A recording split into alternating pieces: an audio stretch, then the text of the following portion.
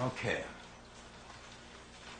Where I'm going to start with is, this is going to be,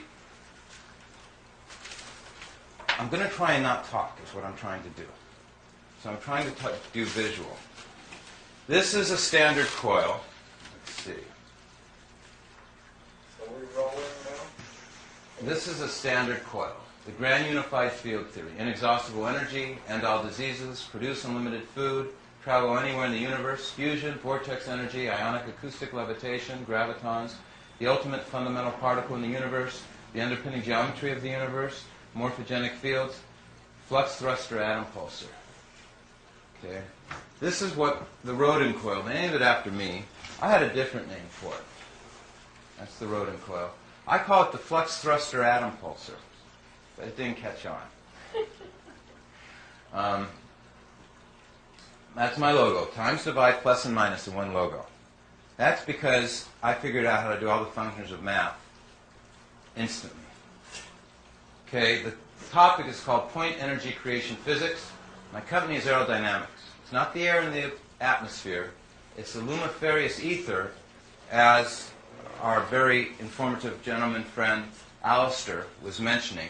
But it's an inertia ether on top of that. It's not a static, stationary ether.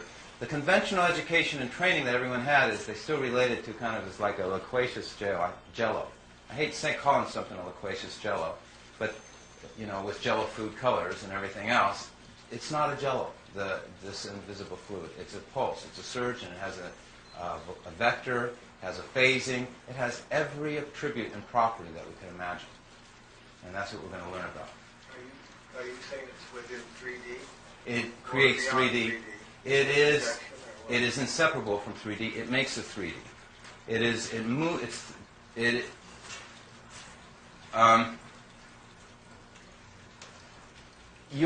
Everybody here is representative, is Professor Glennon. Think of it as if he doesn't win your case here, then he goes home to his office and you all go to jail.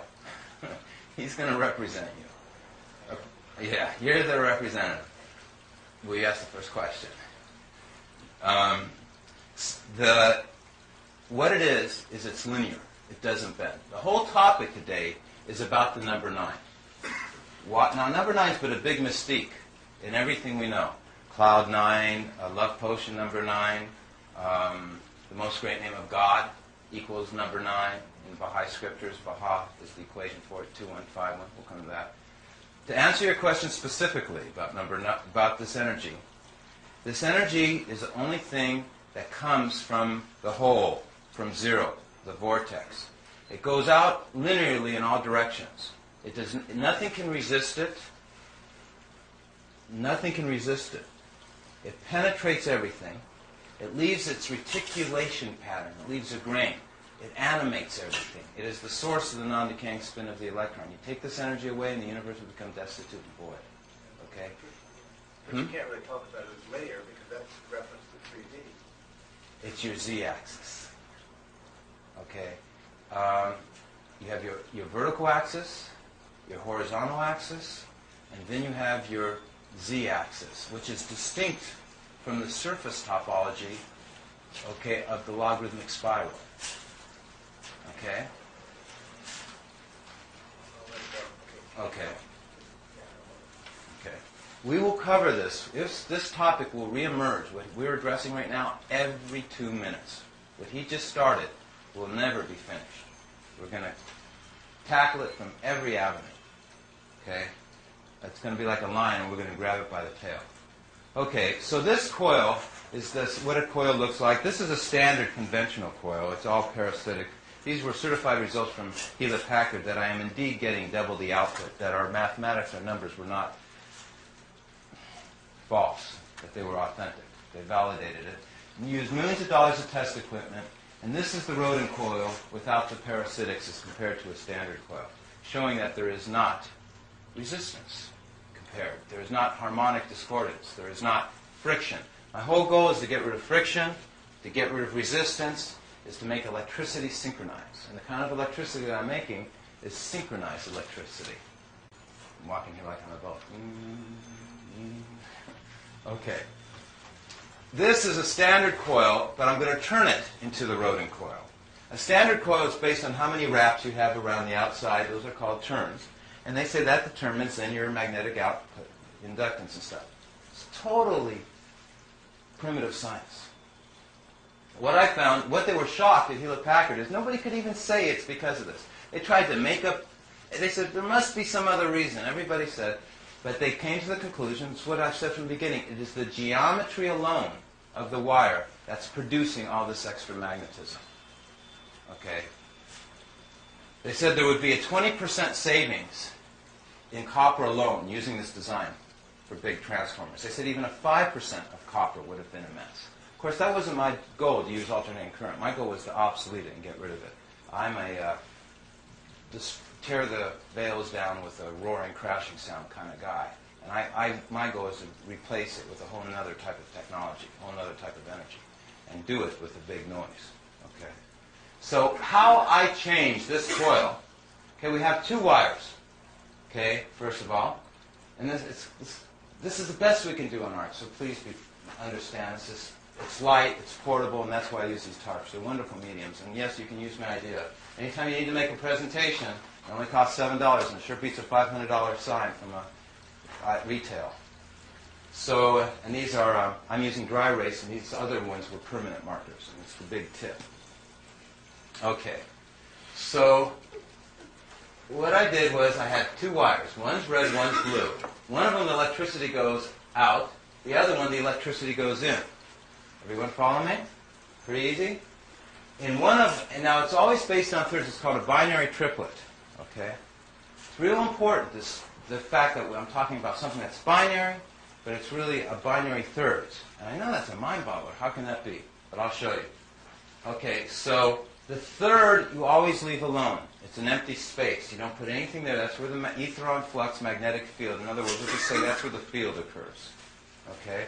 Are you doing your coil now? Yeah. Okay. I'm going to turn it into my coil. Right now it's a conventional coil. See how steep the slope is? That's a normal coil. The Rodin coil, it's a very gradual type incline.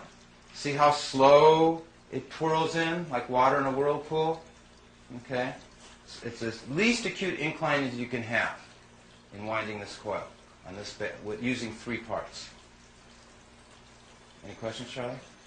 Well, I feel pretty ignorant in asking this, but you have to have alternating current to generate that magnetic. I'm using, and it's only from how I interpret my numbers. I think it's PDC, pulse direct current. To tell you the truth, though, I didn't make this coil. I'm not the electrical engineer. I am, we all know I'm the presenter today, okay? And I hate to say that I'm not the person who does all this stuff. Essentially, you, Charlie, and everyone else are going to have to be the one who's going to have to coax out of these inventions how to activate them and how to harness it. Okay? And that's what it takes in electrical engineering. You just don't go and give any electrical engineer an invention, a coil, and say, turn it on. They have to play with it. They have to finesse. They have to have a finesse to what would be a term for it? To you have to massage it. Okay, you have to massage the coil. You have to work with the different type of sine waves. You have to work with the different types of voltage. A lot of people say this is not an electrical coil. They say it's a field generator coil. It's totally different than an electrical coil. Okay? That's certainly true because the magnetic field on this coil, they've never seen a magnetic field like this. The field is not like the standard conventional coil. The field is contained in the torques, and they don't have to shield it. And the FDC, what is it, FCC, the airplanes, whatever, they're happy with these kind of coils because they don't need shielding. But the Rodin coil doesn't have its field on the inside. My coil is a total inversion type coil. All my field is evenly distributed over the surface of the coil. It's just the opposite of what the other one's doing. I think we should share names. Okay? We'll start this way, we'll come around. Hi, Kiva. Govin. Goreed. Govin. Govid. Hi, Govid. Jiva. Maj. Maj, Judy. Judy, Charlie, Sunshine. Sunshine, Brian. Brian, and Marko, Herb, and Bob.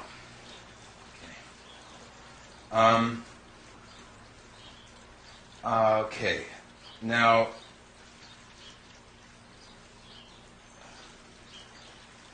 so in turning this into a Rodin coil, how I do it is I go from 1 to 2. Okay? So the blue wire here will go all the way across through the vortex and will go over here to connect to there. And then 2 will go to 3. It'll come out over here. It's kind of hard to tell where it comes out, so I just better go like that. It'll go like this. And then 3 will go to 4 over here. Where's 4? Right here. Okay? And it's going in spires. Okay? So, and then 1, 2, 3. And then 4 will go to 5. Is that right? Which is way over here. Now the important thing is I began at 1. I passed it on the 1, 2, on the third time around. It's already going in spires, these wires. Normal coils, they just begin, go around, and stop where they began. But what I'm doing is I'm actually building a star, okay, which is real significant. Okay. And now here's the thing. Once you pass in the spire here, and it crosses to here, this winding is at a right angle to that winding. All my fields now have a unique angle to them. And on top of it, I'm creating, though you can't see it, I do have a chart on it, an invisible polarization in between the spires where they pass each other. Okay, does everyone follow that a little bit? It's okay. I just wanted you to see this chart and just get an idea how it's wound. Now there's 2 wires, so that was the blue wire. So the red wire would have been doing the same thing, which would have been going 1, 2, and it's the space, remember, is always in between them. 3, where next? 1, 2, that wasn't 3, that was 12. Wow. 3's across from it. 3's over here. There we go. 3, 4, 5. Alrighty. Thank you. Is that one winding, you say? 2. It's 2 windings. The red and the blue are constitute one winding each. Is that No. What? Separate circuits, separate wires, not ever to be related. 2 windings. It's a bifiliar coil. There's 2 windings. Exactly right. Just like male-female. It's a duality. Except it's really trinary because an invisible space in between them. But the red and the blue are the 2 windings. Exactly. All right. Right. And the white is the higher dimensional energy, okay, which is going to be explaining your number 9. It's interesting? No, I was trying to figure out what you meant by one winding, because it's going to 3 different, that's going to... It's one wire that eventually comes around. Now we're going to look at an easier chart. So we'll look at a chart that depicts it a little bit easier. Okay.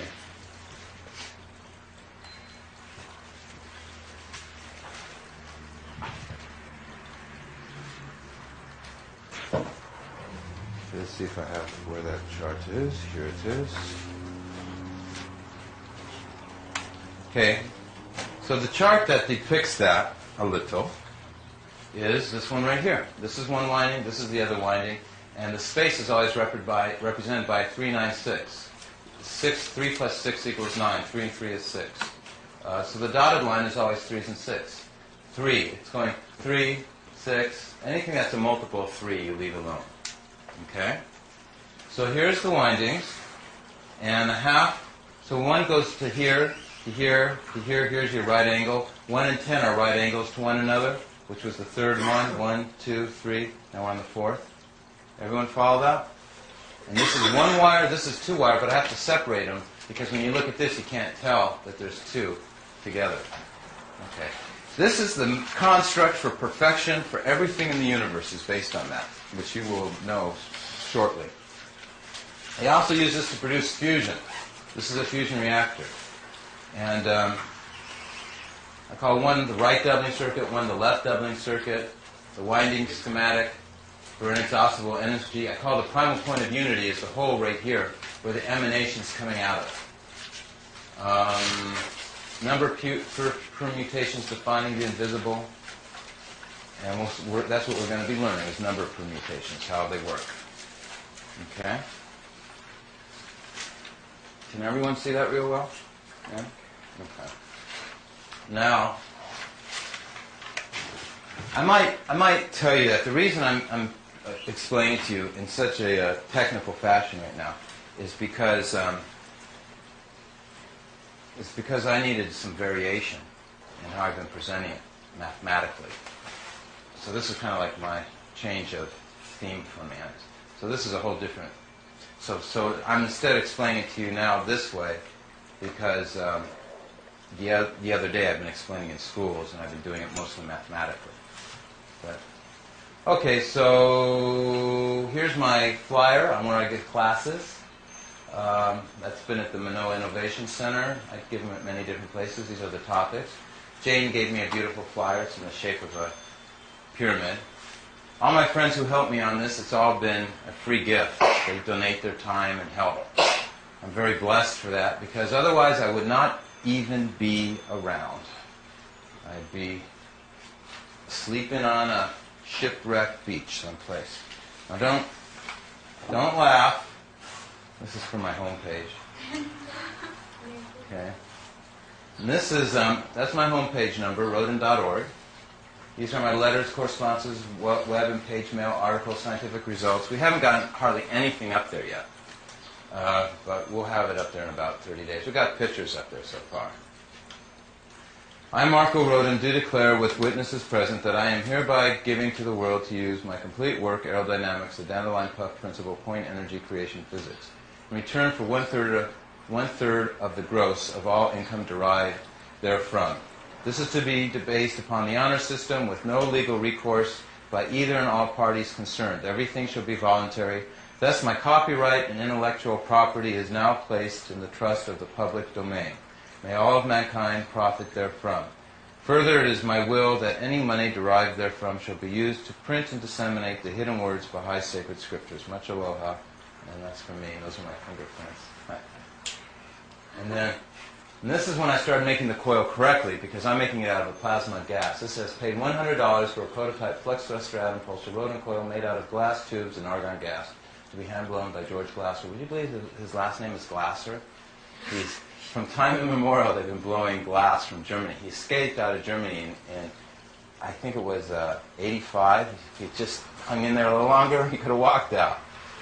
And he didn't tunnel out or anything. They actually threw him out.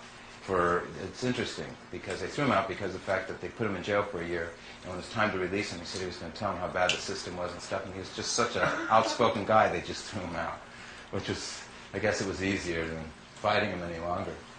So, and his family's from time immemorial been blowing glass. Okay. This is, let's see. This is some of my places where I've taught. Airspace America, George Bush was the master of ceremonies. There was 30 congressmen pregnant, would you like it? They all had... Freudians. Well, I was just going to say, they all had red jackets and black ties. It wasn't really all that pretty, really. And everyone had, I had like my own huge dining room table. It was just hard work, and nobody understood a thing anyway. But they said I had the most revolutionary propulsion system ever created. And they stuck me with blowing electronics. General Atomics is right here, who work in fusion. Well, I decided I'd better do my work in DNA, which was my goal. So I actually, as you are going about to learn about DNA, figured out the secret of DNA. And so this is, I published at the biggest genetic engineering conference in the world. This is the most heavily attended in the world. These are all doctors with PhD. Here's senior research scientist.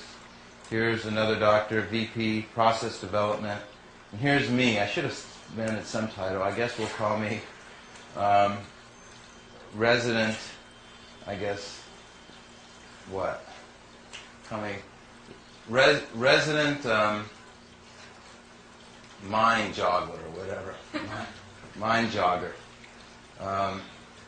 And then the response to my work here went to the German Journal of Oncology, which studies cancer, said my work's of extreme importance. To me, your conclusions are very likely. I recommend your paper for publication in the German Journal of Oncology. Please keep me informed of your further work. Sincerely, Dr. Hanze Niedberg. That was very flattering. I expect people to endorse my work. I'll tell you something, though. I get huge endorsements. Number one, I can teach anywhere in the world I want. But the higher the endorsements, they understand very, very little of my work. Very little. But they immediately they've had certain experiences in their life over their 10, 20, 30, 40 years in their profession. And as soon as they see the work and they look at it, it makes a connection of something happened 10 years ago. Like the president of an organization, Bob Ulick, said, I had the most detail and quality ever done on Torah. It's the best he ever saw. Then he goes on and tells me about the story about how this man was working on the same thing, and the military held him captive, and he had to actually climb over the fence to get out of that compound. All these weird things. But I get all these incredible compliments. But do they really understand my work? No, they don't. And that's what my goal is. Okay, my goal is not... I went here to get my work understood, not to get these endorsements. I started at the top because I thought it would be the easiest. Okay, actually, the easiest is educating you. I learned the lesson. And it's you who's going to have to figure out how everyone else is going to learn this. Does that make sense? Okay. Okay, the first thing next I'm going to do is put these over here.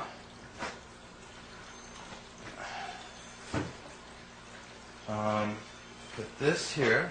Here's our good old multiplication table. And I hope I don't do anything wrong. I'm going to try to take down our coil. So here's a side view of the coil. Here's the emanations coming out. These green arrows emanations are the focal center. It is spirit. It is what Charlie asked about, which was, what was your question earlier again, Charlie? What is the 9, the z-axis? Yeah. It was the, when you talk about linearity, you're implying 3D because that's really a metaphor in the 3D system. Right. Linearity. Linearity creates 3D. Okay? In other words, when the ivy vines are crawling in the jungle, okay, and everything's warped and curved, they have to have a substrate. They have to have something linear to wrap around, which is the tree limbs and branches. Okay? We'll come back to that again. Okay. So, I guess my assistant can help me here.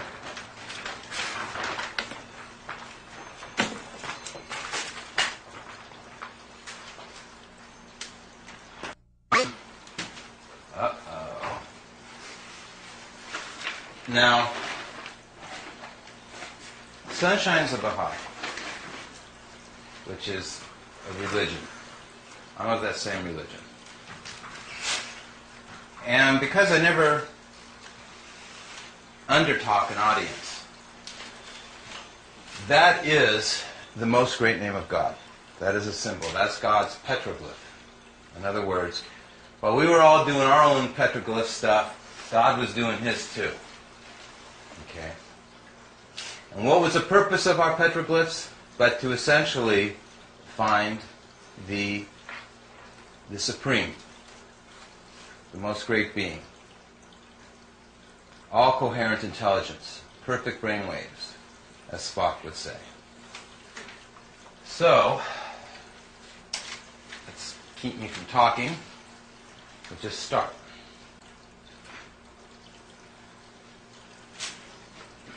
I take a number, archetypal value. I say 4 times 1 equals 4. 4 times 2 equals 8. 4 times 4 is 16, 20, 24, 28, 32, 36. Everyone get that? It's very important for your math children, Judy. Okay. I then have another column of 4s over here, but I don't have these numbers. I have other funny numbers. Like 36 down here, I have a 9. Now, where did that 9 come from? I casted out 9s. It also can be called cross addition, horizontal math, or summing. So I said 3 plus 6 equals 9. Okay? 3 plus 2. I found it's easier for you to understand by going backwards in 4s. So So instead of starting down like this and going backwards, it's really easy when you do things backwards sometimes. So 3 plus 2 equals 5. Right? So I have a 5 now. 2 plus 8 is 10. 1 plus 0 is 1. 24 is 6. 20 is 2. 16 is 7. 12 is 3. 8 is 8. And 4 is 4. So what I've done is I've archetypal value. It's hard to say word. Okay? Over here I'm calling it quantum numerology. Of course, 45, it still equals 9. That's not by accident. Here we have 40 is 4. 35 is 8.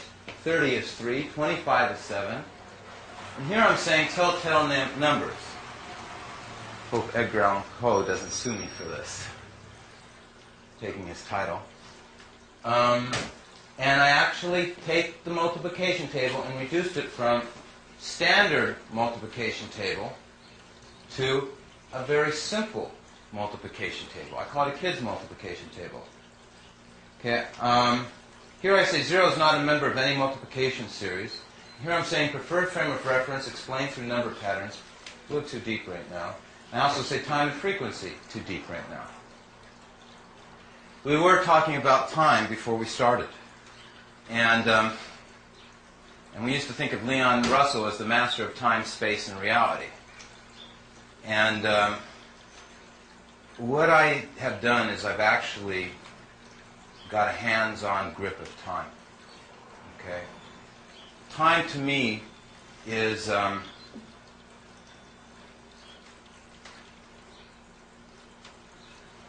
phasing, a sequence order, is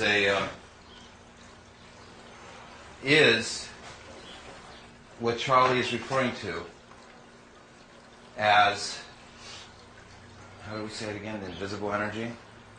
The linearity. Our world of time does not have any linearity. We try to think in time as a continuous sequence that's a straight line. Time is not straight in our physical world of math. That's why I have so much trouble functioning as human beings, because in our mind, time is straight. In the higher dimensions which our mind occupies, time is straight. Time follows a logarithmic spiral of infinity, and this is the pathway that time takes. Okay? And this chart is going to explain time. Okay, so let's follow the pathway of time. We have a circle. This is supposed to be round. Unfortunately, though, it was very hard for me to make round. So it doesn't look round, but it is. It's called the circle of life. It would more correctly look like this. I guess I can probably set it over here. What's the shape of the Tibetan endless knot? You guys speak real loud. Is the shape of the Tibetan endless knot? It's the eternal, interconnectedness bond. You know that shape? It's actually more like the shape, that one. But that knot theory and knots and how women do their knots in their hairs in certain cultures and all different things, you're right, it's exactly this field. It's also called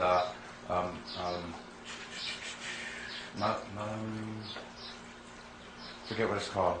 It has to do with Klein bottles. What's it called?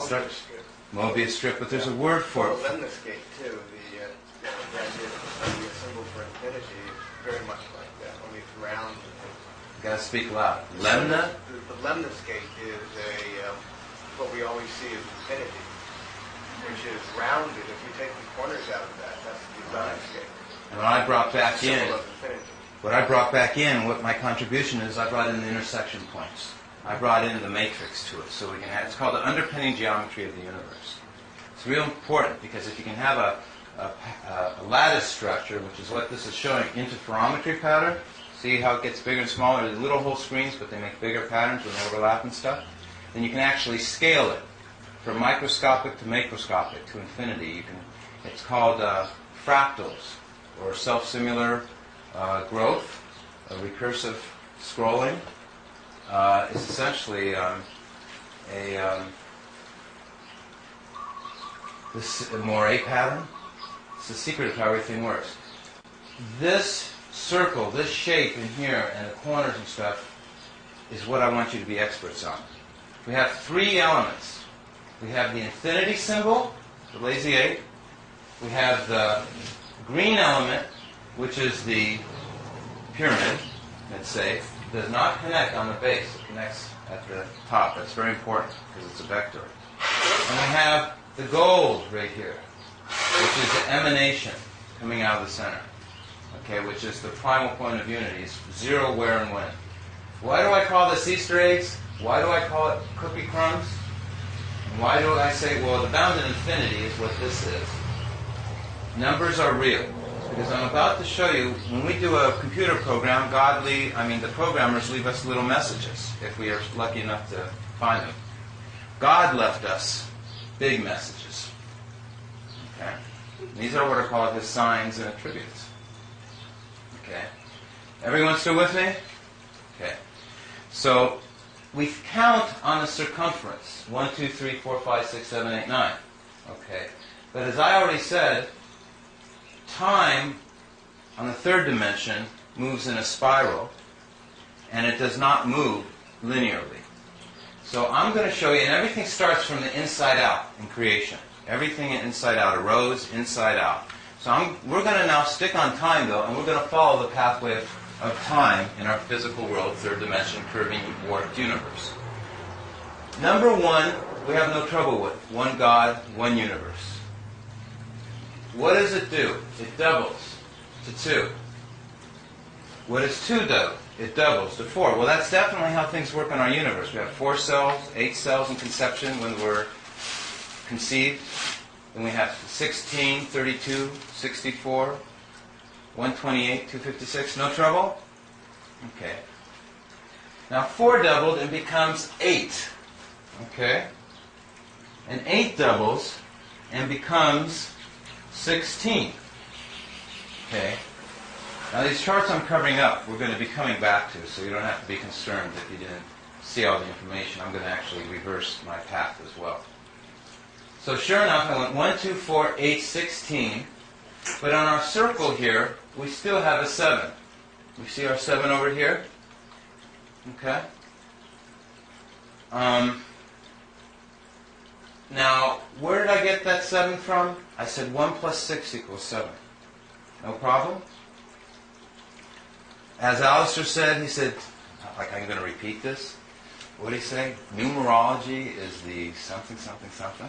Yeah, I did think I forget what he said. Yeah. We got. Isn't that the problem with life? We hear all this great stuff, and that's why we have this. right. It's also interesting, though, the casting out 9. So another way to think of that is that it's the remainder. When you divide 9 into 16, you get 7. It's the remainder. It's how many you've gone over. Say it one more time. If you divide 9 into 16, you get 1 and 7 left over, right? Yeah, taking a mod. Right. You're doing mod 9 arithmetic, actually, with this Wait. casting out 9. 16 divided by 9 equals what? Equals 1 with remainder 7. Right? No, it can't be. Oh, yeah. Because 16 is 1 plus 6 is 7. Right. Oh, you're one looking at the remainder 7? remainder. You're looking at the remainder. Another way to look at what you're doing is to look at the remainder. Oh. This is casting out 9. You're casting out how many times 9 went into it, and you're looking at the number that's left over.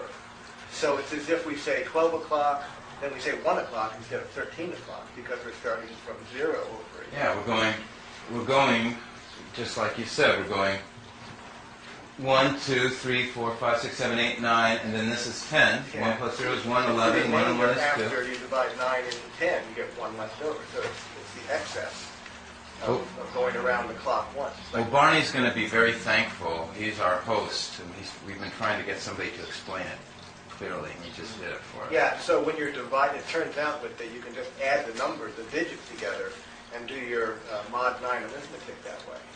By adding them together? By adding 1 and 6, you get the same as if you divided Right. 9 into 16 and you look at the remainders. It works. I mean, it's not too hard to show that either, Right. mathematically. Right. And you just did it real well. Thank you. So the reason I'm reducing these to single-digit numbers for you, everybody, is because I'm going to show you how to look at time. I could explain it more, but I'm going to be short-worded. So 16 doubled is 32. And I really mean see time. When I say look, everything I'm saying, I mean literally. And 3 plus 2 is 5. Everyone following that? This is a steel rail. You must stay on it. It's a train track. You can't go off it. Okay? Now 32 doubled is 64. And 6 and 4 is 10 is 1. Back to 1. 128, 11, 2. 256, 13, 4. 5, 12, 8. 1024, 7. Etc. It'll go on infinitely, of course. Everyone follow that? Okay. Remember, I'm trying to show you how from the inside it crosses the axis, that it's very important that I'm trying to show you there's something inside it. There's something in the middle. Okay? No one's ever been able to see this inside the middle before. Okay? Okay. Now,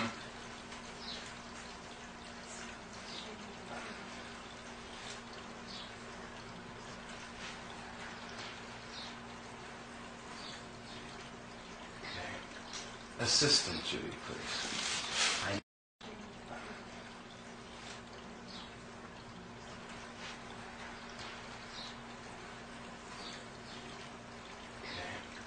Assistant, Judy, please. I need the Easter eggs. Would you please, while I'm explaining this, take out one Easter egg, anyone you want, and put it right where it belongs. Okay. There you have it. Okay. Goes together, right? You guys like Easter eggs? Yeah? Huh?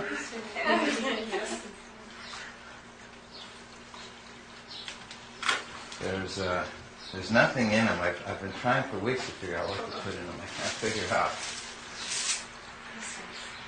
Oh, crystals. There we go. Put crystals in them. That's a good recommendation. Okay, I just flipped the chart. Oops, too soon for this one.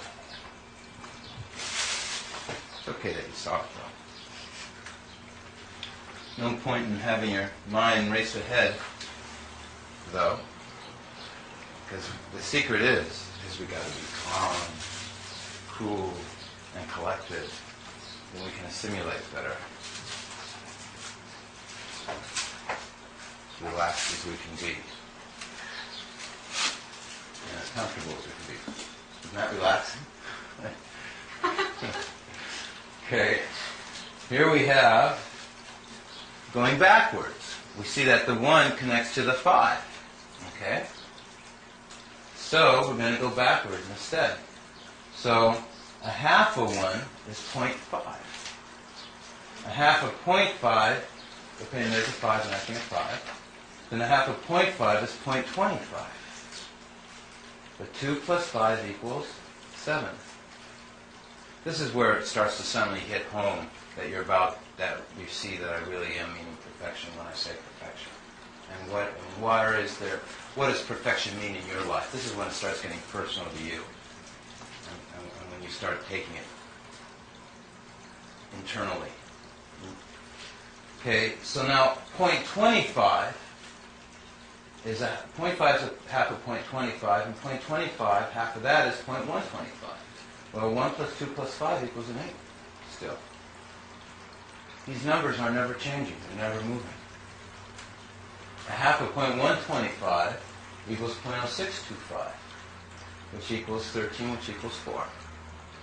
Half of 0.0625 equals 0.03125, which equals 11, which equals 2.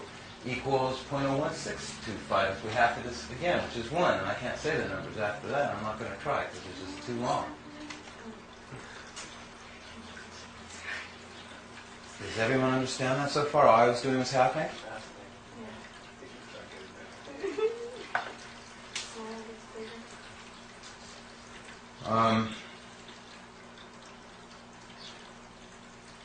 Our end goal is to explain eternity. Because eternity is that linearity. This emanation is eternal. It's the light of eternity. And that's we talk about in our aura, We talk about it in the radiance of good health. We call it prana, chi, orgone, spirit. Indians have many names for it. That's timeless, though, isn't it? No. Or at least it's timeless in this. Well, I'm picturing it this way. Correct me, please. I picture it as. Actually, I was wrong for saying no. Out of the plane of the circuit of time, it comes as a perpendicular, and its intersection with the time is what we're seeing there, but it actually comes perpendicularly out. Okay, so in that sense, it's dimensionless only except when it intersects the. Totally correct. Yeah. Pretty heavy duty, huh? Yeah. I call it So omnidimensional. that's why I say it's hard to talk about linearity, because we think of linearity in three dimensions, and it's really out of the dimension of 3D. I suffered walking down the halls of UCLA. They say, well, you should be going to linear science. I go to the professors of linear science, and they don't, everything is curvature. And I'm saying, what's going on here? They don't even use the term. But we're still modeling that in terms of what we see every day. And we're using models. It's very hard to depict that because it's beyond our perception. I was like 17 or 18, and I just said, the name on the door doesn't match in the science building with the math department. When they're saying linear science, linear mathematics, I said, where's the linear? Yes, but they're talking about something different. Totally. Yeah. What he just said was that this energy going out is omnidimensional. The only thing that we can have for an analogy for it is the queen on a chessboard. You know, the old king, he's really straddled, just one little step at a time. He's definitely hindered, okay? But, or a duke, or a king, or a castle, they move certain ways. But the queen can move diagonally, she can move horizontally, vertically, she can move any way she wants. She defines the whole game. She's our most prized piece in the game of chess. Okay. Yes, Judy? I don't know if it's appropriate to say this, but in my mind, God and man, and then the Spirit of God. And the Spirit of God is this. The energy or action or the life that we have from God that connects us is the Spirit of God. You want to go with that word, the Holy Spirit, or whatever you want to call it. Spirit is fine. But if you want to be fancy, you can call it a theta particle, tachyon, why not? Graviton, so is monopole is fine. What that is that what that is? That's what that is. It is the glue that holds the universe together. Sometimes you call it, you know what you can call it? Sometimes people call it love. Yeah. Okay? It's the it's the observer in the subatomic. It's omnipotent, omniscient, all-observing. It is God's neurons. It is how He is seeing us, no matter what we're doing at all times, in all places, all the time. It's how He keeps us on a leash, too. But that's a little heavy duty. Right. And it can be the little voice. And it can be what? The little voice. You know, the teacher, the witness that we are, that we have a witness that... That's right. Everything we do is inscribed in crystal-like because of it. That's right. There is, just like in Zardoz, everything that people did had a little crystal going through their brain and it was preserved. And when their body died, they were just reinvented. And if they broke any of the laws, it just aged them. And if they were really bad, they were banished to the endless old people's ballroom. You remember that? An old movie? No one knows Zardoz? Well, you know, I lived in Beverly Hills, and, you know, it got to the point, what can you do? And they're always looking for unusual things there. And so Sean Connery played the lead, came out. He was a super advanced,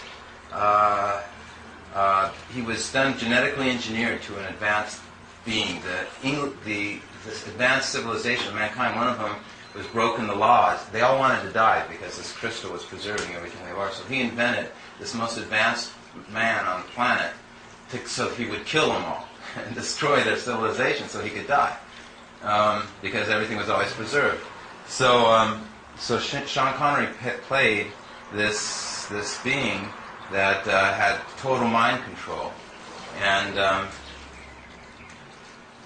he could control his emotions and feelings, and he essentially, it was a real fun movie. It was my kind of movie because it was a parody and a satire and a humor based on technology as being the solution to our requirements. So it was like a government-controlled karma crystal? Or That's exactly what it was. You got it exactly right. Government-controlled karma crystal. You get into world ideas. Okay.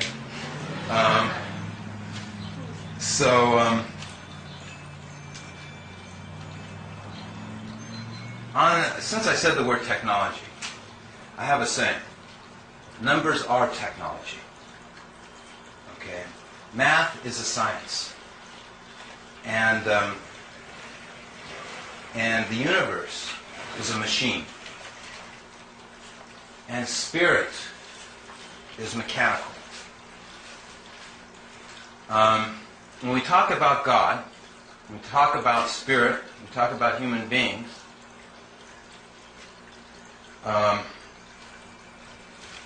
we try to not get our head guillotined, cut off by offending the infrastructure, the hierarchical society, institutions, and governments, corporations. In the case here, the fact is that spirit is harnessable. It can be used as a work wheel. It is actually a source of drive that can be made into an engine. And it's the energy that God used to create our universe, our cosmology. And universe means one. There's only one universe, and that's the world of creation. There's many worlds within this world, but there's only one physical world of creation. And we'll go on. I'll come back to it. Now, we saw this again, 525.125. So, let's take a look at, let's see, this chart here.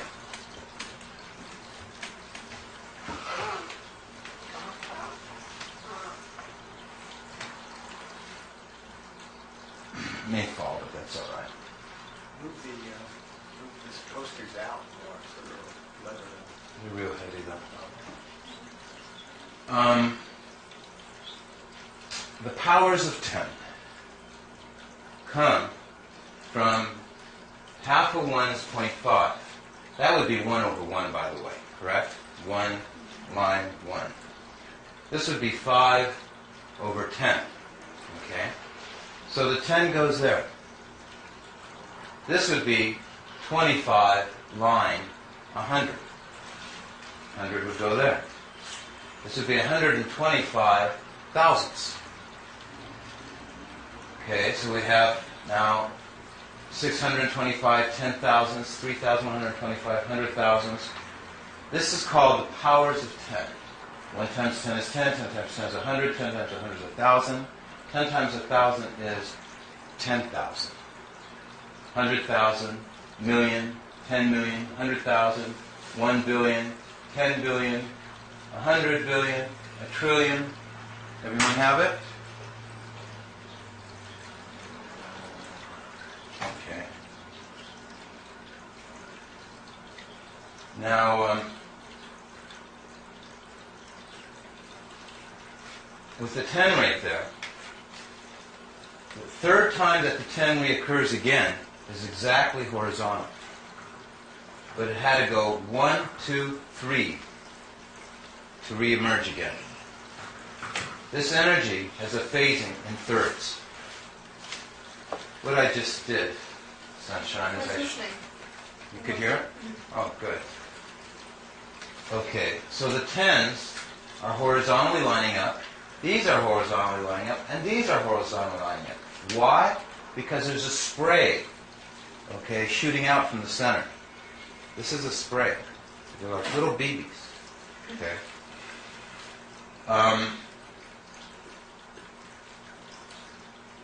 We see the points here are mirrors. They're totally different than these two and totally different from these two, just as the tens are different from the hundreds are different from the ones. Okay? So in our infinity, we have 3 horizontal lining ups of 3 pairs, with each pair being totally different from the other pairs. Does everyone see that? These pairs are kind of deep in the inside, these are way on the outside, and these are kind of in the middle. Okay? Because of this spray is making that shape, that construct. We see that tens are always here, we see that hundreds are always here, and ones are always here, no matter what. Here's a million, here's a billion. They're always going to still be ones. Okay? Now, this is a geometry. And in science and math today, they teach that numbers, as in arithmetic, cannot explain geometry. And I discovered they were wrong. I discovered that numbers are geometry. Numbers are not modeling something, they are the model themselves. It's a real big discovery. It means that 5 billion people would flunk math. Okay? The only problem is if these 2 points are perfect mirrors, there's an axis down the center, everything's a mirroring right and left. It's called bilateral symmetry. Then what do we do with the 1 and 8, since they're not mirrors? Or the 2 and 7, since they're not mirrors? Or the 4 and 5, since they're not mirrors? Okay.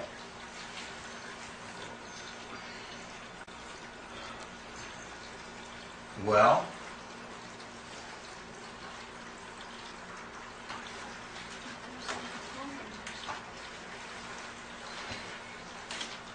do we throw out the whole system? Do we say that we finally found something that was incorrect in my discovery? That mathematically it's obsolete already? We challenge it to the maximum. Any error, any mistake anywhere in it, any incongruity, we rip and tear this thing apart. And we find out where that error and what that is, and if it's really wrong. So the only way I can do that is I go ahead and I say, well, where's our symmetry that I've been talking about? Where's our parity? Where's our mirroring? Where's our wings? See how the right side over here is a perfect mirror? They're like 2 wings on a bird flying. Where is it? So I take our multiples of 1 from the standard multiplication table, I reduce them to single digit, which I call the kids' multiplication table, using horizontal math, and I look at the symmetry. Well, multiples of 1 is 1, 2, 3, 4, 5, 6, 7, 8, 9. Well, multiples of 8 is 8, 7, 6, 5, 4, 3, 2, 1, 9. I look at multiples of 2. 2, 4, 6, 8, 1, 3, 5, 7, 9. Multiples of 7 are perfect mirror. 7, 5, 3, 1, 8, 6, 4, 2, 9. I look at multiples of 5 and 4. 4, 8, 3, 7, 2, 6, 1, 5, 9, which is the total reverse of 5. 5, 1, 6, 2. Everything's a mirror. 3 is 3, 6, 9, 3, 6, 9. 6 is 6, 3, 9, 6, 9. But 9, it's self-similar. It's always 9, 9, 9, 9. So let's see if that's true. So sure enough, I go multiples of 1 is 1, 2, 3, 4, 5, 6, 7, 8, 9. That means 8's the last number before 9. I better have an 8 over here being a mirror of that 8. And I better have a 7 after it. But 2 8's is 16. I'm writing them for your benefit, which is 7. 3 8's is 24. There it is again, which is a 6. 32, 5, 44. And of course I got 3, 2, 1, 9 after it, because once I got 3 numbers, I got a stereoscopic projection. I know all the remaining numbers are going to be at the same sequence. Perfect mirrors. The real clincher is when I do it with 2. 2, 4, 6, 8, 1, 3, 5, 7, 9. Okay? Which is 7, 5, 3, 1, 8, 6, 4, 2, 9. 2 7s is 14, which is 5. 21, 3. 28, 10, 1. 7 times 5 is 35, 8, etc.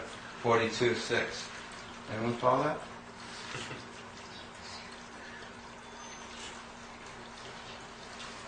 Any statements, anybody? The number? 9. You like 9? The number for It's safe. You're playing it safe. The number for Are you the bring universe. apples to the teacher? The number for the universe, boys and girls, is 9. Say it again. The number for the universe in Sesame Street is 9. In Sesame Street, you said no? You know how I never saw Sesame Oh, Street. well, they always had a number of the day. This is the number for the universe. Right. Oh, yeah. The number for the universe is 9.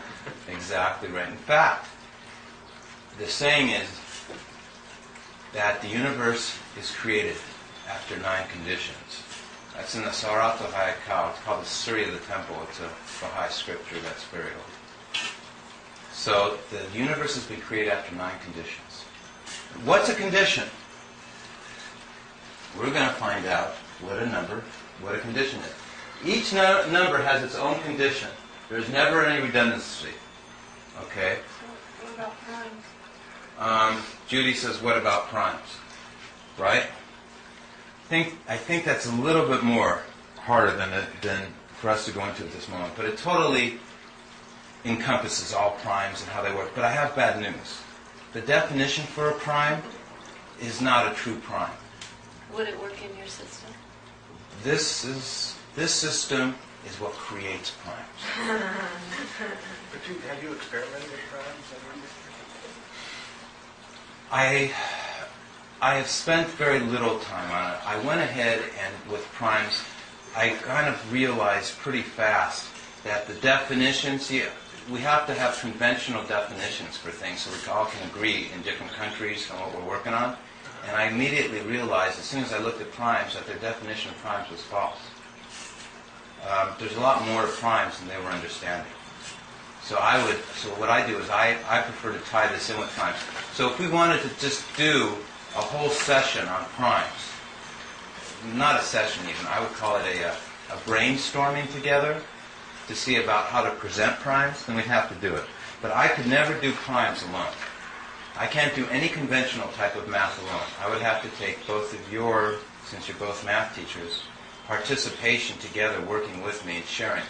Because I haven't learned the nomenclature of existing math. And one other thing is I need everything on a personal level. So when I study and learn the textbooks and stuff, if I don't have a friend there for when I have a question, I just kind of get burnt out on it real fast. And, okay. Everyone? So where I was just a second ago was I was going to show that numbers have a fundamental quality. Okay? Fancy language is it's a fundamental property characteristic of number. What's a fundamental quality? It's that there's no redundancy, meaning no duplication of any quality of the number, and there's nothing omitted, nothing left out. It's real important. It has to do with spirit again. Nothing, that this energy is complete. Okay? So let's look at that. Everyone's going to have to kind of lean over. Right here on the floor, I have the multiplication series. Okay? And I have 1, 2, 3, 4, 5, 6, 7, 8, 9. Does everybody see it? Okay. Now, on the right over there, multiples of 1 is the mirrors of multiples of 8. Now, we have a thing that I'm teaching which is called the 3 family number groups of numbers. I might add that my end goal is that today I have that I hope you don't drop out and pass out by the time we're done. Because my end goal is to teach you what an Etheron spiral is. And nobody knows this stuff but me. And so it's kind of my responsibility to cover this today because in all my other talks I have not been able to address this because it's just too complicated. Where's can we learn how to see it? Yeah. So is this because we're pentadactyl, we're on the 10 system, and that's why the 9 times table works on our own hand? Say that. You got to say it loud, Judy. Say it real loud. Does it have anything to do with because we're pentadactyl, so we've got 5 appendages on each side of us? Pentadactyl. Okay. And the 9 times table, when you teach children, is always with them. Right. 9 times 9 times 2, and 9 Right. is 18. Uh-huh. The whole thing with 9s. They carry it always with. Does that have anything to do with being human and being the creation and Yeah, having it the does. 9s with us? The only problem is we don't have 10 fingers. Okay. Oh. The reason we don't is because my left hand I hope I don't make a mess by getting it all over me. Okay, that's my left.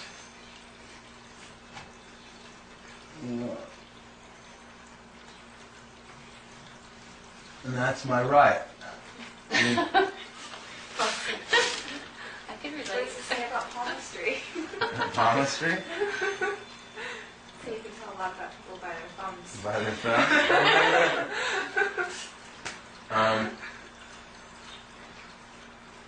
I love patterns, scrolls, fingerprints, stuff like that. You know, I love how this all connects, because it does connect all that. The reason you don't have 10 fingers is because it would be 1, 2, 3, 4, 5, and that thumb would not be there. It would be over here. And it would be 6, 7, 8, 9, 10. Because these thumbs are opposals, or mirrors. You have an axis. This is your axis. You have bilateral symmetry, where the half is a mirror of the right. You know, in the science museums, if you stand in front of the mirror, it looks like your whole person, even half of you isn't there, though. Okay. So what I showed already was that by halving was powers of 10. Because the base 10 system, the decimal system, does not have 10 numbers. How many numbers do we have? We have 9. That's because 0 is not a number. It's an absence. Okay? It is the hole in the vortex. Okay? And we'll be seeing about that shortly. So, thus, any base system, the base 10, is always one number less than the number of that base. Thus, the base 10 is modular 9. That's an accepted premise in all mathematics. Okay? But what I'm teaching about is 3 colors. I'm teaching about blue. I'm teaching about pink. I'm teaching about green. These are called family number groups. Okay? A family number group, there are 3 of them, is always separated by the number 3. Or 6. See the 3 or 6 here? Separating everything. And the 9 too. Everyone see that? The pink is all the same family number group. They're all the same color. 1 plus 3 is 4.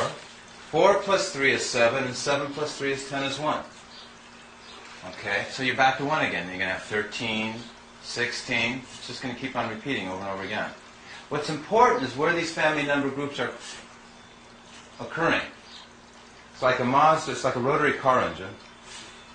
Do you have a question?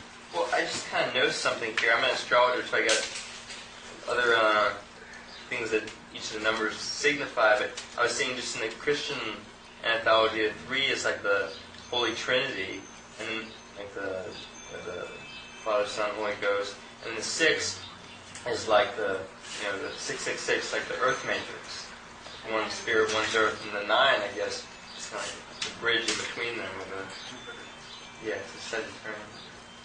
So, I'm learning from you. I never studied all these things. It's interesting. Well, it's The connections are real. Man. It's number for man. 6. yeah, and the 3 is like the And- Trinity. Life is actually and not re- for man. Man doing a 666 is trying to be God, which is not. Which is the chemical formula for petroleum. The It's also subscript. the symbol for Saturn.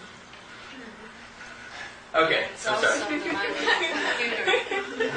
So, Exxon's going to get you. like that. The Valdez is looking for you. Yeah, That's interesting. yeah. That's what we talked about. Hmm? That's what we started talking about yesterday. Remember? Was the... The 6 and the 9, how they're sort of... How they all connect and relate? well, they're connected to 3, 6, and 9. They connect through the invisible 9. Yeah. Yeah. I'm going to really drill you guys on 3, 6s, and 9s in a little bit for your information. We're going to really be put to work. Okay. So 3 is a mirror of 6. So instead of adding 1 plus 3 is 4, 4 plus 3 is 7, we're going to do it backwards. We're going to go 1 plus 6, but it's going to equal a 7. 7 plus 6 is 13, which is 4. And 4 plus 6 is 10, which is 1. If I go forwards with 3s, I can go backwards with 6s. Do that again. Yeah. Okay. 1 plus 6 is 7. 7 plus 6 is 13, which is 4. And 4 plus 6 is 10, which is 1. Okay. So 3 is one way, and 6 is the reverse way. Okay? Let's do blues. 2 plus 3 is 5. 5 plus 3 is 8. 8 plus 3 is 11, which equals 2. Okay, we'll go backwards. 2 plus 6 is 8. 8 plus 6 is 5. And 5 plus 6 is 11, which is 2. So, I don't know how to say it right, but somehow these are like the furthest most extremes is how I tend to think of it. Because they all go somewhere. The pink one's all... She's having an aha over here. Well, I'm just so happy because I wanted to just the whole time and I just never figure it out. I'm the high two. Oh, you are? I'm good. are all threes. And the blue ones are all You can use our favorite new Did you Baha'i add them saying. to what? It's not aloha, Okay, it's 7, aloha, apa. 4, 4,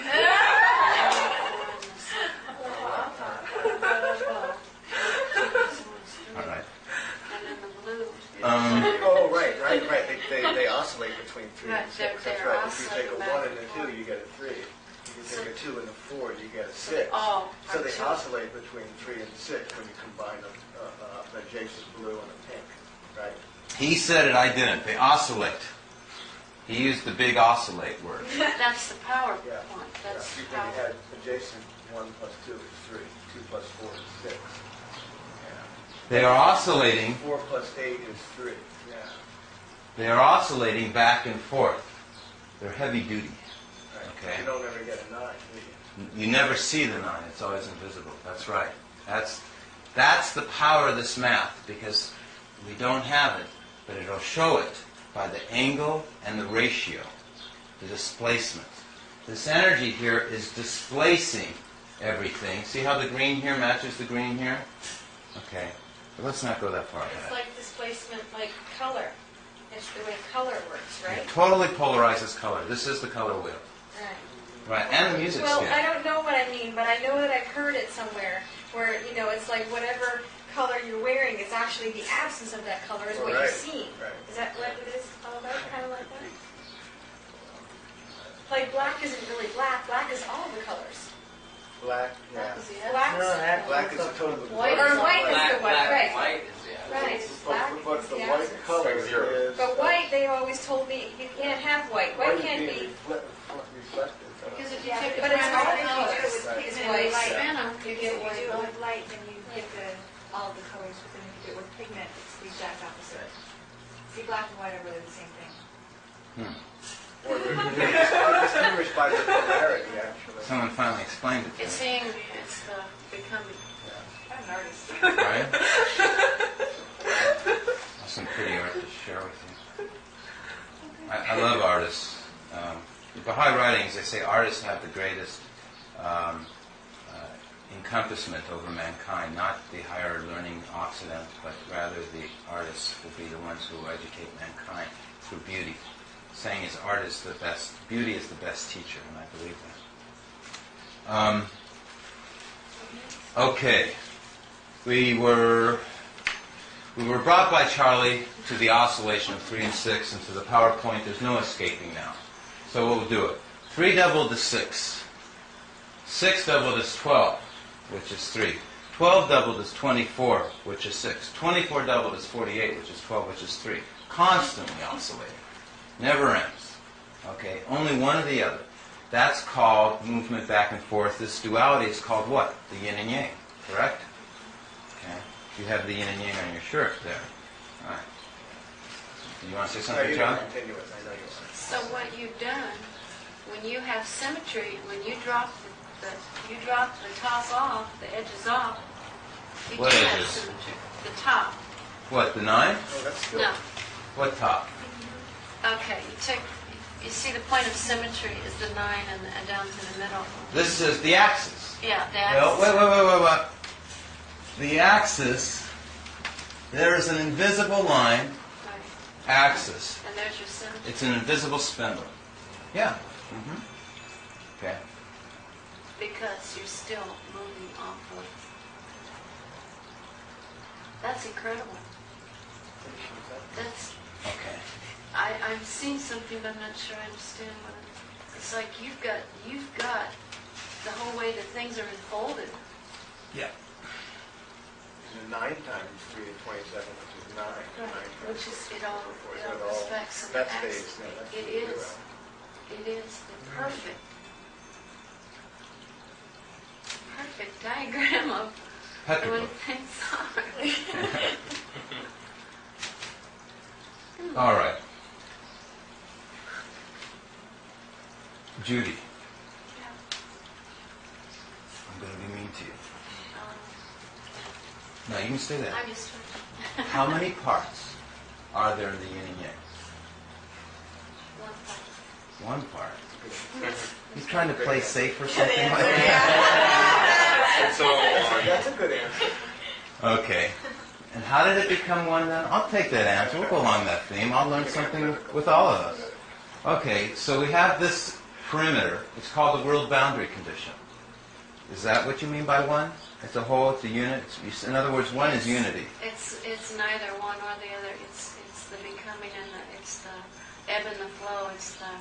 It's the way, the nature of. But you gotta be real detail orientated. You gotta tear it into its rudiments, right? You have to break it into its parameters. So I agree with you. It is the ebb and the flow, the alpha and omega, the beginning and end.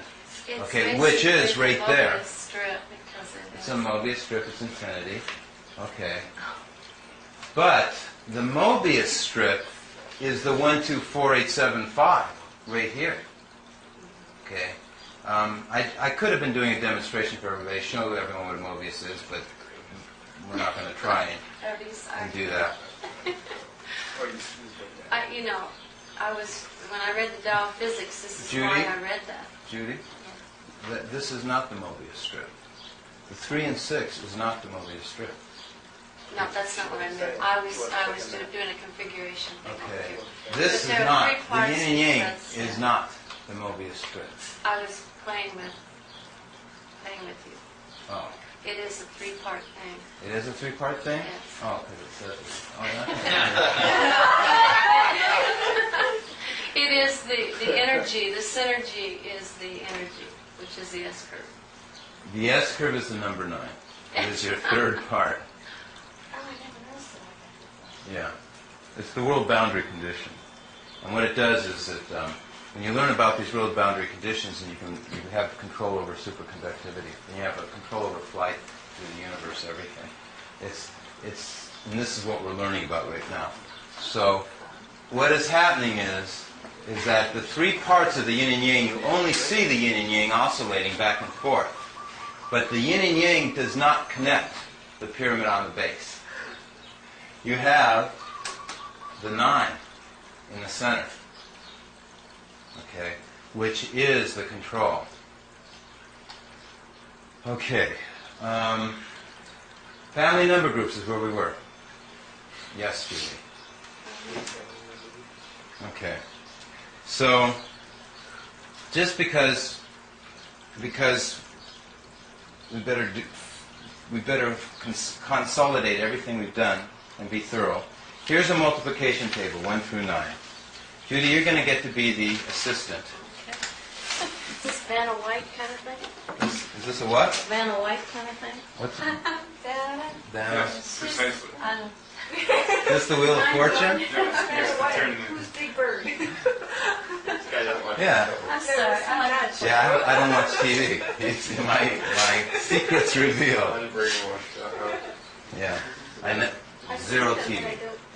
Okay. Okay, so what we're going to do is we know 1 and 8 are perfect mirrors. Remember the mirror of the number of the multiplication series, which is beginning with 1. The last number before 9 is going to be what its mirror is. It's polar. So we're going to take 8. No, not 8. We're going to take 1, but we're going to know that 8 is going to be the mirror. So let's just flip them all. Just flip them all right over. 8, 7, 6, 5, 4, 3, 2, 1, 9. So what we have is we have the opposite of 1s is multiplications of 8. Yet the family number groups are always separated by thirds. 1, 2, 3 is the next blue one. 1, 2, 3 is the next blue one after that one. They're always separated by thirds. This is a quality of numbers, a fundamental physical property characteristic of numbers. And the colors went to their complement, didn't they? You flipped them, didn't they? Yeah, must have. Exactly right, Charlie. But it's a duality complement, Charlie, because there's two separate dimensions. Right. The yellow is a different dimension, but the red and blue are the same The dimension. yellow stays yellow, right, doesn't it? Yeah. Did the yellow It stay did. yellow? It did stay yellow. Yeah. Okay. But the 8 was a red on the other side. They're all 3, 3, 3. Did you see Always that? 3, 3, 3. Oh, Right. Right. Okay. So now let's do multiples of 2. Would you put a 2 where the 8 is and then put a 4? So you're just going to go 2, 4, 6, 8, 1, 3, 5, 7, 9. Yeah. Charlie's a couple leagues ahead of us right now because what he's modeling is dimension. Why are you putting the 2 there? Because I just went, instead of multiples of 1, now I want to do multiples of 2. I just want to So do you're starting over again. starting over again. So So you're we'll gonna- Oh, start, just to prove 2, the point that threes are still in the and same then you're going to spot. put 4 next, right here. You don't need to do Yeah, that? 2, 4. Yeah. Moving 2, too 4, fast for and then you. 8, and then 8 comes next. Charlie will call it for you. Go ahead. Charlie, tell her what's Okay, next. 2, 4, then 8 comes next. yeah. Judy, you can be Charlie's assistant. 8 would He's be. got it. And then I've got 2, 4, 6, 8. Oh, we're not doubling. We're multiple of the 2. Okay. You- 4, 6, 8. I love to see someone else do my same mistake that I always do because I'm so deep into it. Well, So 10 would be 1. yeah, 10 would be 1. And 12 would be 3. And Okay. 14. Family number groups are still the same. Now remember, I said there's no redundancy and there's nothing's omitted. But your building blocks are there's 3 family number groups. You can't invent another number group. Right. So, Okay. so we're starting with, yeah. A number cannot be created or destroyed, just as we used to say in Einstein's law, that the energy, what's the saying? Matter can either be created or destroyed. Well, it turns out the same thing for numbers too. There's no new numbers creatable. It's really heavy duty because, It's very heavy duty. hmm So no matter what you do, it's 3, 3, 3. No, that is a real information compression condensation, but you're absolutely right. So no matter where you go, There you are. And I never saw that movie too, but I think I missed something. I don't know. That was the road warrior. No, what's that? Thunderdome. That was one. No, wasn't that But it's saying went on. that was an Arnold Schwarzenegger movie. You know, It was Mel Gibson and Thunderdome. Let's argue about it. comparative religion, I mean, There you are. And I never saw that movie too, but I think I missed something. I don't know. That was the road warrior. No, what's that? Thunderdome. That was one. No, wasn't that But it's saying went on. that was an Arnold Schwarzenegger movie. You know, It was Mel Gibson and Thunderdome. Let's argue about it. comparative religion, I mean, basically it's the creeds, the tribes, the Palestinians, Yeah. What's that? the tribe, the power of threes, The tribe? the tribe, T-R-I. She could say triune. She could say Trinity. She could say. Yeah.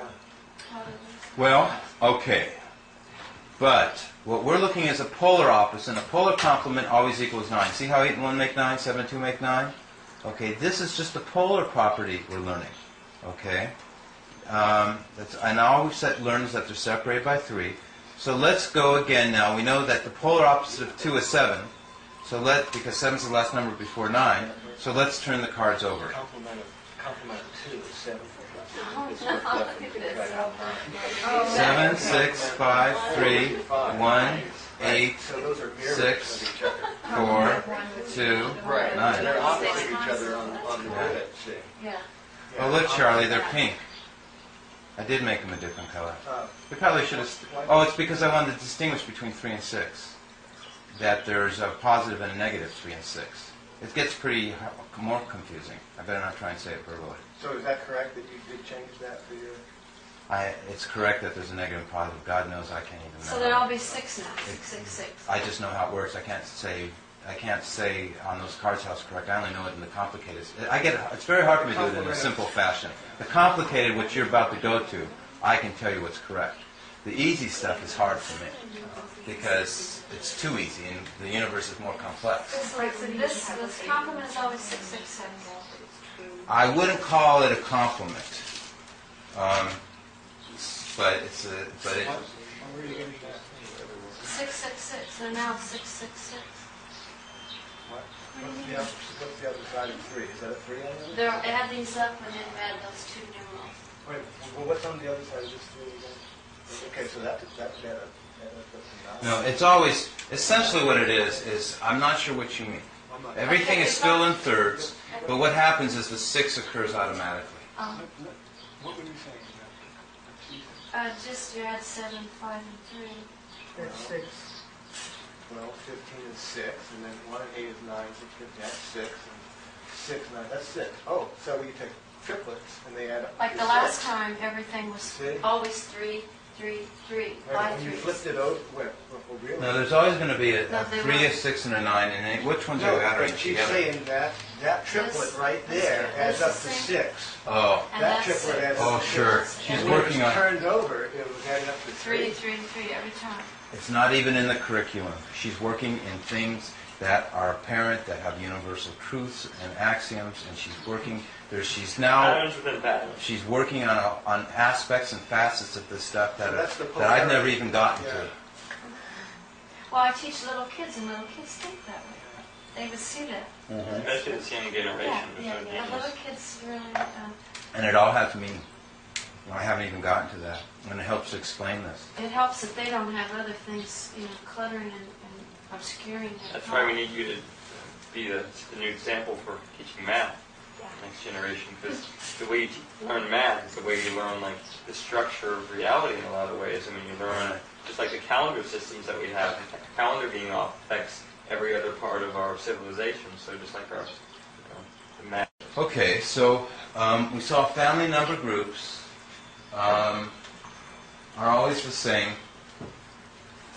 in the different groups. Let's see. I don't know which board to go to next. We covered family number groups. We saw the multiplication, that numbers actually did have a mirroring in the geometry.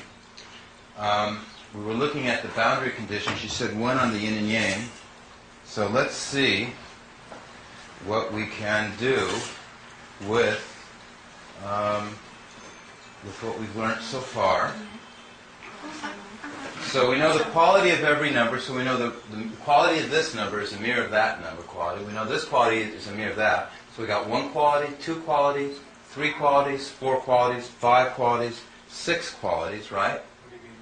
Well, by the fact of that they're different from one another. Like this number, there's no other number that goes up 1, 2, 3, 4. It's unique. Oh, so In multiples of 1. Multiples of 1 is okay, unique. So you're saying that's a clustering of a group, a family group. Yeah, well, that whole thing is a clustering of a family group, right? It gives a unique quality. Right. Exactly right. And then that has a different group to it. Exactly right. That's why it is the number 2, right? Right. That's why it Exactly. has that Right. number. It's, That's it's why you essentially look the the way you basis do. for a dimensionality of sorts. It's like, yeah. I like that. When Charlie clicks on something, it's because he's dimensionalized it. I mean, it's like... It's really good. So 2 has a quality, and 4 has a quality, and 8 has a quality. It's really a trick that when you're at the lowest bottom, you go to the top, is where you go next. Because this is a coil. Our decimal system is a coil. And this is the field, and this is the secret of electromagnetism. Because that's why I'm getting more energy. And this is going to replace all our petroleum products, everything. This is the legend for it. So, 7 is a quality, and 5 is a quality. Okay? 3 and 6, the quality was that they always oscillate back and forth. Of course, the multiples would be 3, 6, 9, 3, 6, 9, or 6, 3, 9, 6, 3, 9. It says it right here in multiples. And we have the 9. 9 never changes. It's a quality because 0 times anything is always nothing. It's the absent of quality, and 9 is complete quality. It's pole. And there it is. So it's always 9. And what's 2 9s is 18, 27, 36, 45, 54, 63, 72, 81. It always equals itself 9. It's the never-changing number 9. perfect, complete. So it's compressible, so that's why it'll work in the future with computers. I'm going to just let your Because the big statements numbers down. that are non-compressible are what they're looking for. That's not what they really should be looking for. There is no such thing as a non-repeating endless decimal. That's why I solved pi, which That's we're why not going to pi try and is- touch. right. But I found the answer to pi. I know what it is, and it's a whole number. But we're not going to touch that at this moment. Okay.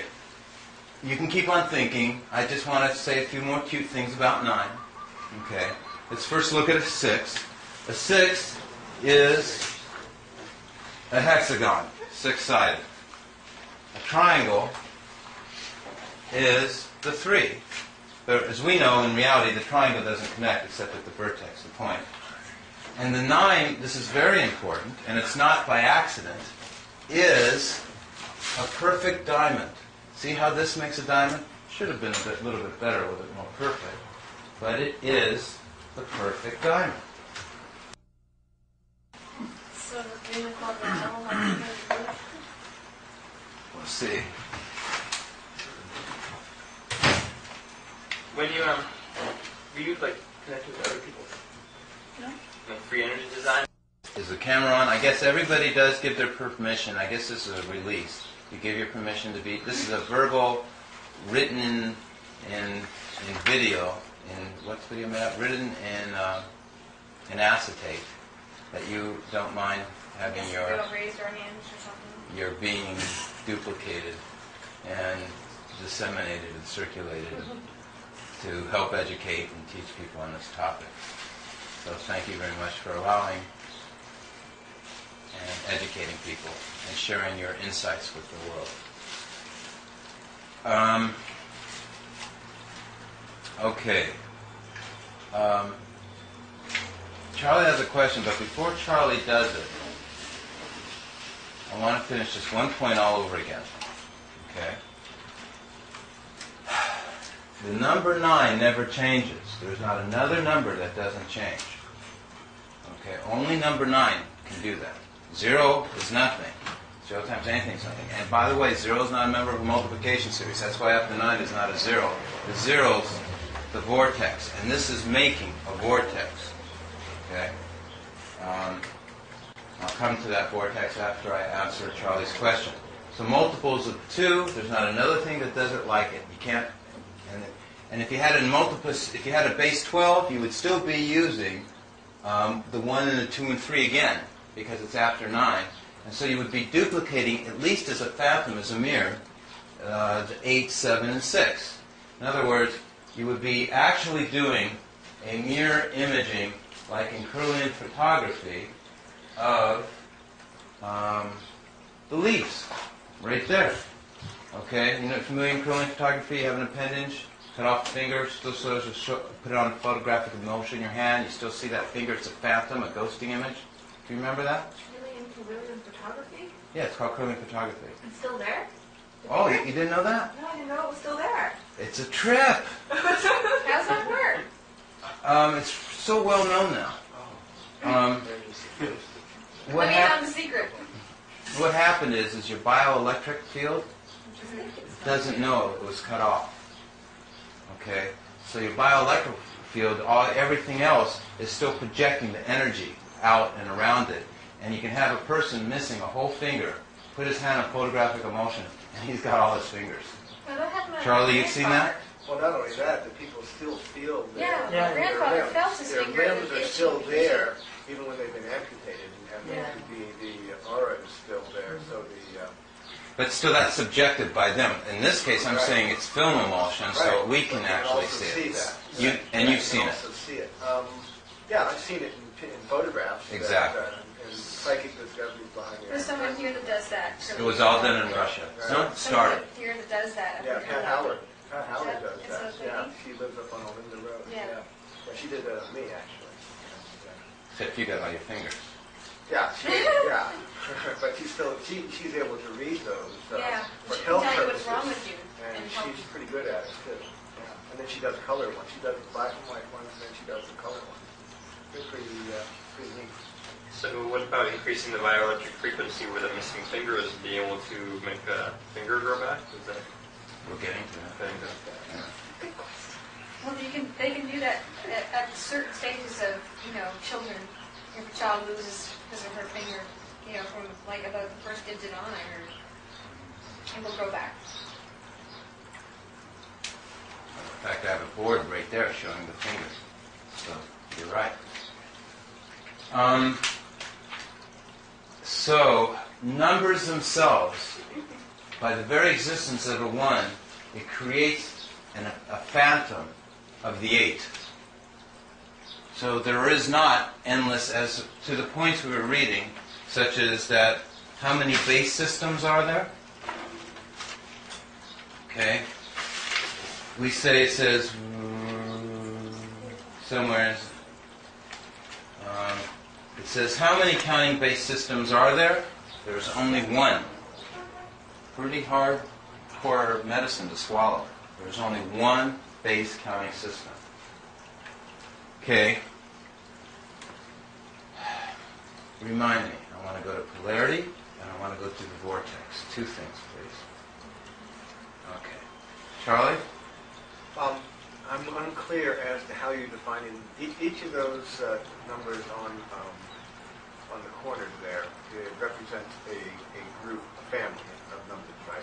Like 1 The family number group, the first one of 147, represents totally different planes of spatial orientation or points. This one's at the top. They never have 2 family number groups occupying both tops. Only 1.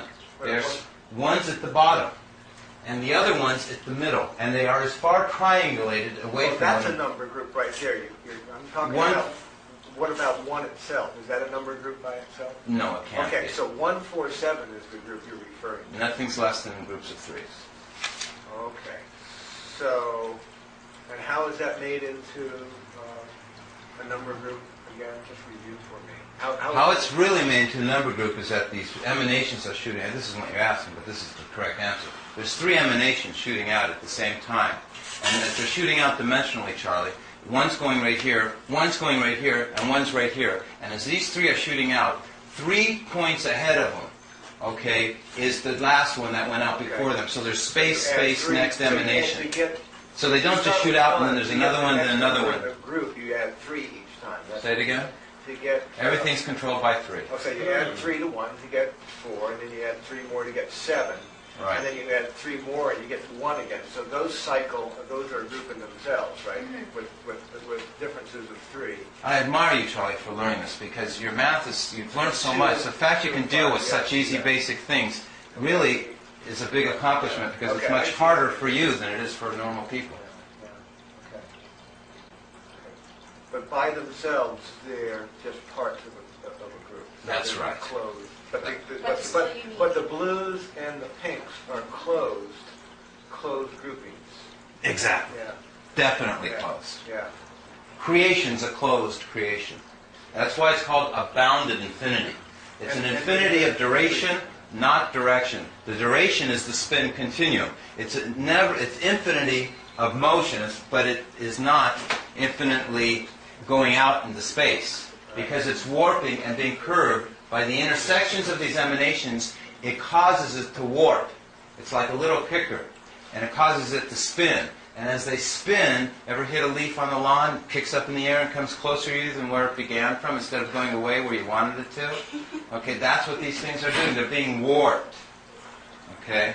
And this is relativity here. Again, this is Einstein's c², and it has an axis. It's a self-inclusive relativity. It's so extremely relative that it's relative to its convergence point, which is right here. Everything has an axis. And this is a fixed constant. This is an absolute. The number 9 represents truth, perfection, consciousness. It's called a fixed constant. There's 2 schools of thoughts in the world. There's one that there are not fixed constants, and the other one is that there are fixed constants. Mine is that there are fixed constants.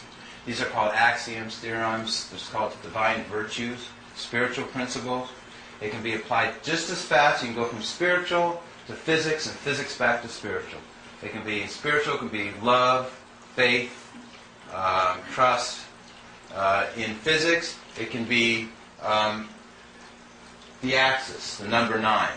Why a gyroscope always stands up on its own when it spins. So by saying there's no fixed constants, basically sounds like atheism or theism is Exactly. there's constants. Like entropy, there's no order in the universe. Versus homostasis, everything has a divine order. Exactly right. I'm glad you said it. That was a good point. Charlie, you didn't ask your question, though. Yeah, Is that I it? did. I'm clear as to what you're talking about now. And I'm just doing some other things. Okay. Polarity. Okay. The number 1, if it's positive, the number 2 is going to be negative. The number 4 is going to be positive. The number 8 is going to be negative. The number 7 is going to be positive. The number 5 is going to be negative, excuse me. And the number 1 is positive. So it's going back and forth, back and forth. Positive, negative. There's your binary flip-flop. Positive, negative, positive, negative. Okay. Okay, polarity. Because there's only 6 numbers in our physical world of creation, 1, 2, 4, 8, 7, 5, okay, which is a fact. Okay, in other words, in the third, with matter, there's only 6 numbers to work with. Okay? You don't have to worry about there being an odd number like that. When they try and do a positive, negative, and positive, negative, and when you get to 9, you're at a positive, and then you go back to 1, it's a negative, but you start with a positive, it doesn't work. Because there is not an odd system. The physical world of mass always has symmetry, always has parity, because it's an even amount. 6 is an even amount of number. Things are always done in pairs. Okay. So thus, but it's complicated. This is where quantum comes in. First of all, the center of the circle, and I'm just teaching you guys how to be prepared to make this into the next chart, and there's another chart behind here. And there's many charts over here. Okay, so this is called the legend. This is God's schematic. It's the blueprint. Once you learn the math in this, then you start doing calculating and functions, and essentially you start calculating this stuff. Let you see where you're going to. Okay, you start going into this kind of stuff. Okay, so you start going into more advanced physics. It's called cosmology of the universe. Okay. So if you have a circle, this is the center. But look at this, the center's way off down here. Remember, this is explaining things. Okay? The reason it's off is because there's more to it. Because if we had a positive one, we know we must also have a negative one. Okay? So there's another one, not seen here, that's also negative. There's another 2 that's also positive, that's totally reverse of all of this. So instead of 9, I now need 18 to represent this system. Does everyone follow me? I have 6 1, 2, 4, 8, 7, 5s. I need another 6, which is 12, to represent 1, 2, 4, 8, 7, 5. I'm just saying this. I think it'll be lost, and that gives me 12, and there's nothing less than packets of 9. So if I have 1 9, now I got 2 9s. Okay, and there's 6 and 6 is 12. Okay, where are my 2 other? Where's my other group of 6 to make 18? Okay, it happens to be this 3, 9, 6. I've said that in the physical world there's this duality. Okay, in the higher world there's also a duality, but the duality is to try and make this third dimensional reality a mirror or a reflection of this greater world. Yet all the time while we're trying to be a hologram of this greater world, we're at the same time created by it. So we are essentially tied to it. We are binded with it. And we are actually signs or proofs of its existence. And what happens is that the higher linear emanation of 9 becomes the third invisible force that does not allow anything else to be greater than it. Thus we can mirror God, but we'll never be greater than God. So what happens when 9 is a positive, 3 and 6 are both negative. Okay? Okay, I see. So. Okay, it is the control, 3 and 6 are the result. Now in reality, just like I have 2 hands here, but it looks like 1. I really have 6 here. I don't really have 3 of the 396. I really have 6. Okay? And I'll show you how it works. We started with the negative 3. Here's our binary, flip-flop back and forth. We go negative, positive, negative. Our next positive is not going to be 9. We already got a positive 9. Our next positive is going to be the invisible 6 that you can't see behind it, that it's laid over. And that's going to be your positive. Okay? There's an invisible 9 under there. That's going to be your negative. Okay? And there's an invisible 3 over here, and that's going to be your positive. Whenever you end on a number, there's a second one hidden by it. You then give it the reverse polarity and go in the opposite direction. It's one of the principles of this math. Everyone follows me. Okay. So now you know there always must be a positive and negative to everything. We have that. And that it's not based on the fact of a duality of the positive and negative, but it's based on a trinary where you're going to have a positive and 2 negatives or a negative and 2 positives. Just as we had the 1, 4, 7, right here we're seeing, because in the third dimension it's a little bit more complicated. For the family number groups, the 1 and the 4 and the 7 are all positive at the same time. And in the 285s, they're all positive, they're all negative at the same time. How this coil works is these windings are wound in such a way to create that, hidden under here, that one wire, there's 2 wires here, that one wire, all the positives are in one wire in a minute at the first stage. There's 3 stages. It's a firing stage. The first activation sequence of this coil, only the right wire is all positive, and that's your 147s. The second activation stage is all your left wire is all positive. It's activated. And now the first family number group, 147, the other wire is totally off. And then they're both off. None of them are positive. They're all neither positive. And the middle space in there becomes all positives, the 396.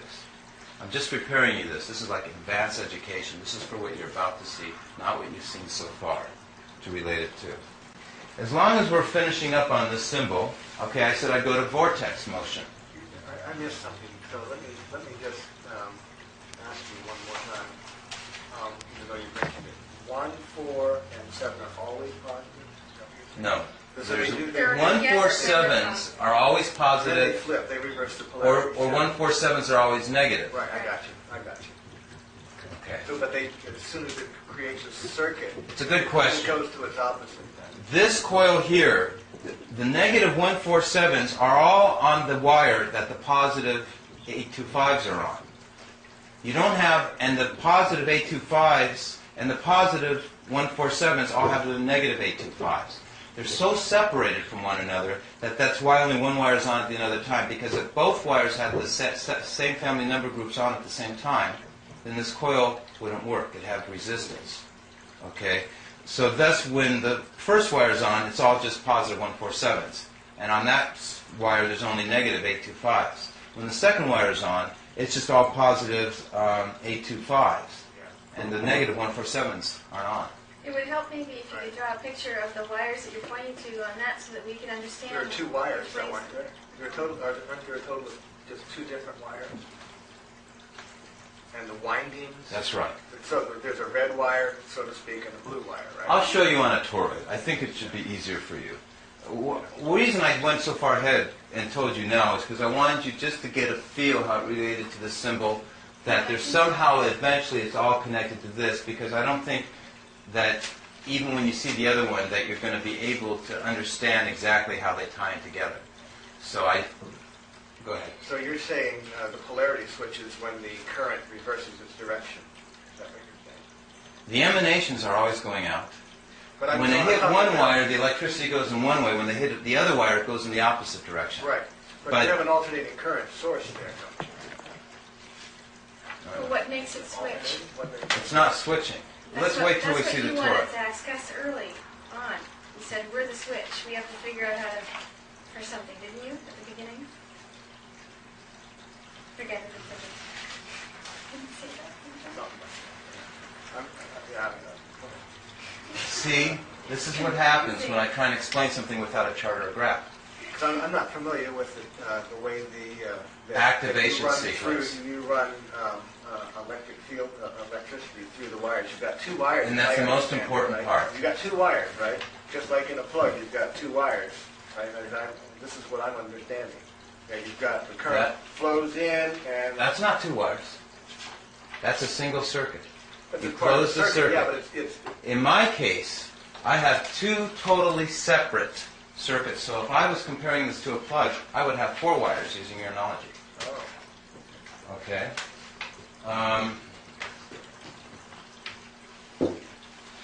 They do not ever... Oh.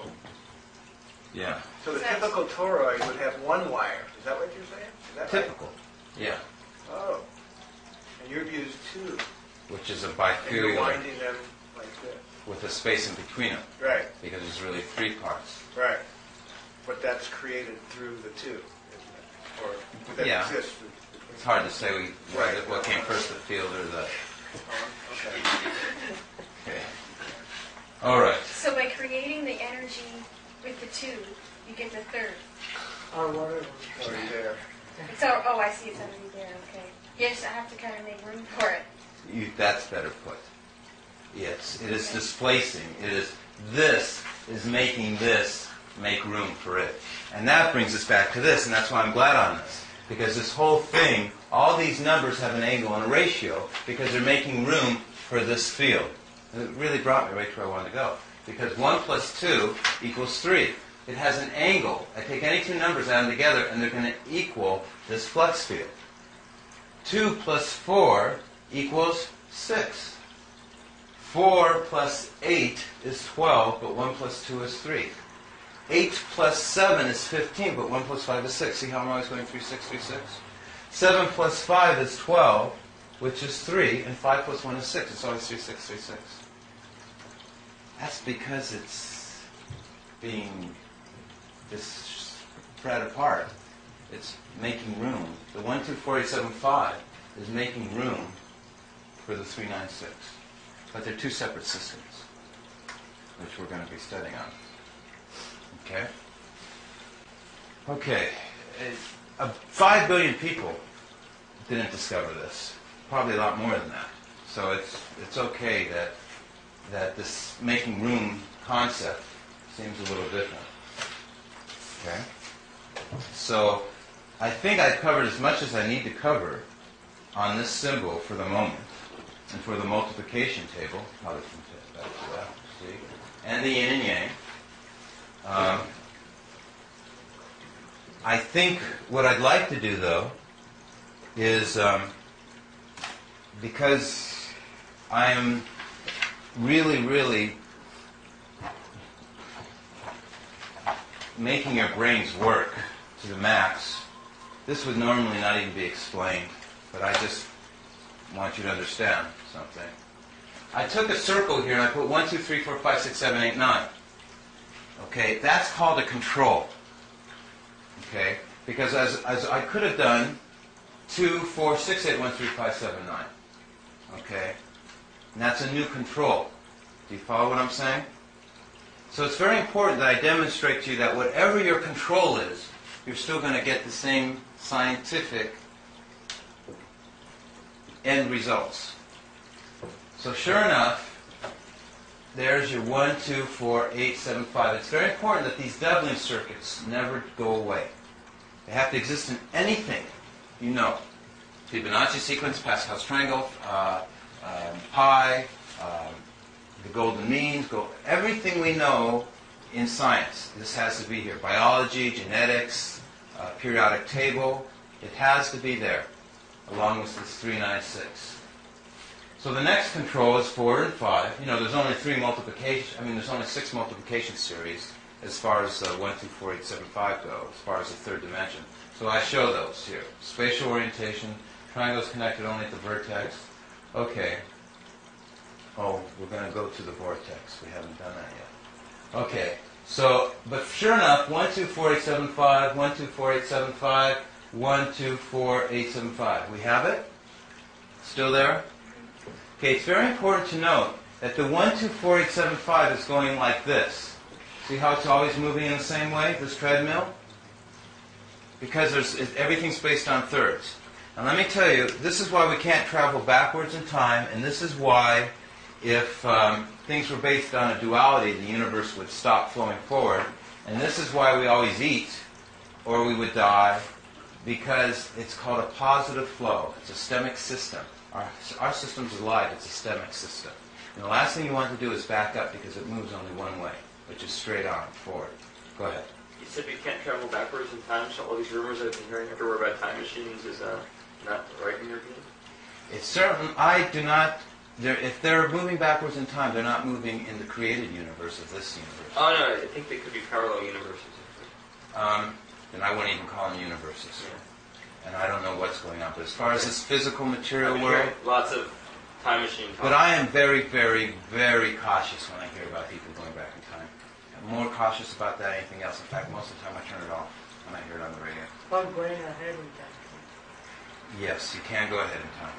They do it all the time. And when you go ahead, then how do you get back? You don't. You can get back, but not to that moment. You can get back to a time that was not going as fast as you. So you can accelerate. It's like the Star Trek. You go forward in time, have more time to work on something because where you went forward, time is moving slower. Then come back in time where the time was moving. I said it vice versa. Did I say it right? Yeah, you go forwards in time where time is... I think I better not try that one. In reality, when the astronauts, let's use something concrete, when the astronauts went forward in time and went into space, they came back 3 seconds younger or whatever, or a point something younger.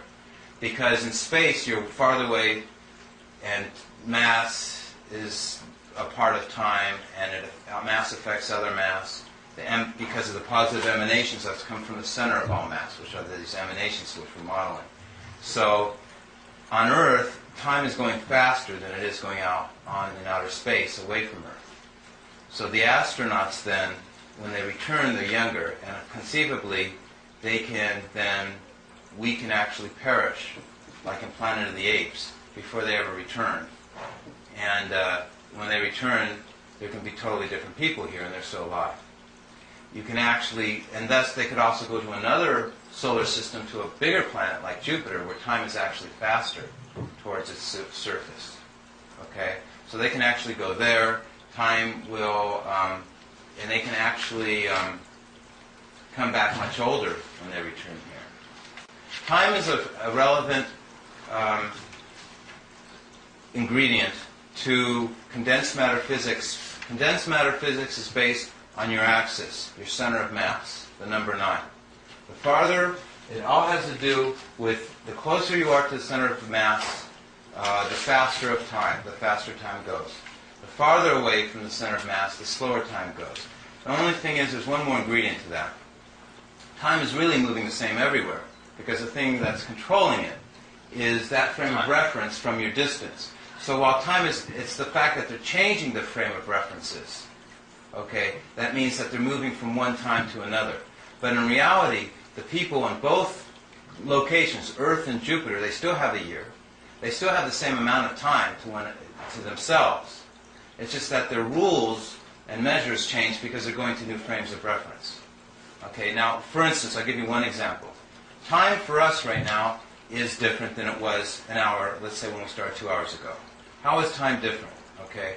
We're expanding inside the universe. Time is really going slower than when we started 2 hours ago. An hour right now is really 5 hours now, compared to 2 hours ago would have been 1 hour. Because an hour ago, there was less space between our atoms. 2 hours ago, there was less. Our molecules were more densely packed, and we were more condensed. But because we're still expanding, all our atoms evenly, uniformly, like a surface film covering over the water, expanded as we moved away uniformly. So we don't see that time is changing for us, because the way that it's relating to everything around us, everything's uniformly changing the speed of time at the same time. But in reality, as we're receding away, we're going through time frames where time moves differently. This all has to do with quantum mechanics based on the decimal system, because these numbers all become quantized very quickly. Okay? So, and the reason they become quantized is because the hole in the center is off-center. And so it has to be spin array, and it has to explain the vortex and how things work to go back in the center. Okay, we won't struggle too hard on time, except that I was just going to show then that you can't remember in the other chart that everything was always moving this way. This way. And on this chart, going backwards, we can never, ever make a multiplication series. It won't work. In other words, the field, the flux field, keeps the electrical only able to move one way, not backwards as far as time goes. And that also applies to how anything moves through the universe or matter or living biological systems. So how does that work with energy through your body? Like, Chinese, I guess Chinese medicine and that, I guess it's supposed to go like left to right. The chi is not the way it goes and stuff? Back, down, Up the left side, around, and down the right side? your back, down your front. See anything about that? There's a proper orientation. There's a proper orientation of the energy that David Little was saying. We in the modern times have reversed, and we've got to go in the reverse order. The answer is just what Charlie said, and it deserves a lot of discussion. It's orientation, and we haven't gotten to that yet, and that's the whole subject. It seems like what you're saying is that time moves one way, and you're talking. We were just talking. Alistair and I were talking about the fact that physicists are, what he was just saying, that physicists are messing with the idea and the phenomenon that you can reverse entropic entropy, which really is sort of the same thing as time zero moving forward. You can't undo spontaneously what is sort of decayed. Things decay spontaneously in time. And he was talking something like moving backwards in time, something like that. Yeah, I don't agree with him in that I don't regard. agree with that either. Right. Yeah, I don't know anything. He was just saying. We'll know it pretty well by the time we're done. Well, Alistair's very brilliant, but as far as there's many things that I'm very careful not to endorse, such as that. well, he was talking about people who are doing work in that, not just him. Right. I don't accept this. Because of the fact that the numbers don't do that, you're saying the universe can't do that. Because you cannot get rid of radiant emanation, disintegration. You cannot suddenly remolecularize something that is already demolecularized. But that's an axiom of your. It's just that simple. That's what you're saying. Right. Right. And you've come to that conclusion because the numbers don't correspond. When you try to do it with the numbers, it doesn't work. Is that the reason? That's right. Everything we see here is a proof or evidence that everything has to move forward. So you're saying because of the way numbers, you're taking your model of the universe based on the way numbers work. And if the numbers don't obey that, then the universe can't. Exactly. Exactly right. Well, that's where spirit comes in, because it's the creative force. It's not a destructive force. It's creative, which is, again, self-evident.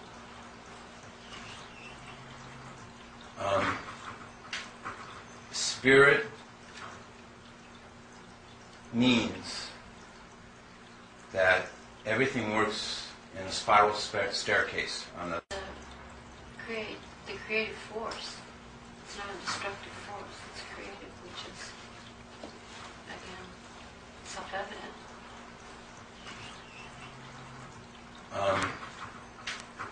Spirit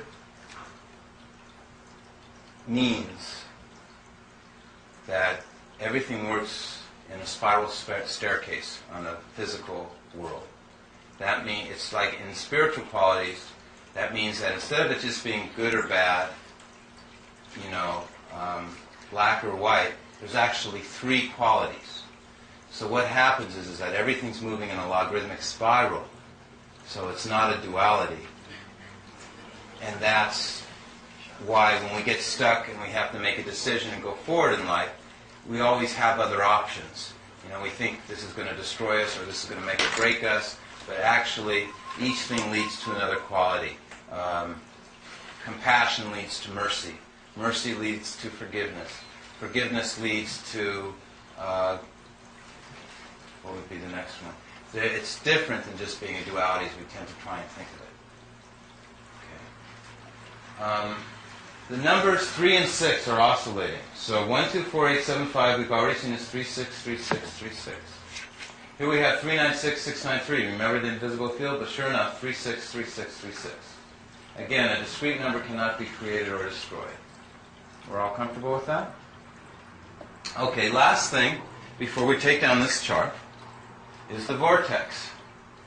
Okay? Okay. So, remember we came down like this, came out, came around like this.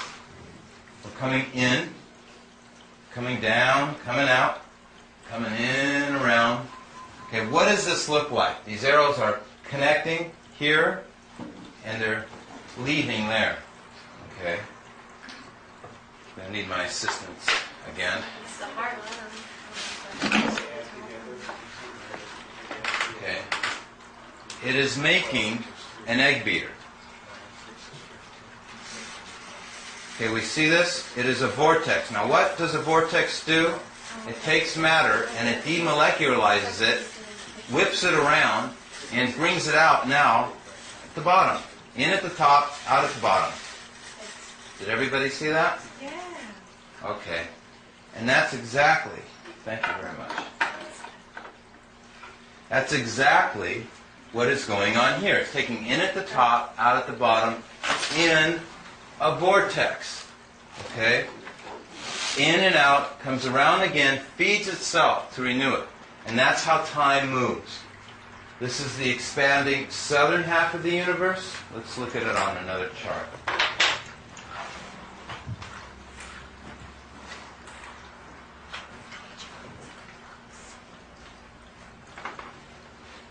Oh, this chart gets saved in 1 second. It's almost going to go.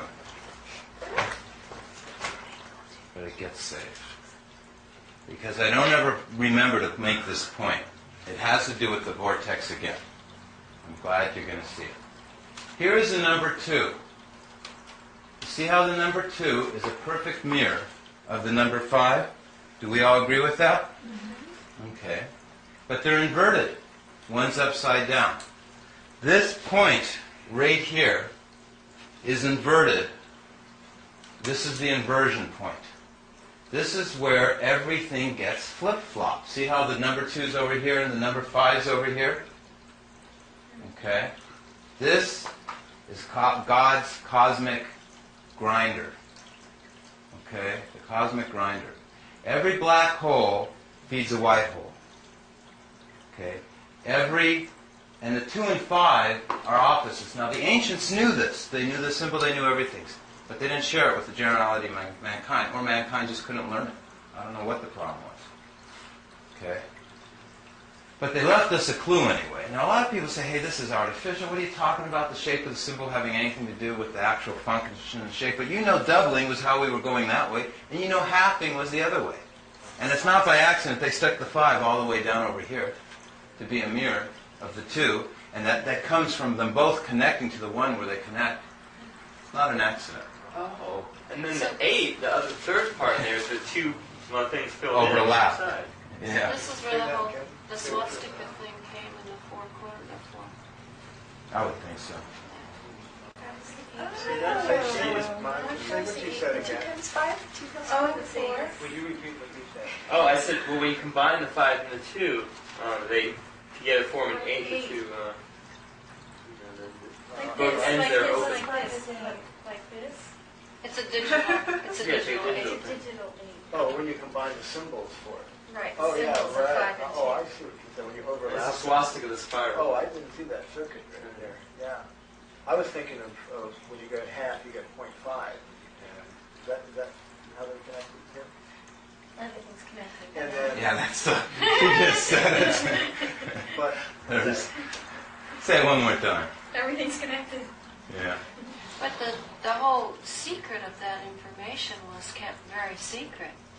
I mean, when you go back and you look at bits, Pretty now scary. that I've seen things. Wait a that minute, I've are you into read- conspiracy? Yeah, but I've seen, you know what I mean? I've read things and seen little pieces of this, and it was a deep secret and a well-kept secret. But the swastika, I mean, their symbols came out, but they didn't understand the significance of the eternal life of the swastika. Well, there's two. There's That the always reverse seems backwards swastika, to which me. means, yeah. Yeah. There's two shapes. Yeah.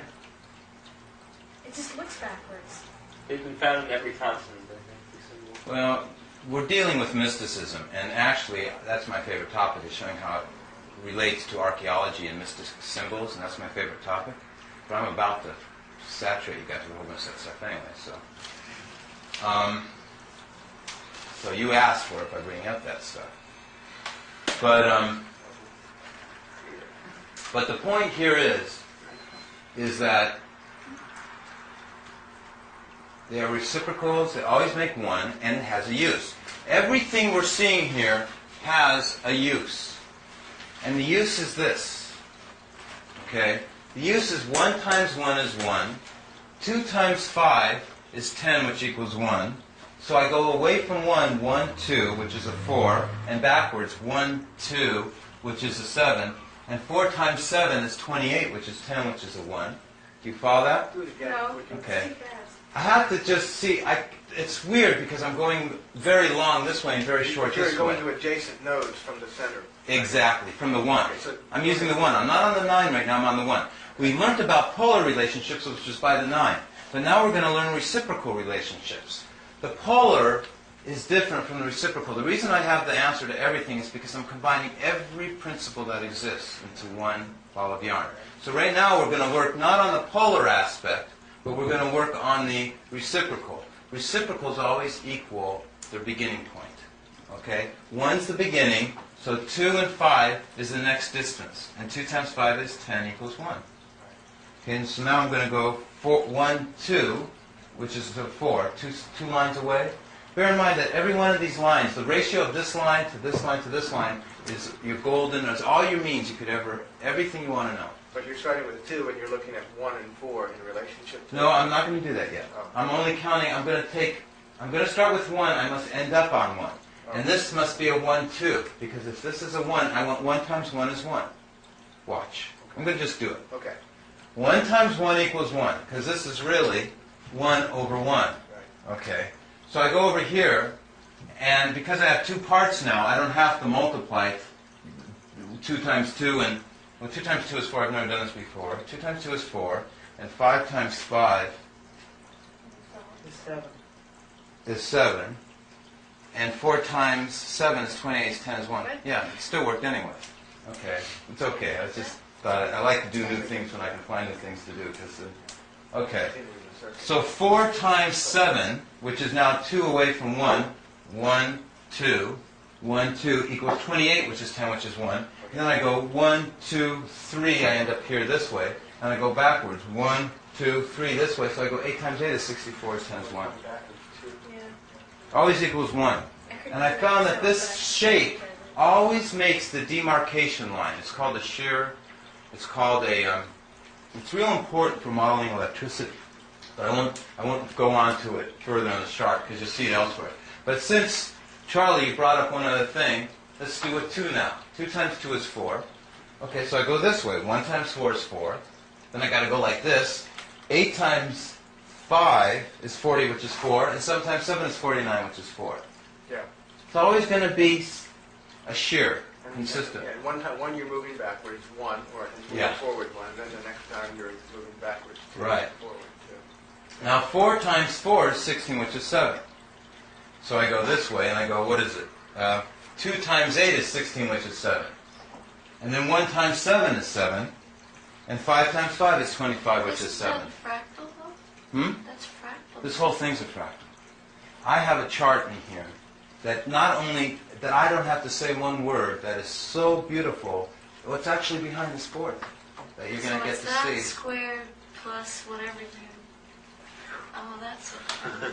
Except that this whole thing, doesn't it also have its own mirror image behind it? Yeah, but And But it has I'm knowledge. listening to there is no but. Yes, it has a mirror image, but there's certain laws, there's certain rules. We just have to understand what those are. You're already qualified now. You understand enough that you can tell me what that mirror image is and how that mirror image works. That's what we're trying to go after. Is what is that mirror? What's its polarity? What's its number? What's its location? Based on up, down, right, and left, front and back. We'll get to it. It's other worlds, I would think. No. Other places that we can tap into to get to? To go Huh? to? No? They're here. Well, that's what I mean. They're here, but in another frame of mind, like in another type of not the Nah, physical plane. it's all interrelated. Most of it. The only thing that's not a physical plane is the 396s. It gets easier. We'll keep working on it. It's a little bit hard right now because I started you from a coil as opposed to the map. But we'll see. I'm not sure. I'm not sure how Okay. to know how to work with. I wasn't going to pull out this chart. I wasn't going to go into this, but I decided to do it now. Anyway, One away. for the sake of thoroughness. Yeah. Wow. Wow. Okay, we ready? What? It's all nine. Okay, top quiz. Now, That period double. this method of teaching is called programming. We are programming you. You will have 12 more hours of this. What's my place in all of this? What would your place? What is your place in everything normally? I think that I'm supposed to tell other people about it. So you're a teacher. That's right. Oh, is that it? He says, go join. He says, go out and join them. There's a tablet. I know, a real beautiful tablet. Rejoin those and tell them, the message. Here we go. 1, 2, 4, 8, 16. It's a very primitive chart. The binary code is a 6-number digit repeating pattern in the decimal system 124875. This is considered the binary code. This is computer switching. I call it on and off. But I've already said 0 is not the member of any multiplication series. Okay? 0 and 1 cannot be the computers of the future. It just doesn't work. That's why they're so slow and obsolete. Okay? And this toroid system is the supercomputer. But I'm just showing one point, which is the score. Content versus quality. Is we have one point here. What is its content? 1. So there's your quality to the right and content to the left. Got it? Now we have 2. 2 points here. What's their content? 2. Does everyone understand that? No. What's their quantity? 2. Okay. And what's their content? A 5. Now we have, that's what a reciprocal is. I'm not paying attention really very well. Okay. Now we have 4. 1, 2, 3, 4. And what's their content? 0.25, which equals a 7. Oh, okay, right. Oh, I Right. Wait a minute. Okay? See, So how does 5.5 make 5? It's not 0.5 and 0.5 because we're only looking at each one. There's 4, one of these. Right. Okay? And each one of those 4 represent 0.125. No, they represent 0.25 if you're looking at the top. So it's 1, like a 2, 3, pyramid. 4. They can start to sell us something? It is a pyramid. It is. I'm showing you that the binary system is a pyramid, but it's a pyramid that is not binary. So on the right is If anything, it's... on the right is the branch number, and on the left is Yeah. the value of the function. So you made a little contraption that makes a little zippy that is designed off of the holy name vibration? Yeah. Oh. 1, 5, 7, 8, 4, 2. It's all harmonics. That's all it is. Resonance. That's 2/7, yeah. It's like the name of the product. Well, you can hear electricity when you're walking down the street on the pole. Zapping has a rate and a frequency. Well, All right, yeah, so they're doubling circuits in reverse directions. So these doubling circuits, again, are significant. Okay, that's all I was pointing out. 2/7 polarity. Okay. There went that chart. What's the 2/7 polarity? All right. I showed the vortex in, out. Last but least point, which is not going to be, I showed the 2 and 5 is not accident. As long as we're on these charts, I'm showing the vortex action. I'm showing how it moves in a vortex. Showing infinity. It's just a cosmic grinder. Okay, I'm showing the music scale. Classic musical scale is the doubling circuits too. From C to C to C is 128, which is 11, which is 2, 256, 13, 4, 5, 12 is 8. It's the same thing. Your doubling circuits. I said the ancients did know this, and that pretty much sums that up right there. Okay. 5, 1, 2. 128 is 11, 2, 256, 13, 4, 5, 12, 8, 1024. 7. Remember, 7 always comes after the 8, not before. 1, 2, 4, 8, 7, 5. Okay. Do you have that, Sunshine? No, and I'm a musician, so I didn't pick that Real quick. Okay, pull your chair a little closer. Yeah.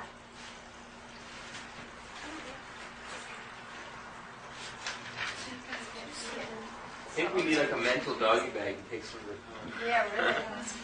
No, just squeeze her in the middle. Actually, take a second, and let's make Sunshine squeeze in here. Okay, there you go. Not too far for you. Come closer now. Intellectual enzymes. And turn your chair a little bit like this towards me. Help her, Sunshine. Let's So see. how come all these Okay, brilliant good. people haven't figured this out?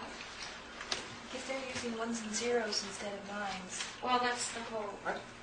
There's And they stuff don't in use literature about numerology. groups mod 9. Just use the I numeral system. know there is, because I've worked with it in group theory textbooks. But there's nobody that I've could... never seen it done like this before. There's no... That's right. This is Yeah. a different kind of So process. This is really, really rich territory for mathematics, at least. That's what I see. So the whole... It's a whole new Yeah, it's very frontier. rich. But, I just don't know whether if you got a real good number theorist from some university would say, oh, that's just, I did that last year or something like that. I've never- met anybody that... There ain't a teacher around who's ever seen this before that can explain it. But there's parts of this that are the ideas are pretty standard. And like 369 being a subgroup. It isn't what they already know. It's the fact they've never unified it. Right. I haven't ever seen it like this. Yeah, right. That's the promise. They can't see what the universe is doing. They say, oh, maybe it's expanding. Maybe it's going to keep on going forever. Maybe it's going to collapse on itself. They don't know. Okay, I do know. This you're going to know with this. Okay, go ahead, Judy. The Turing model of computer. The what? The Turing. Okay, I would have liked to apply this a lot to computers, but did you get that point right there on the music scale yet? I can't even see that. You know what? It's the cycles You per have- second, you- which you didn't gotta say keep- what it Yeah. was. You got it. Simonic. I will. So it's by thirds. No, I'm sorry, I can't see that. I But know. if I go I'm bald, sorry. It's not your fault. The chart's too small. No, if I go bald, that's I'm gonna C, say it right? again. It's got a resonance, and so the resonance is a certain number of cycles per second, right? So he's got down there's 256 cycles per second for C. If you add 2, 5, and 6, what do you get? You get 13, which equals 4. 13, and 3 plus 1 is 4, and 4 equals into the equation of all of the things that he's explaining to us here. What are the other That's cycles? exactly What right. are the other numbers that you 512 is your next C, which is 8. And you know 4, there's 8. And you know 7 always comes after 8. And the next C is 1024. So 4, so what? Go 4, 7, 1 again? So 4, Hmm? Did we go 4, 7, 1 again? 5 comes after 7. So, Okay, so sure enough, we got 2048 is the next frequency of C. 2 and 4 is 6, 8 and those are 6 the is octaves. 14, 1 plus 4 is 5. frequencies you're doing right there. Does that Okay. work with the others? With A and the other octaves on the... They're the same distance. Actually, everything that I'm explaining, I'm not a musician. So I've never even written a paper on how this relates to music, because you see how much there is already that we, and there's so much. I actually am hoping that Sunshine, I hate to say it's Sunshine, but I'm retiring after this talk this evening, and you're going to have to do the work on explaining it on the music scale, because musicians could be a whole group of people that you could be teaching about the number 9 and how it relates to metaphysics and divinity and things. So essentially what I'm doing is I'm just giving her I'm just giving her an Uzi. It works for A. So It does work It for does, A. because 220 is the low A, 440 is the high A, the next one up. And then the doubling of that would be, Well, it's the electromagnetic fields. It's the way you're That's pretty powerful now. So when we listen to music and they say it's the wings of in the Baha'i scripture, it says it's the wings of the soul to the heaven, to the spiritual wings. So it really is electromagnetically in harmonics. Now I'll tell you something that we have a question here, but I'll tell you something that Alistair did say, and he was exactly right. He said that no, I forgot. He said that the harmonics. I forgot. Oh well, you were right, Alistair. Go ahead. So it kind of sounds like what you're giving us is like the theory that can be applied to every part of our culture, whether it's science, math, music, religion. It's basically, it's It's the thing everybody's looking for I'm giving you your attaché case. in every field of Reason. Just watch out for the gun that shoots backwards. astro. Yeah. It's like He hung us to the most great the reason, giving us the reason. That's right. That's right. That's really correct. Thanks. The meaning The meaning of life, to answer the questions. Why do we live? What is our purpose? What is our goal? Where are we going to? What do we come from? How about this for an idea? You're talking about the 9, the 6, and the 3.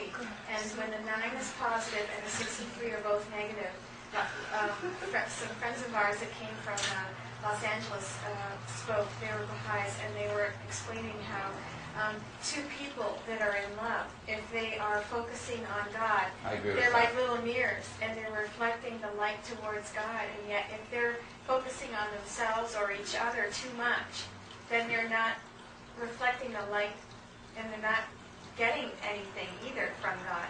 So if you're dwelling on yourself too much, you can't be absorbing any of this good energy, which is also like this, because when you think about it, these two things that are negative, they're actually receiving. That's right. And also, if they were positive, they're actually X's, which means X's is like negative. In a way, positives are negative. You know what I mean? I don't know what you mean, but I know you're completely right. I don't know what you mean by X's, but you're exactly right. They are receiving. It's like an X. A positive sign, like a cross, is like an X, right? So it means you're wrong when you're actually thinking that you're so good not to be receiving. Like you should be receiving from the higher energy. You know what I mean? You've got to always be tapping and receiving. You've got to hold on to it completely, even in your sleep. That's right. You've always got to, it's called your invisible cord that connects you. You always want to be able to be focused and at your epicenter, focal centers. Be it an athlete when you're moving and you're exercising, or when you're praying or worshiping. And the highest form is to know the name of God and intonate it and touch into that vibration. What you just said is really right. Another example is like when we look out on the ocean and the moon's on it, we see the sea of 70,000 lights. They look like little lanterns, but we know in reality they're all reflecting from just that one moon. Okay, and the only time we see that little reflection is when those facets are at the right angle. It's like a Swarovski Austrian leaded crystal prism. Okay, the crystal glows and has a fire on it because the facets are all focused. They all have the epicenter. They're all prismatic. They're a mirror. These numbers, everything I've really come here is about to turn into a prism. Behind this sheet is a prism with immense facets.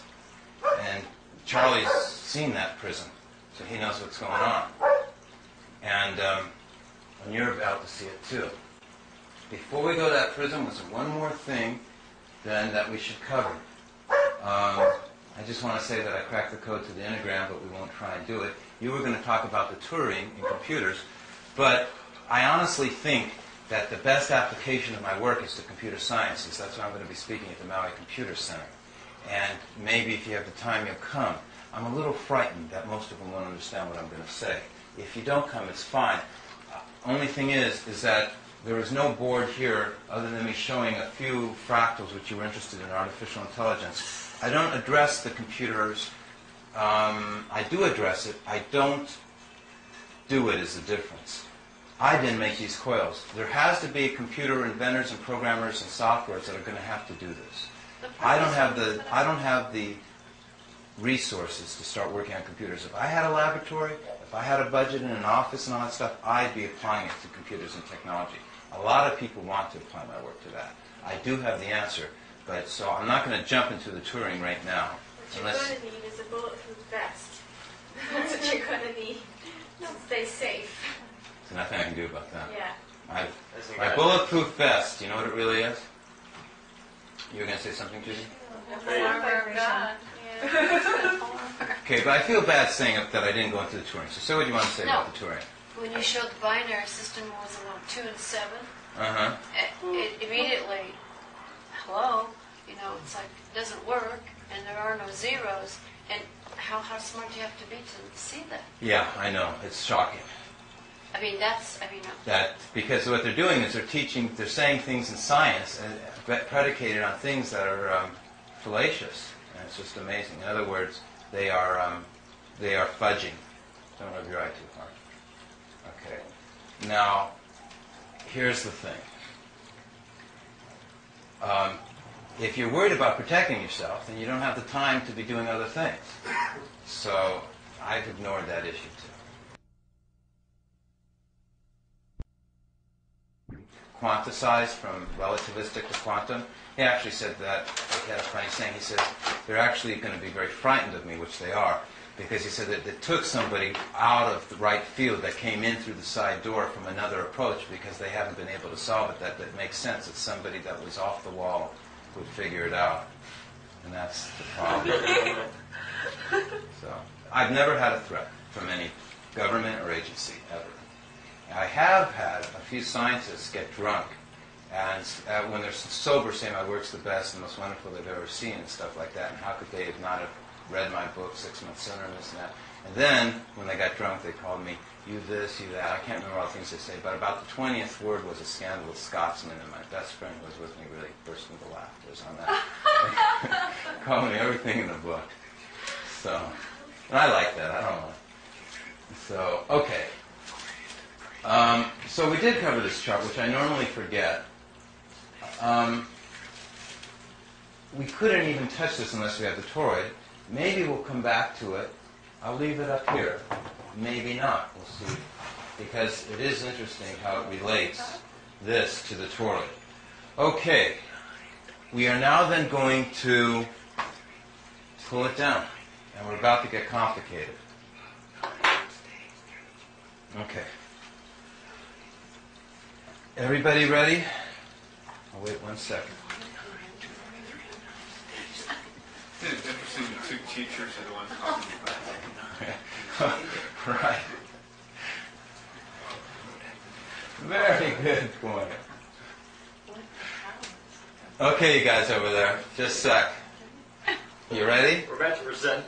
We need your help. Yeah. We need your help on this. Okay. I'm going to want you guys to chart the way.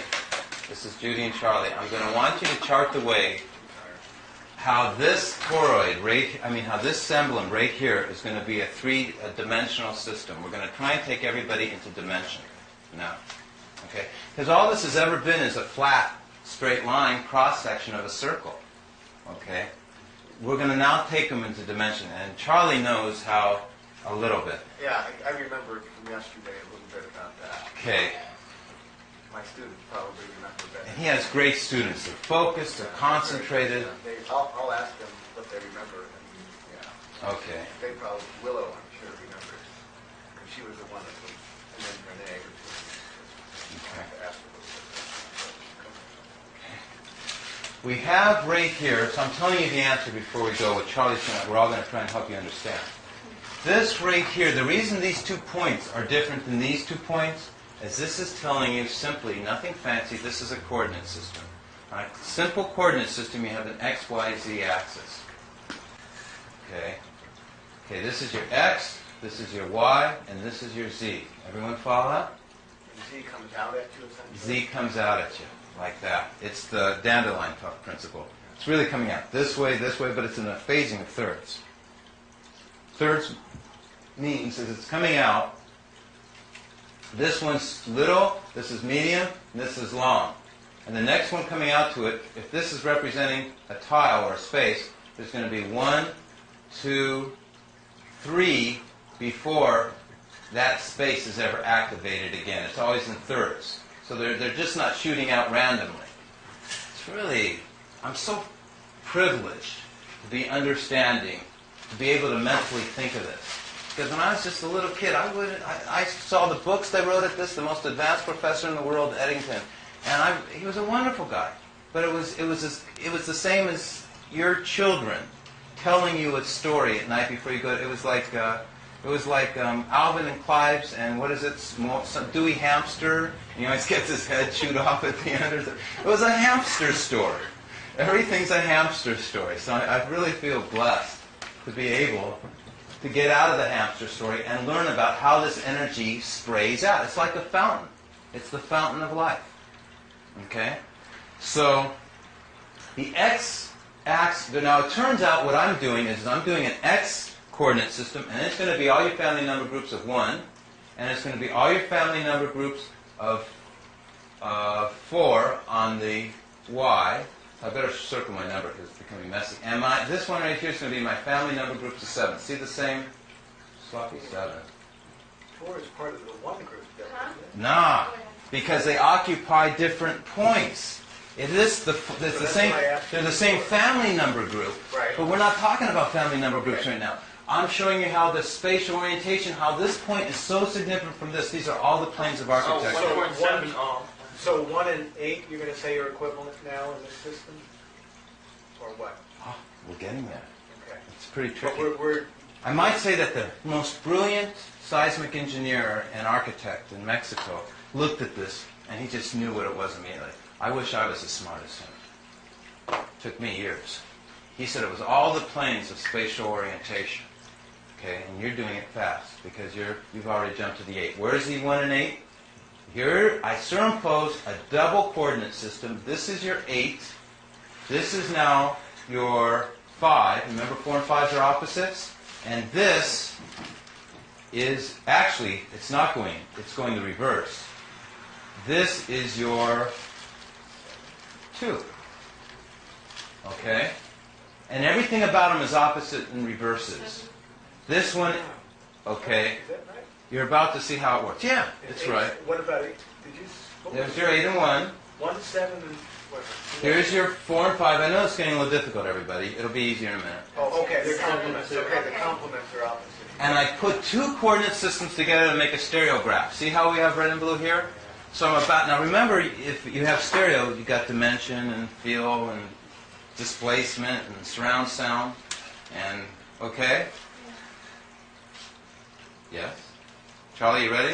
Yeah. Well, it's happening anyway. 8 and 1 is going to be your x-axis. 4 and 5 is your y-axis. And 7 and 2 is your z-axis. You reverse the colors, I'm not doing family number groups. I didn't reverse so. anything. I'm showing 1 and 8. It's like altitude now. Yeah, but It's more complicated now. It's a good try, but it's more complicated. It explains why altitude exists, though. Huh? 2 is still opposite from 7, but it's a different color now. That's right, because you'll get it pretty quick. Okay, we're going to lose this one. If you need to see You it, reverse the colors. there you go. Of course, they're not colorized. But are you Oh, well. thinking that the colors of the graph that he's now writing is supposed to be the same colors as what he's written up there? That's what I'm...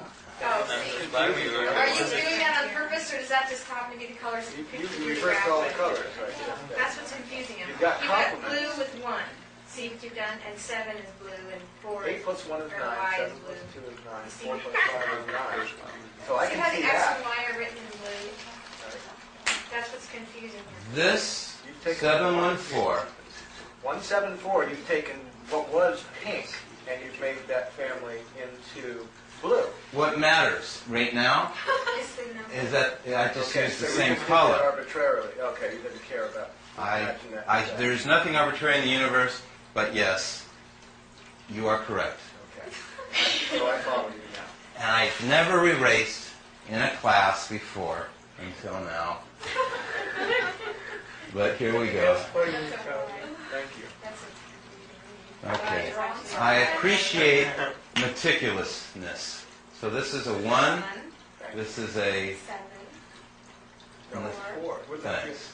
Oh, and 4 is there? The moon is void of course, Well, so you have a good actually, astrological here, excuse. I did it wrong again. 1, 7, 4. Because it should be all red. Make them happy. 174, and that should be...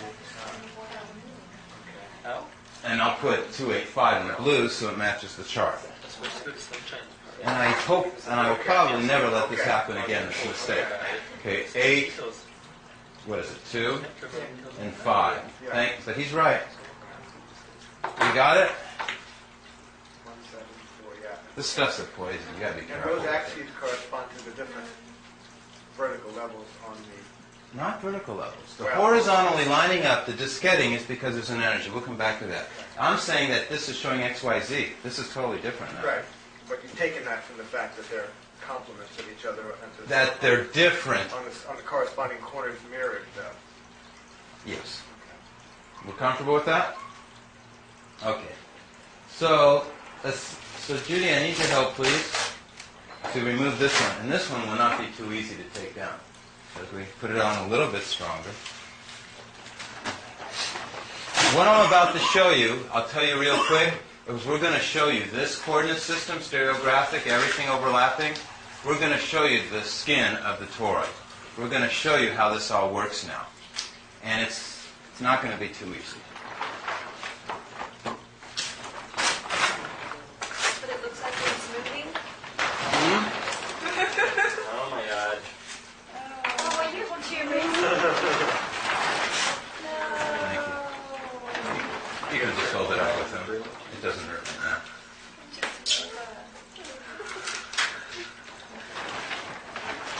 So all this was just to prepare you for this.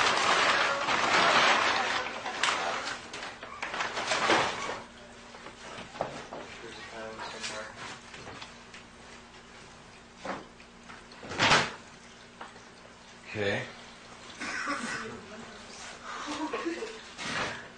Oops. But I had promised you to go into vortexes, which are more fun. Yay! Yeah, our hero. The White Knight vortex. All right. So, are we missing one person? Oh yeah. Okay, so here we go. We have the vortex. We ready? Okay. A vortex is compressing and it's decompressing. Okay? This is it going in at the top, coming out at the bottom. Remember the gold, the emanations. This is what everyone else lost and forget. Every physicist, every scientist, every mathematician didn't remember that right there. Okay? There's something driving this thing, and it's coming out of the center. It's a higher dimensional energy. The universe can be quantified in whole numbers. The number 9 is the spindle around which everything revolves diagonally in logarithmic spirals. So there's the number 9 shooting out in multiples of 7. A tornado is more powerful than a nuclear bomb. What devastated Kauai but a tornado? Okay, which is a vortex. Now the reason I did this is that a tornado is based on the word toroid. Okay, and our body is called a torso.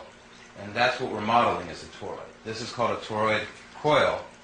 Okay, and this is called toroidal pinch, where it gets very small in the center is a toroid. Now the universe, they say a black hole disappears into nothing, but a black hole turns into a white hole. It decompresses out.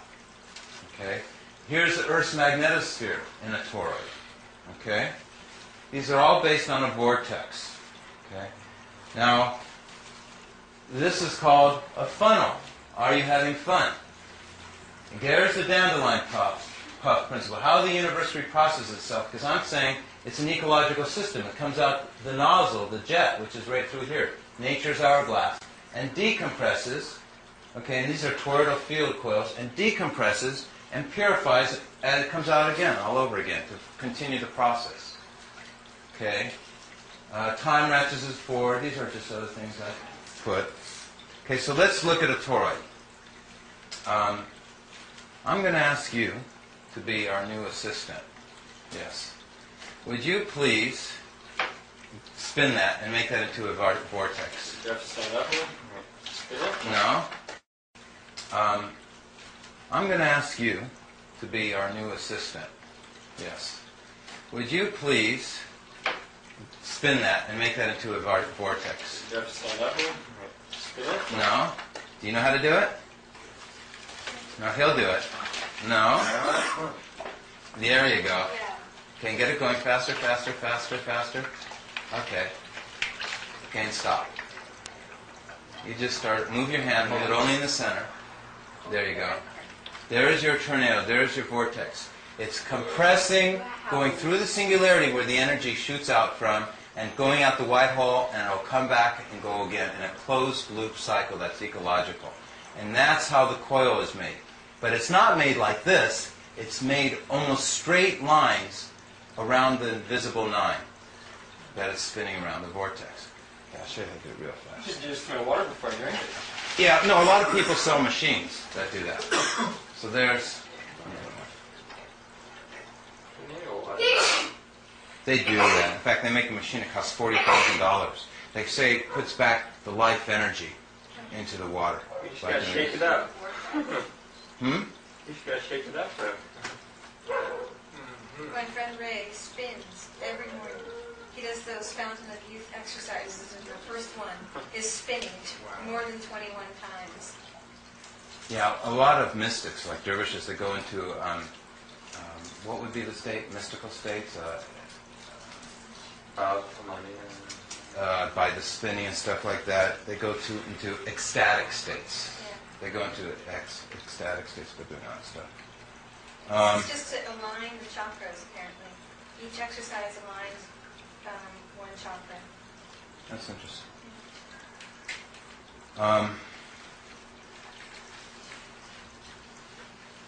All tied in with vortices, all the chakras, the meridians, all the holistic medicine. It's all tied in again to what? Where's Brian when we need him? Vortices. We mentioned Brian because he's a naturopath who was here an hour ago. Who's homework? Huh? Who's homework? Whose home we're in. Okay. So, I'm explaining a vortex and how it works. Now, the vortex is driven by the emanations coming out the center. You can see it clearly in the pulsing of thirds. 1, 2, 3. The thirds intersect in a harmonic, a timing. It's like musical harmonics. And that's how I keep the electricity from having friction and having random collisions. Charlie and Judy, you guys are in deep states. I'm looking at your... I heard this. Oh, so you remember it? Yeah. Okay. Pretty much. That's that. Very good. I'm looking Okay. at that. Well, if you discover any new things, I'd like to know. Well, I'm just seeing if I had to make one. So I think you're about to discover some new things that are... Everything you should know. Okay. It's like nothing's new anymore.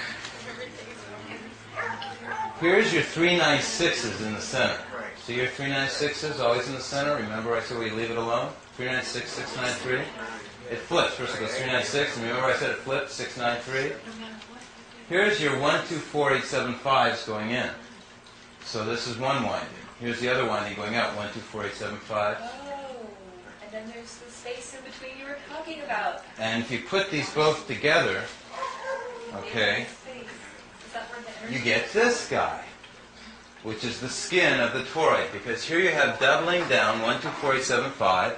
Here you have doubling up, 1, 2, 4, 8, 7, 5. There's your 3, 9, 6, 6, 9, 3. Okay. This and those two ingredients make this. That's what you did. In fact, everything you're seeing is all one and the same. The numbers never move. I'm just giving you zoom views, cross-section views. I'm giving you outer surface views. I just thought of something. Picture a television screen. There's 525 lines, right? What's that? 5 to 5. That's adds to 12. That makes 3, right? 525 lines go down, and then it zooms up in a blank diagonal line, and then it comes back down again to fill in the other ones that it did.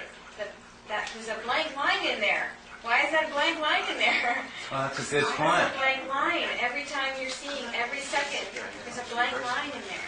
Yeah, that's a good point. That's where they put all the sub stuff that they send you. That's what they put all that. The subcarrier? Yeah, and that's also where they put the TTY, I think it's called, for the deaf. It reads that. That's Right. That's where it is. And it has to be somewhere, right? For the visual characters, the Right, typeset. visual typeset for the.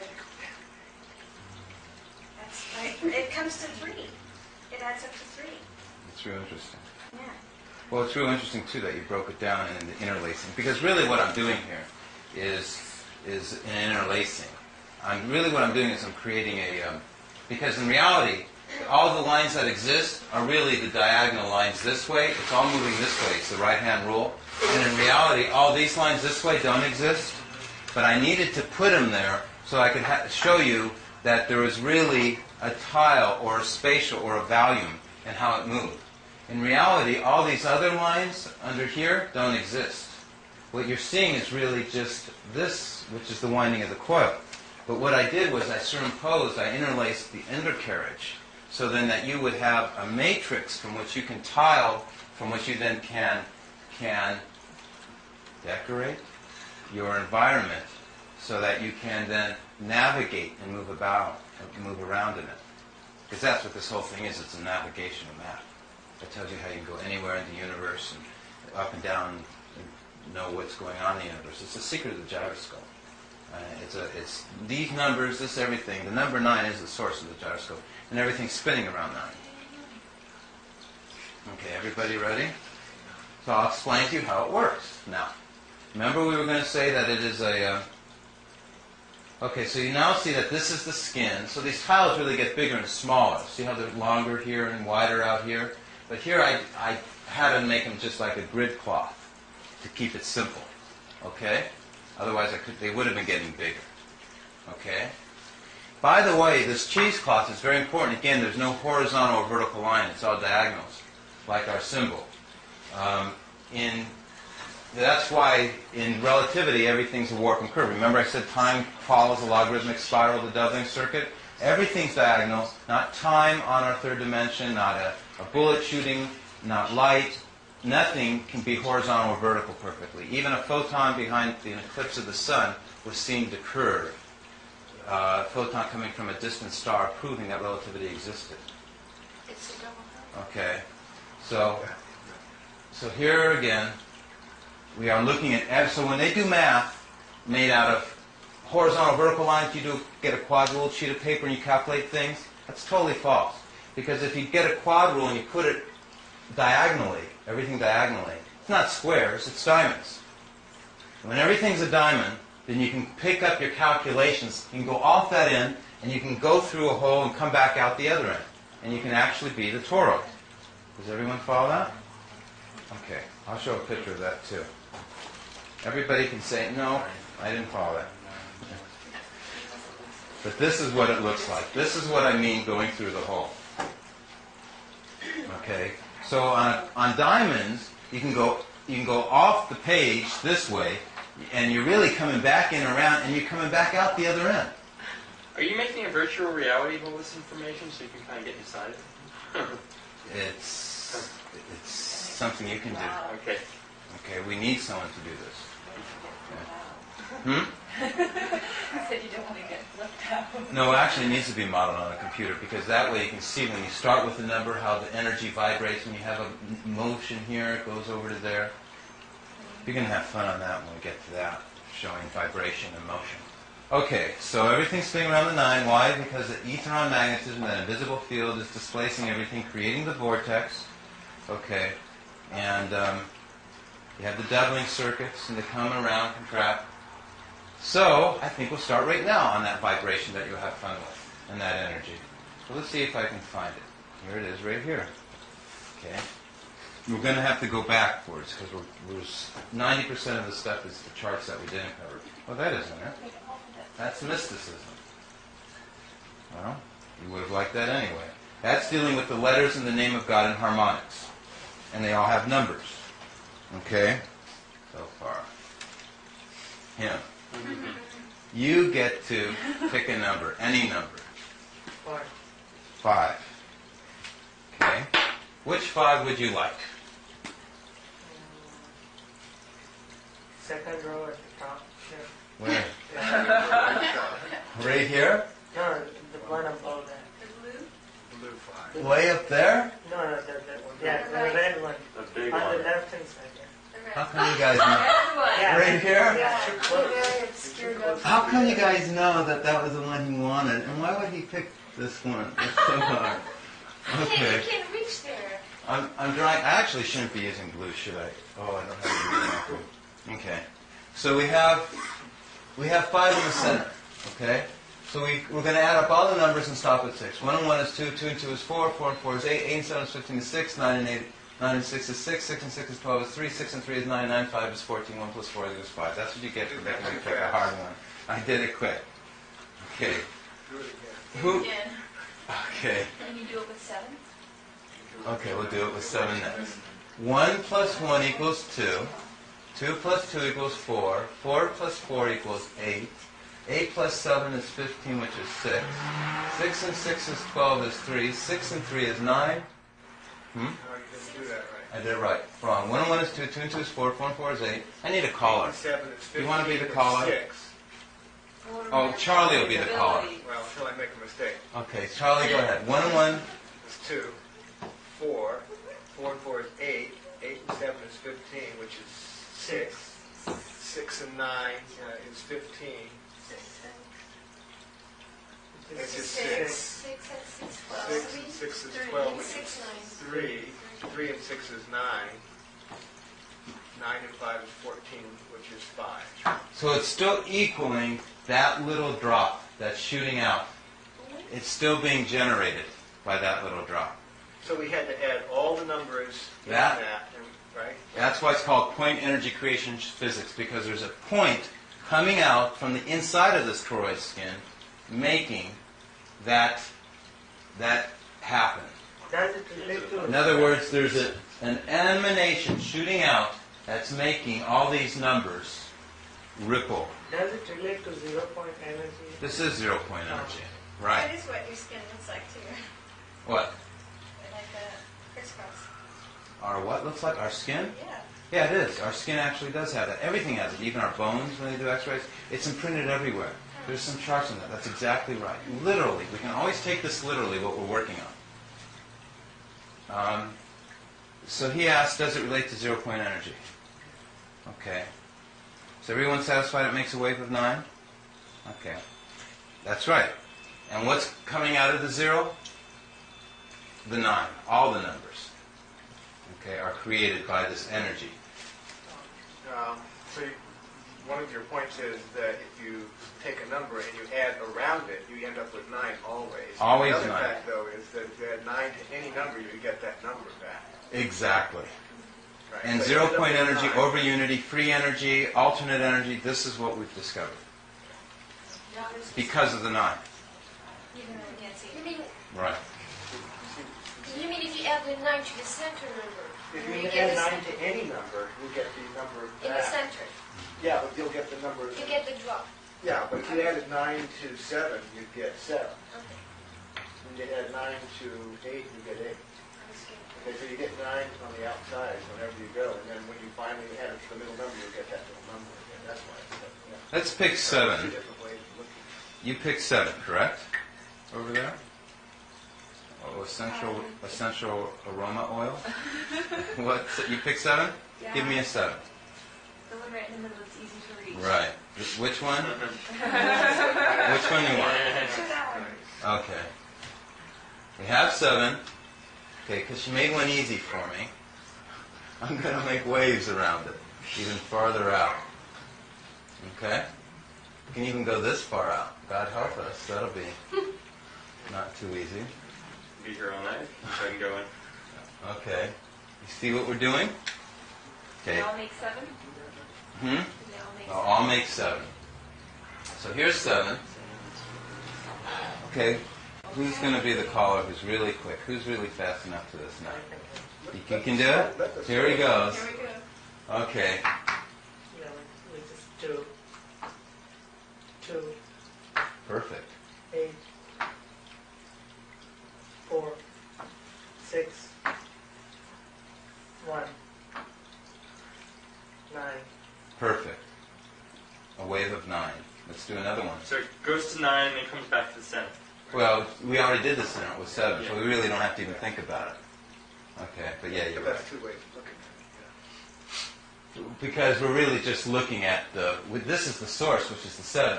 So it's making waves in all direction, but it doesn't want to lose that 7. And if it equaled like a 4 or something, then it would be 7, 4 is 11, 2. It wouldn't be a So 7 we change anymore. it. That's right. We So would the change center it. one is the one that stays constant in the middle of the vortex. Exactly. I had a And if you go out further, right, it works too. He will tell us. Oh, that's why in a tornado, it will like shoot out stuff and it'll still be perfect in a hole. Right, balance. And everything else around it will be destroyed except for what was in the actual center. Right, center of the cyclone. Oh, yeah. Yeah. That makes sense. Yeah. That makes sense now. 7 plus 4. 2, 5, 4, 8, 1, 2, 7, 4, 5, 6, 3, 6, 9, 18, 9. I like that concentration. Another 9.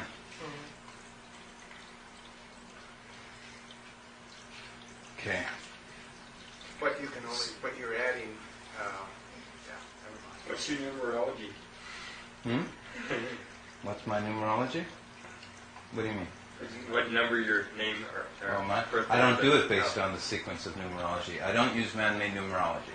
I use scriptural numerology, which I will go into. That was actually the board I pulled up. Oh, Based on the Arabic language or the Persian or the Sanskrit or the scriptural, Why not? man-made.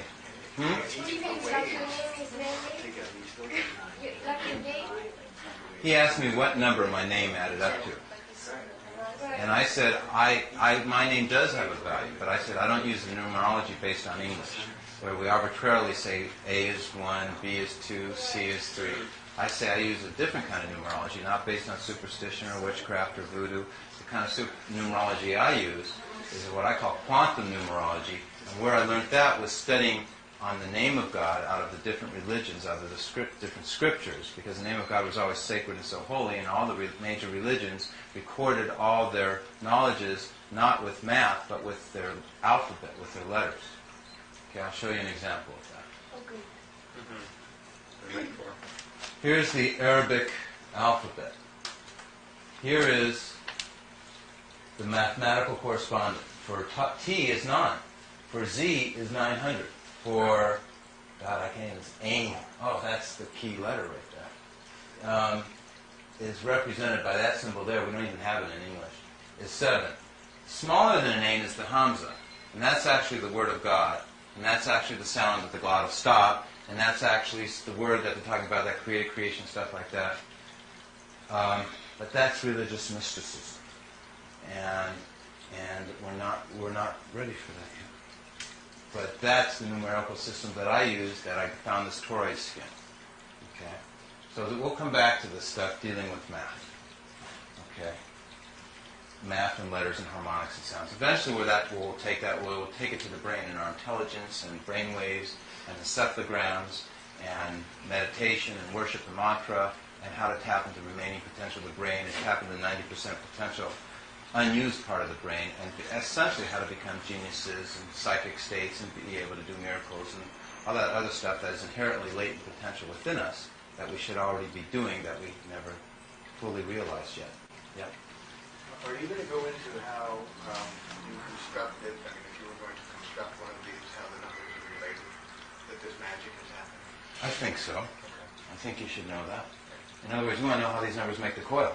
Well, I see that 1, 2, 4, 8, 7, 5, if you started a blue 1, just any one. Start a blue one. Blue 1, 1, 2, 4, 8, 7, 5. 1, 2, 4, 8, 7, 5. That's the sequence. If you Yep. go next door to it, no, the other way, no, right next to it, the red one right under, yeah, there we go. If you go backwards, you're going in a negative direction. But that's not the one that matches That's that the polar one. opposite. This is the pair. See, they're in a pair. See the dark black line? Because there has This. to be a space for the 6, 9, 3. Exactly. Exactly. Oh, okay. Okay. These are your pair in here. This is your binary So triplet. if you go like this, But also, the one next to Looking at it that, when the you- red one is just moving in an opposite direction. I mean, if you were just to construct this without any theoretical considerations, if you just said, I need to remember how to construct this, it seems, couldn't you just take that, say that blue one, you start with that blue one, no, the one that you started with before. Where is it at? No, Yeah, yeah, blue one, not the red that one. one. And if you, 1, 2, 4, 8, 7, 5, going up, right? Okay. 4, 8, 7, 5, right? Uh-huh. And if you started to the red one diagonally to the right, there, and you went 1, 2, 4, 8, 7, you get the same numbers, right? The pattern? You go 1, 2, 4, 8, 7, 5 only backwards, right? Okay, Charlie. You asked for it. And your point is? I'm just asking you, I was asking you, you did not intend to construct it that way, and I don't know if it works out throughout the chart that way, but that's what I'm seeing right now. In other words, they're moving in opposite directions, but it's the same numbers, except separated by the mirrors 6, 9, 3, 3, 9, 6, 6, 9, 3, 3, 9, 6. Over and over again, always. Right. The same Which pattern. would be that middle No matter what. span. That's right. Here's what we're looking at, right? This is our lattice, our matrix. Yeah. Okay. Show you when, yes, you can make it if you just know. In fact, if you just know 3 numbers, you know everything. Okay. Here's your 1, 2, 4, 8, 7, 5. That's the pattern that you saw? 1, 2, 4, 8. Okay. And then you said... You'd make a red one right next to it. You have to make it red, though. Well, I'm Okay, just and saying then you like go that. 1, 2. The 2 would be up Okay, to but the watch left. this. So we know it's... So right here we had a 5, 7, an 8, 4, 2. a 4, 2, a 1, a 5. And that's how we make it, huh? Okay. Watch this, though. This is for everyone to understand. You want to make it by just knowing that pattern. Right. Every single axis, remember our 3D that's underneath here that I just erased? Our 3D coordinate system, which is the toroid right here, which is explained in this bar. Remember I said the multiplication table? Remember I said it was X, Y, Z? Here's our 8 and 1s this way, here's our 4 and 5s this way. Okay, let me show you what I mean. I can make this whole thing by just knowing that, by looking at... Oh, yeah. 4, 5. Except 1, 2, 4, 8, 7, 5. Except the 1, we actually did it backwards. Might as well do it right. It goes 2, 7, 2, 7. Let me do this right. I see. Together. 2, 7, 2, 7. Okay, and this would have been 1, 2, 4. This is a 1, 5, 7, 8, 4, 2, 1. We had them going in reverse direction, didn't we? Yeah. Okay. So sure enough, any way you go, it will have to mean something. So we're going to look for the 9. Okay? We have the 9 goes right here. And from any direction the 9, it's going to make the toroid skin. Why did you choose the 9 right there? Because the 9's all, that's because I knew if we had 2 numbers here, 7, 8, the next number after it must be 9. Oh, I see. And this Going must be down, a going 1, vertical. Yeah. and this must be a 2, and this must be a 6 then, and this must be a 5. Okay, right. So I got units of 1, 4, 5, okay, 6, 7, 8, Okay. 3 above that. Okay, but let's go the opposite direction. Let's say I just have a 9 here, I have a 5 here, I have a 1 here. What must be over here? 6. Perfect. Okay, or let's say I have a 4 here, I have an 8 here. What must be over here? 3. Exactly right. Okay. And so not only can we figure that this must be a 9 right here because it's 2, 1, 9, but we also know that it would be 3, 8, 4, 9. Okay? Because 8 and 4 is 3. Because 5 plus 3 is 8, 8 plus 5 is 13 is 4, and 4 plus 5 is 9. Right. Okay? Or we could have figured it that it was a 9 right here because of the fact that here we have a 7, 8, 9, and if we've gone 6, 9, if we have a 9, we know on the opposite side of a 9, if one side's a 6, it must be a 3 on the other side. So we had 6, 9, 3, and then 3, 9, so again it would have been a 9. Yeah. So any way we approach it, we always know what the number's going to be. It's like the ultimate crossword puzzle with no spaces in it. Right. Everything matches. Right. Okay. It's a cross world. 6, 9, 3, 3, 9, 6, 6, 9, 3, and this would have been 3, 9, 6, 6, 9, 3. And we would have had 9, 8, 7, 6, 5, 4. And now we got this pattern again. So it's 6, 9, 3, 3, 9, 6. And we got 7, 5, 1, 2, 4, 8. And we can go 2, 3, 4, 5, 6. We can actually count all the way over to here. 2, 1, 9, 8, 7, 6. And now we got 2, 3, 4, 5, 6. So now we can go diagonally. We got 8, 4, 2, 1, 5, 7. Or we could have gone, is that right? 5, 1, 6. Let's just fill them all in. 1, 2, 4, 8, 7. So we got, or we can go this way. 4, 8, 3. 4, 8, 7, 5. 7, 8, 6. And no, it can't be 3 6s in a row. It seems 8, like 7, there's 6, more 4, 5, 6. 7, 8. Doesn't it? It's 9. like there's more of some numbers 3. and less of others. Like there's less fours. No, there's no less for us. Doesn't it look like that though when you just look at it at a glance? I'm gonna have a door checker here frisk you for force. You know what the nice thing to do for visual is to, you know how you do like color by numbers? You could just put a color for each of those numbers. Yeah, that's where programming for computers and animation would be. So it would be a lot easier on the eyes too. Well, but there's another reason why I did this way. You'll see it in a minute. Yes, Charlie? And any two diagonals add up to either 7 or 2. Now, I don't know the significance of that. 9, 7, or 16 is one of the 7s. If you start with any All of those mean something. 2, 7, 2, 7, 2, 7, that's a new polarity. Right? No, it's not new. That's your z-axis. That's the invisible 9. Your multiples of 7 coming out. Yeah, but they're all, but 5 and 4 are Multiples of different 9? But that's a different axis, and you don't get any 5, 4, 5, 4. But you see, here's the trick, Charlie, and everybody, and it's not a trick. This is why it's so important. 9's your center. Right now, our vertical axis around it is your 8 and 1. They're the first numbers around the 9 vertically. So you can see them vertically. Because you can see the toroid skin vertically. It's not hard.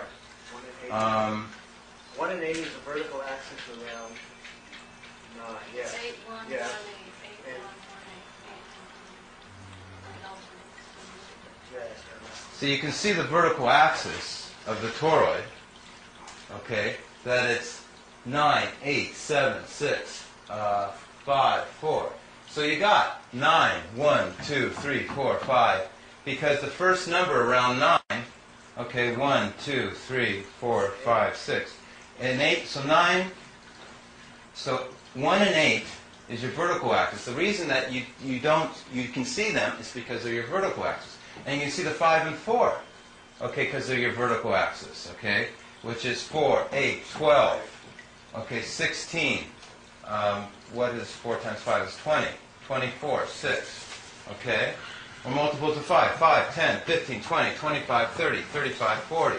Remember, it was a double coordinate system. The blue is all negative numbers, the red is all positive numbers. That gives you your diagonal, which is how time moves, how the universe moves, of positive, negative, positive, negative, positive, negative. But it's based on a very sophisticated system, okay, of positive and negative really being two coordinate systems. One's your 1 and 8s and One's your 147s being yellow, and your blacks is your 285s being black. Overlapped, Charlie, together. This is a double coordinate system, which is then how you get to the sides, negative, positive, negative, positive. Through the sides, negative, positive. Okay? And that's what these colors represent. Okay? Okay, so, go ahead. Have you ever done this and not put the 9s in just to see what the pattern would look like? Because if they're really invisible, maybe you should make them invisible in the graph just to see what it would show you. It's more complicated now. Maybe it's telling you something. You know what I mean? Yes, I do know what you mean, and yes, it should be done, and everything should be done. But actually, if you're going to omit the 9s or make them invisible, actually, I'd spend a lot of time doing what you're saying, but I use it for modeling the energy in the But the plane. 9 is like the spirit. And you take the spirit away from matter, you don't have... Matter, I'm just saying but in what a I'm... visual sense, not Yeah. like... But I do it in another sense. I leave in the red 9s, and I take out the blue 9s, which are negative, and I show the negative draft counter space. So all this really is valid. All these approaches, all these directions, doing all this stuff is connected. Modeling. Okay, so what did I just do here?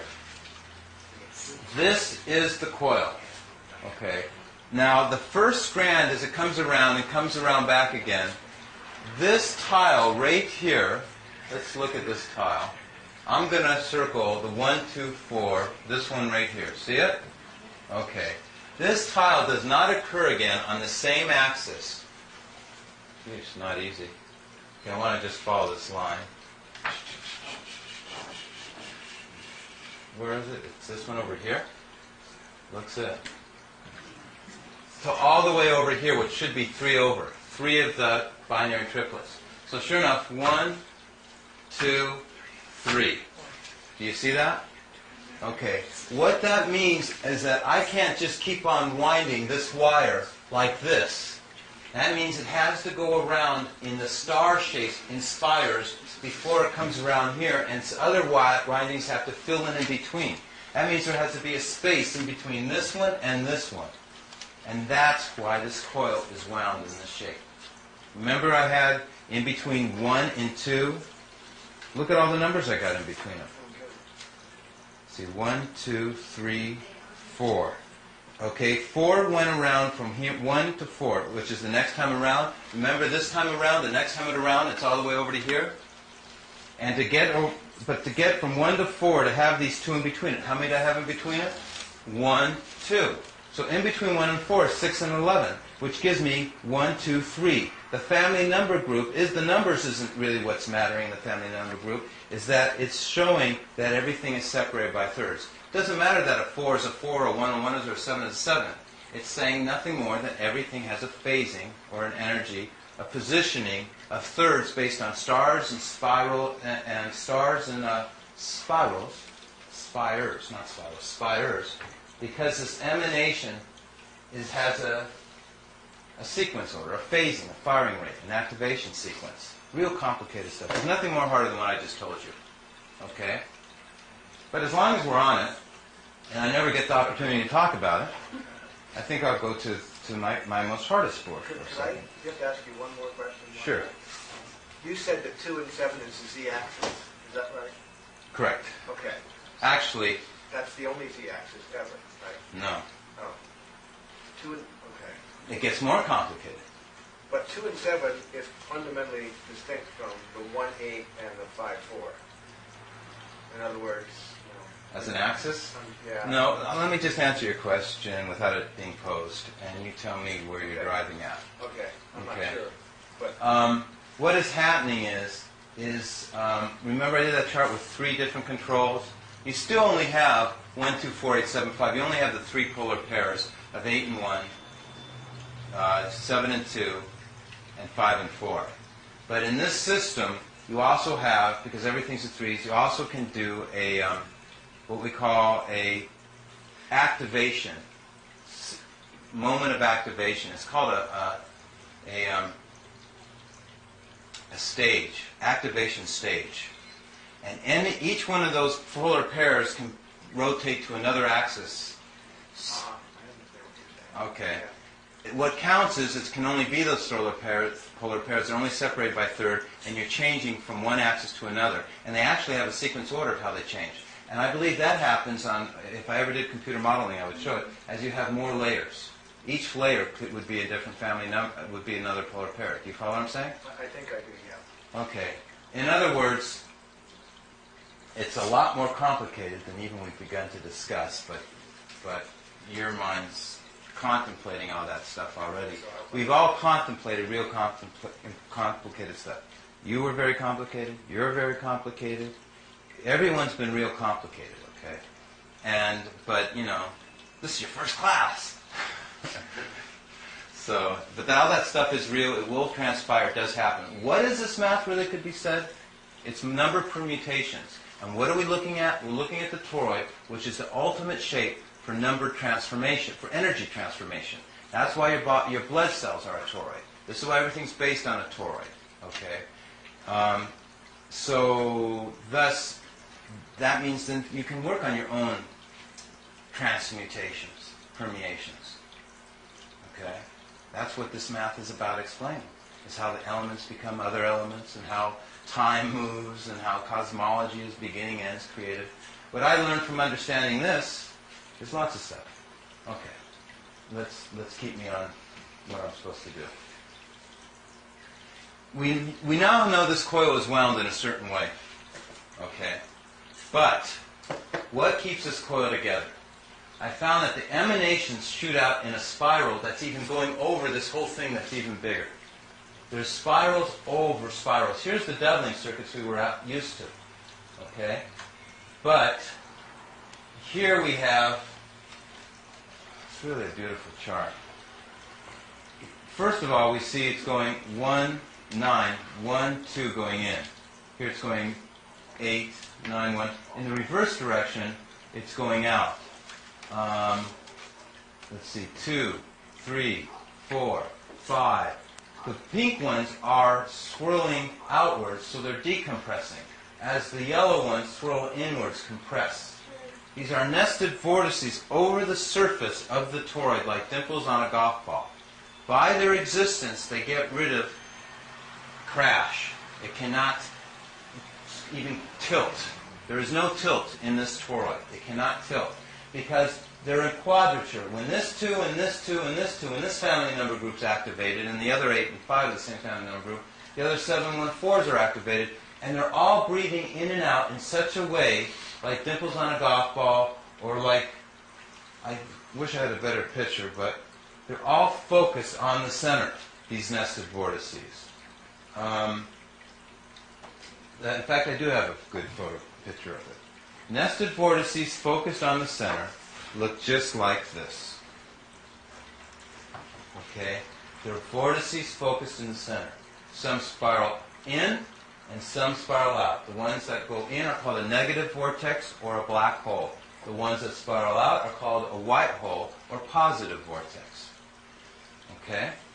And I figured out how the timing is, how to harness these vortices, these nested vortices. They're very important in superconductivity, and that's why I spoke for Airspace America. That's why I have the most advanced flying machine in the world. Okay, that's why I can get rid of petroleum. Because I know the secret. I don't even need an airplane with wings. Okay? Staggered column nested vortices have the strongest gripping intrinsic strength. And this is just the opposite of DNA. So when I go to DNA, you'll see just the reverse of this. It's real interesting how this and DNA are connected. Because DNA uses the nested vortices in mitosis to do the sister strand unraveling. See, why don't I show you DNA? See if I can find it.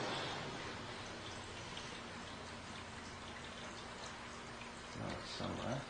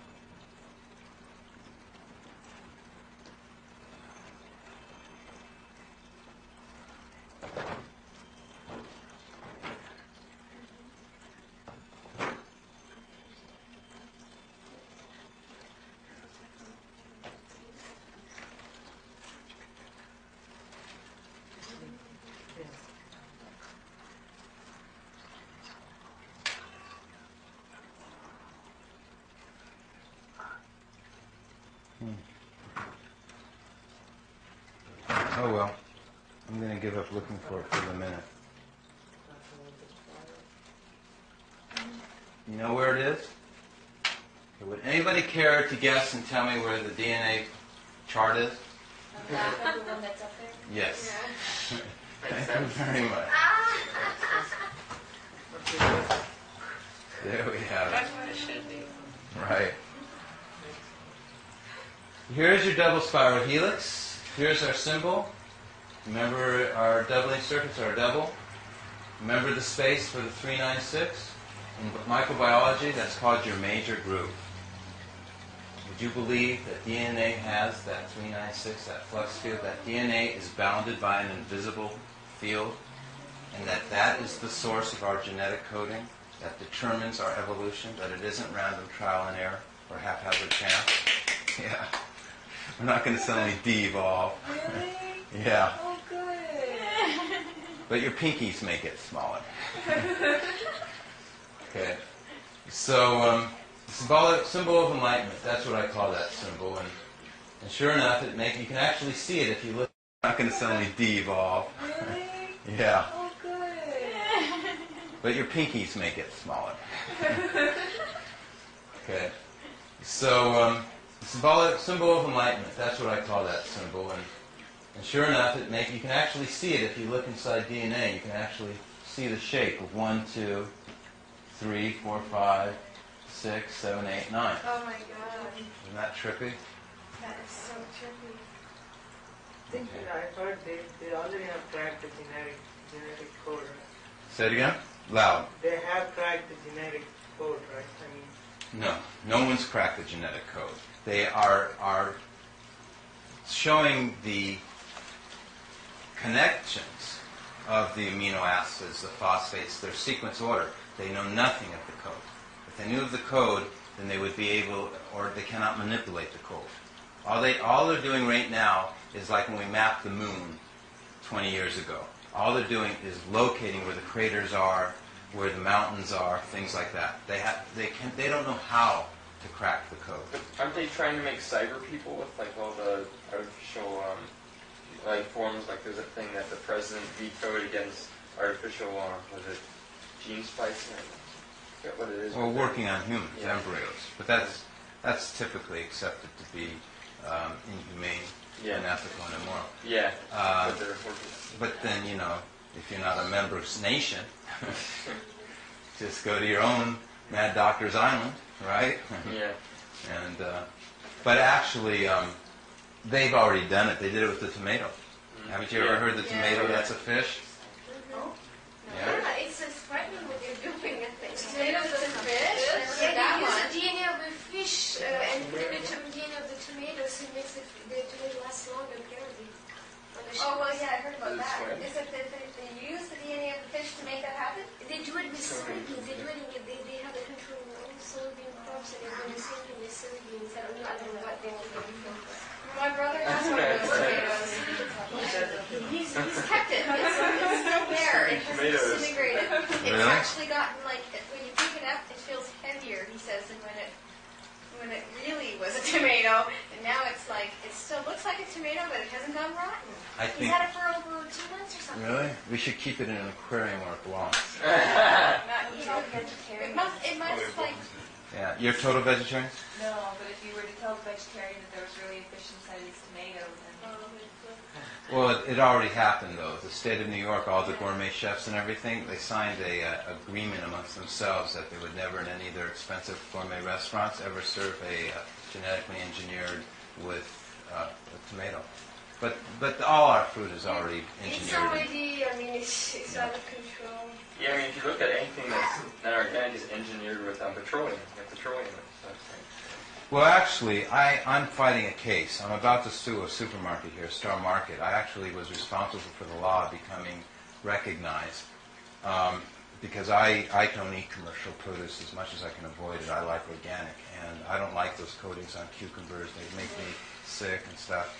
It turns out that a lot of that stuff is, dangerous because the waxes are a fundamental part of the wax. The wax is just the carrier. The fundamental ingredient of the wax is the fungicides, which are chemicals that are used to actually kill mold and things like that. And a lot of these chemicals are called economic poisons. It's been determined that they'll kill 5 people per every million that eat them, which is considered an allowable, acceptable amount of deaths because of the financial benefit of it. And they say it's an legal economic poison because it would cause economic hardship in the industry, and therefore those 5 people are simply put expendable. Okay. And so, but the problem is we should have the option, the right, especially for what we call value and safety information comparisons, to make a decision on what we consume. So when you go in the supermarket, you can have a sign, you may be one of the 5 people as a victim of the drug. Right, right. And I've read the autopsy surgeons' reports on people who did die. It's pretty horrific how they die. Usually it's anaphylactic shock. They And suffocate. how often does it happen? Happens day in and day out. Or, Oh yeah. Oh, Yeah. really? Some of Just them. cucumber wax? Then the rest of the people just Hmm? get sick from it. They don't die. Yeah, but They they just get don't shot with know. parasites. He's asking, is it just from cucumber wax? Or is it from other stuff? I don't want to scare you. You should be eating fruits and vegetables, and you should be consuming all these things. Fruits and I'm a fruitarian. I don't eat beef, chicken, fish, no milk, no eggs, no dairy, nothing but just living things, sprouted things, stuff Yeah, like me that too. myself. Well, it's just what you should do is go into the cooler room and read the boxes, and everything in the freezer section at the produce room, it'll say all those ingredients. And I was responsible for getting all those laws enforced properly, and now I'm responsible for the law that requires that there be a huge prominently displayed counter card next to the fruit bins saying the wax, its function, and its origin. And unfortunately, a lot of these waxes are made from animal products or insect products. Shellac is a result of a lucifer shellac, something type bug. Fatty acid esters, which is the wax on apples and tomatoes and cantaloupes, comes from beef tallow. That's an animal product. Religious people, it's non-kosher. Islamic people, Jewish people, they don't want to eat this stuff. And this is commercial produce. This is sold in supermarkets. Unfortunately, the supermarkets don't care because nobody ever has taken them to court on this stuff, and that's why I'm going to do it. It's very hard to prove, too, right? True legal proof. There's a law that requires on the boxes that the supermarkets receive that it mentions these chemicals because these chemicals are incompatible with one another. You mix 2 of the wrong chemicals together, and you die. That happened with the alar on, what was it? Remember we had poison watermelons a couple years ago? You just can't mix all these different things together. It becomes a poison cocktail. So they said, well, we know it's a time bomb, right? We're ready to explode. And there's people with immunology problems that don't even have a resistance to the stuff. They were premature births. So but I can't do all the things I'm supposed to be doing. I'm supposed to be doing so much, and that's the problem. Because I'm limited as far as I have to do everything myself because I don't have the resources. Okay, so what we were talking about was, anybody like to make a point right now before I proceed? Are you going to take that down? That's like a No. sign, I was just going to say that was also like a wave of sound, Yeah. What you have is that you have the DNA backbone helixes being displaced, just like you said. There's something pushing them apart, spreading them apart. There is an invisible flux field, that's responsible for the helical shape. The conical helical shape is a result of a higher field. Now the vortices on DNA, when I added the numbers to it though, they all lined up. And DNA, are you familiar with how you have sister strand where they duplicate the information and they're a perfect mirror? That's what our DNA is supposed to be doing. And I found that these nested vortices do that. Now the nested vortices are right here, which is, let's look at 2 nested vortices. Remember the nested vortices, this one and this one? It's 1, 2, 4, 8, 7, 5 going in, and this one, 1, 2, 4, 8, 7, 5 is going out. See how this one's a negative 1? This is 1, 2, 4 on the bottom, this is a 1, 2, 4 on the top. There are 2 different types of nested vortices, and this shows it right here. Boy, these charts really do belong together, because that was the goal. See how these are staggered? This toroid is rigid, it holds together. And what does DNA double spiral helix do? It comes apart, based on these 2 different kinds of nested vortices. How do these nested vortices work and function? Okay, by how they line up based upon the shears, the world boundary conditions, which you've been studying, like in the yin and yang and the symbol. Where is the boundary condition? On the toroid, it's always equaling 1. Remember how we did that? 1 and 1 is 1. 2 and 5 is 1. 4 and 7 is 1. 8 and 8 is 1. See, it's always the same in between. 1 and 1 is 1. 2 and 5 is 10. It always equals 1, which is what you said was the yin and yang. Okay? And it really is making 1. What it does is it allows you to have wires that go side by side and naturally insulate, because their harmonics, their resonance is so perfect that they don't short circuit out. Okay? Everyone follow that? Okay, Charlie doesn't. Does it have to be at a specific angle? Everything has to be at a specific angle. The whole secret of this whole thing is angle and ratio. Okay? That's what numbers are. They have geometric functions that are spatial and temporal, which is in your worksheet. Let's see. Can I have that worksheet right there? 7, 7, 7. Okay. Can I have that worksheet right there? 7, 7, 7. Okay. This one, yes. 2. So here's some notes, and what does it explain? Where's the 1, 1, 1? Yeah. The 8. I don't get the 1, 1,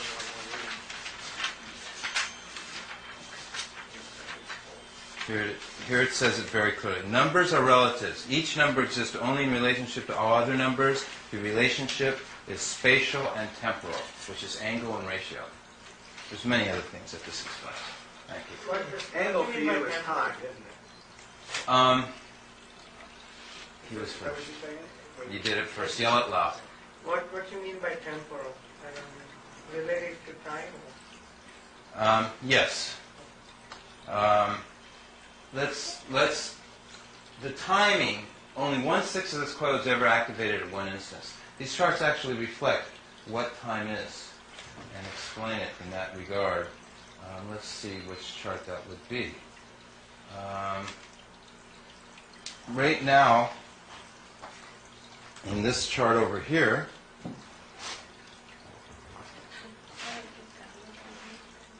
okay, only our 396s are activated. Okay? See how just our 396s are activated? Okay, well, I'm actually showing the 9s, but 9s are always activated when the 396. I'm showing how everything spins around. Let me find the family number group 147, which is a little bit easier. Oh, here we go. I accidentally put it on upside down. Here we're showing 147 on the outside of the toroid. See how it's just one winding, and it would be this 147 and that 147. Do you follow what I'm saying? Remember that family group is on? Yeah. Okay. And it's always separated by thirds in every direction. See? 1, then 1, 2, 3. Okay? Diagonally, it would be 147. They would all be on at the same time. So diagonally, we're thinking that everything's on this wire. 147. They're all on. When this one's activated. Okay? Now, let's see what it looks like from the top of the toroid. You can see all the windings, 147, are on. It's a little upside down, but near that wire, it's just one wire is on right now. And what it's doing is it's showing motion, how things move, because when it goes off, and the next family number group moves, things move through the space. It's like the rest cycle. They don't have to be energized all the time. You know, we turn on our rockets, they blast it. We only turn on our jet packs for like 3 seconds, and we keep then shooting through space. So these tiles are energized, and then they're turned off, and then you jet through to the next tile, and you come out to the next space where it'll be energized again. Okay? So sure enough, so here you see in this wire, it's all positive 714s. Now where are all the other 714s? They're all negative. They're all on the other wire. Now when we go to the next stage, which I didn't do a board because there's just too many boards to do, it would have been 285 would have been positive, which is the next wire. Here's a positive 2, positive 8, positive 5. And what about the 285s? They're all negative over here. So this wire becomes positive.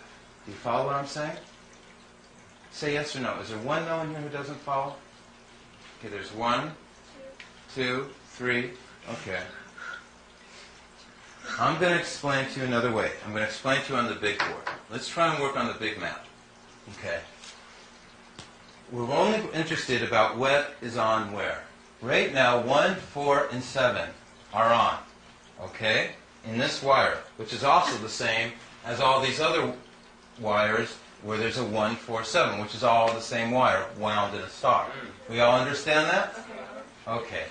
Now the next family, now that doesn't stay on forever because these little BBs shooting out. I'm really showing you them puncturing the skin and disappearing into the outer space.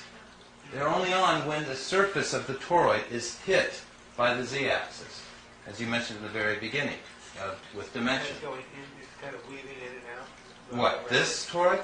Yeah, well, in terms of the numbers, it's skipping over the other group, right? Well, let's go to 258. The next family number group that's activated is not 147, but it's going to be 258.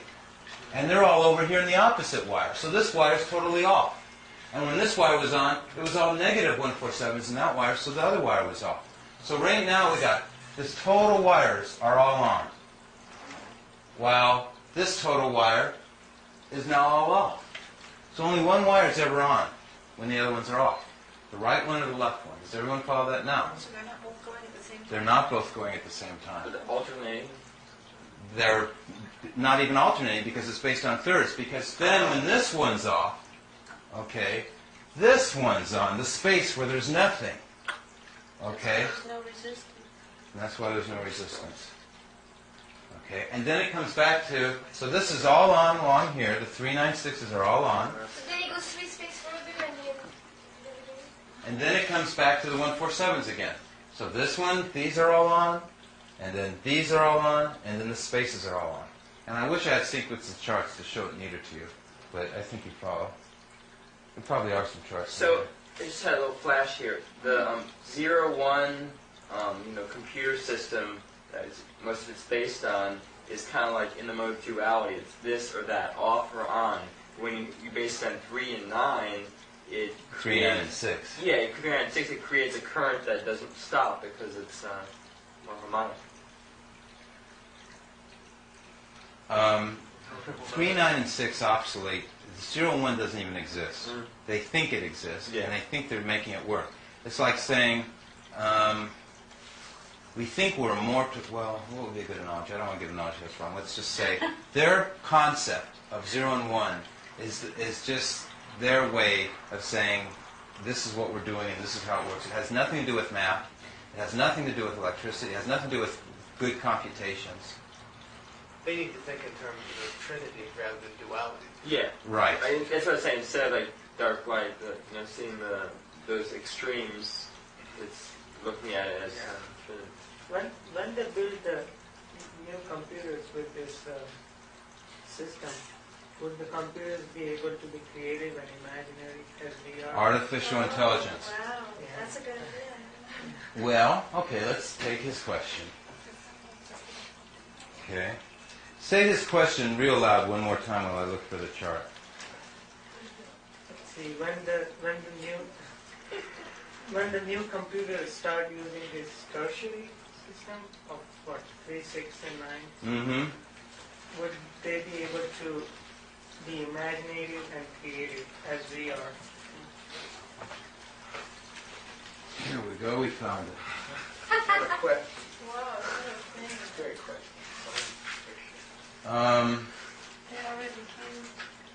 Artificial intelligence. Add infinite magnification. The toroid is recursive. Okay. Quantum mechanical effects can be duplicated on a macroscopic level utilizing this toroidal model process. Okay. Underlying coherence. Artificial intelligence. Using the triaciary system that you said. So let's see how it works. Okay. A fractal, would a fractal, Judy, you mentioned a fractal. Would a fractal be artificial intelligence? Because it's self-similar. It duplicates itself from micro to macro. And it has an element of novelty. So I'd say it is. Okay. Would you accept that as an answer?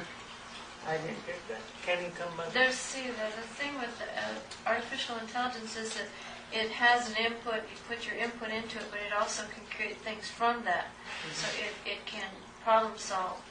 But it has a point that can't be figured in, which is called novelty, I think, or something like that. It's like there are other things that it can think of besides what's been put into it. Let's say artificial intelligence, let's start defining our artificial intelligence. Let's say that, first of all, artificial intelligence is the fact that we have a fountain here, and it's making a little water vortex. Okay? But we have a tornado, and it's the same intelligence, but on a bigger scale, a vortex. And let's say we have a solar system, which is our galaxy and our planets and the suns, and they're spiraling in a spiral of a vortex. System, which is our galaxy and our planets and the suns, and they're spiraling in a spiral of a vortex. Would that be artificial intelligence? One definition? That it can be the same principle from small to big, big to small. Okay? And we do know that those three knowledges were the same. So let's look and see if this does the same principle. Though it won't be too easy, but here are 7 times 7, 49 tiles. It's the same tiles. 1, 2, I think I better show it here. Can you erase what you have? Yeah, this is I hate to say it, I can't. It takes a special spray and it takes a lot of elbow effort. That's the problem. I'll try and work right over here. How's this? That's good. Why don't I change colors? Well, I don't know how well it'll come off. Should I go to black? Let's see what happens It with doesn't it. come off. But it's not. No, I mean it comes off. I mean, It can go off on this one. It's just true and false. It either is or it isn't. I don't know. Here we go. But well, that's the. It's not on or Got to start way up there. That's the novelty. That's the unknown. Okay. Remember the pattern that really made this? We did the multiplication series and everything, but really the most important thing, I think, is these doubling circuits and the 396, 39, and the, okay, everyone follow me? So we have two things, the doubling circuits and the 396, 693. Really three things, but I'm just, well, it'll come off. Should I go to black? Let's see what happens with It it. doesn't come off. But it's not. No, I mean it comes off. I mean, It can go off on this one. It's just true and false. It either is or it isn't. here we go. But well, that's the. It's not on or Got to start way up there. That's the novelty. That's the unknown. Okay. Remember the pattern that really made this? We did the multiplication series and everything, but really the most important thing, I think, is these doubling circuits and the 396, 39, and the, okay, everyone follow me? So we have two things, the doubling circuits and the 396, 693. Really three things, but I'm just lumping the doubling circuits together. Okay. So and remember it's going 1, 2, 4, 8, 7, 5, and it's making this pattern over and over again. Okay, I think this will be kind of fun. Okay. So I'm going to draw. It's kind of hard for me to do. How many have I done there? Okay. 1, 2, 3, 4, 5. Black's pretty hard to see. Black's Do worse. you have green? No, I should. I wish I did have green. I think I better buy a green. Okay, let's do red. Okay. I mean blue. 1, 2, 3, 4, 5. Okay, 1, 2, 3, 4, 5. Is someone laughing? What was that? You said you need some fruit. All right. Thanks.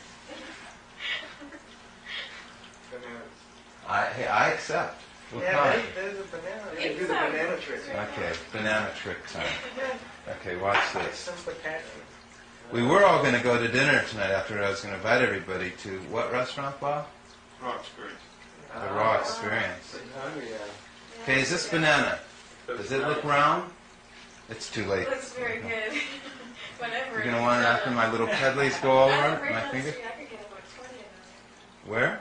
You can eat that many? No, but for everyone. You know, it's How can you do that? Now look, you see him squishing it? Is everyone watching this? I'm making it malleable. Is that malleolating it? And watch how it breaks. Oh, I do this all the time. You play with your food all the time? No, but I do this. I don't know why. The banana split. Yeah, funny thing is, no. All the stuff that you show me, it's so innate. It's so like, what do you call it? Intrinsic or something. It's just, you know it. When you say and you explain this stuff, it's like you go, oh, of course. That's when I was like 3 years old, staring at the floor, and I saw all these patterns within the tile on the floor, and you go, you know what I mean? It's 3 parts. I know exactly what you mean. You remember when you were 3-year-old staring at the floor? Staring at the thing and going, oh, there's something really there, but I don't know what it is. It's a pretty good Even memory. if you probably that's what it happens when you're just reading the floor. It's like you're just like banging down. Right. My threes. So we agree, we're back to thirds again? Okay, so much for the banana experiment. It would actually make me tired. I don't eat till I'm done presenting. Oh well, So what was your original question here? How does this relate to I'm not going to eat it. artificial intelligence? Yeah, well I just, But you just outlined a circuit there, so you might as well, I mean, you outlined a 5 by 5 grid. right, which is the artificial intelligence. Wow. We're coming to that. Okay. Let's see. I don't really think that a computer could do that, though, because the element that it would be missing is what you said at the very beginning, was love. And a computer that's trying to think for itself, that doesn't have the element of love, is going to end up doing something negative. Except I learned a long time ago that the second you say no or it's not possible, you're usually wrong. Yeah. But I agree with you. Something that is strictly 3-dimensional, which, does not have the capacity of the higher dimension on my fourth. There's only above the 3rd dimensions on my 4th dimension. There's no 6, 7, 8, 9 dimensions. The on-line dimension is the 9, and the 4th is the 3 and 6 are the 4th dimension, which represent magnetism. 3 and 6 is magnetism. The 1, 2, 4, 8, 7, 5 represent electricity. In between the 1, 2, 4, 8, 7, 5, you always have the 3 and 6, which is the magnetism. And in between the 3 and 6, you always have the 9, which is the theta particle, the ethron flux, the spirit.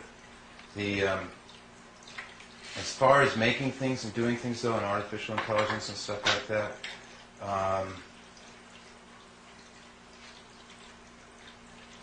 I really cannot comprehend anything that cannot be done using this. Okay. So let's take a look at what we're doing with 5 boxes.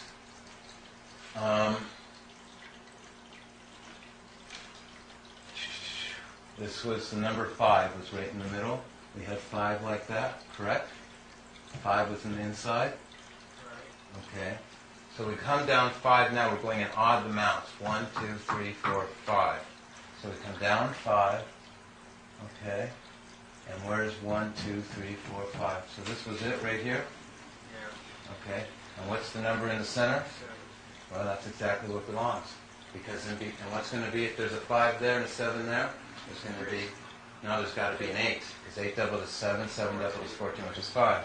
So sure enough, we count down 5. Okay, is that 5? 2, oops, okay. And what's the number in the center? Okay. And what's the number between 4 and 8? A 4. Well, did I do it right? 7, 1, 2, 3, 4, 5, 8.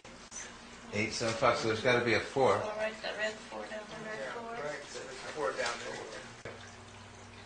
Okay, is that 5? 2, oops, okay.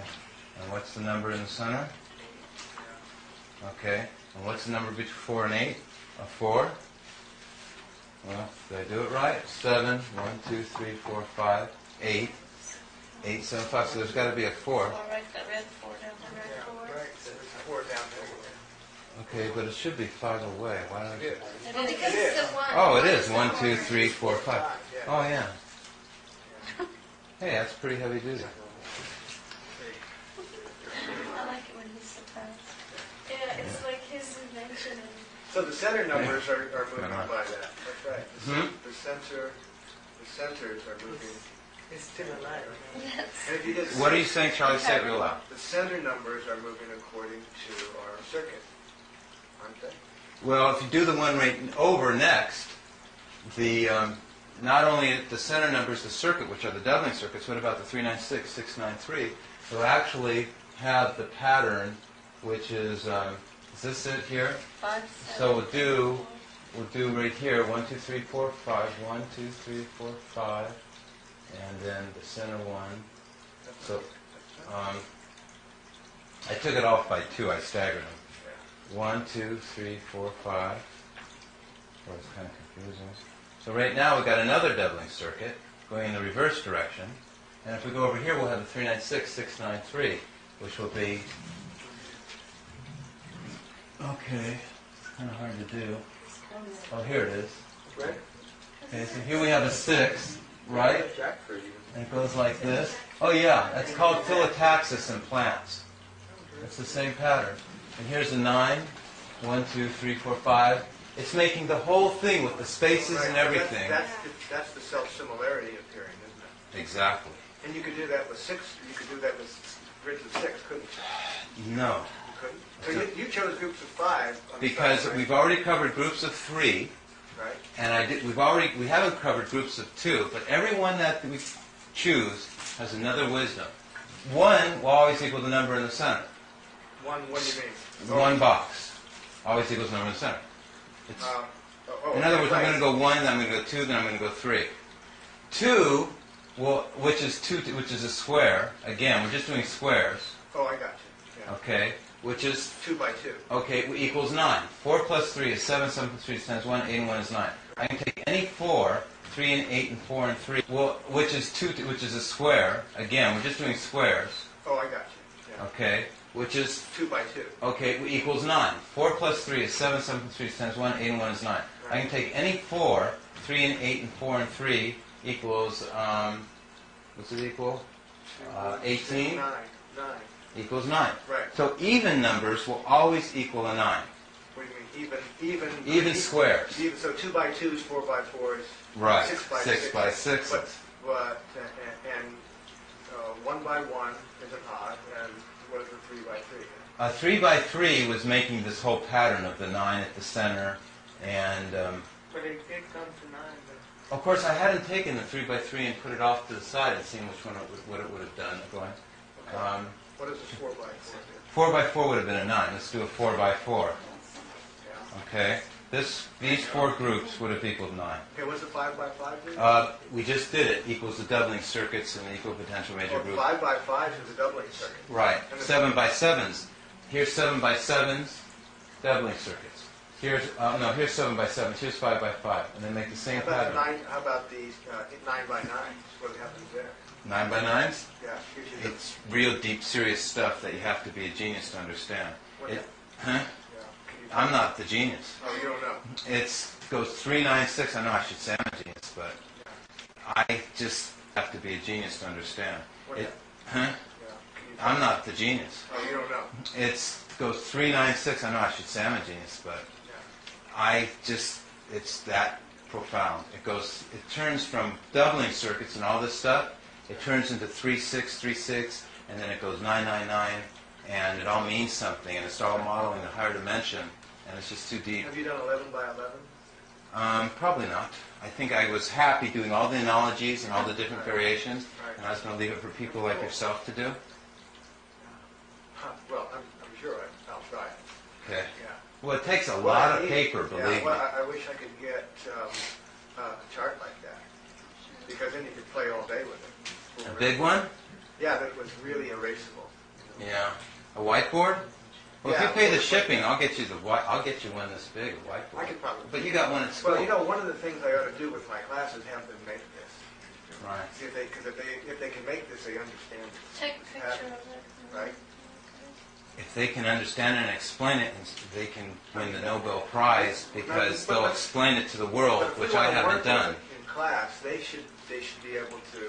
I should be able to explain it to them, and they can make it up and put tape on a whiteboard. And so And we should figure out all the axioms. Yeah, we could play with it a long time. That's right. Do you want to explain to the world? Yeah, but no, I don't want to explain to the world. You will. I want you to explain to the world. No, you can. You do it much better than I do. Well, that's kind of you. But the problem is, see, what do you mean I explain it much better than you? Well, because you don't You think I'm going to be able to explain done this.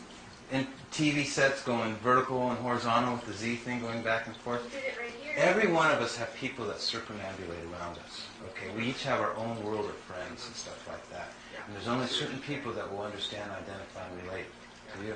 Yeah, you need experts in their field to get into this, who then could adapt it to their field and see the patterns appearing in their field, who really have done a lot of experimentation, like the biochemist, getting into this and starting to see patterns in their You see, okay. That's what he said. I'm saying that, and I'm also saying that that I can't do anything more, because like the experts that he's talking about, I don't have the books, the money to buy these books, to study these topics. I don't have the teachers. No, I'm not even going. Connections with them. You'd rather, so you just like to plant the seed so it can grow out.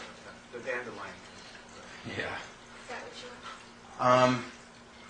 The only work that I'm willing to do further on this, per se, is either the periodic table of elements, computers, or biology, modeling genetics. Because my ability is to do stuff that's pretty much impossible for people. Okay, figuring out things that are impossible. And I think the genetics, these are all codes and traces enough of it that people can start figuring it out on their own. But I know those are tough ones. And so I really don't mind approaching those and using my abilities and powers. What I really don't want to do, though, is well, I don't know I don't have the strength. I just don't have. I'm that spread out too thin. I don't travel to the mainland. I don't. They offer me to pay my airfare. They pay my hotel. I can't handle it. It's just too exhausted. So my goal is that you guys do it. Okay. You About 15 minutes to take. Okay.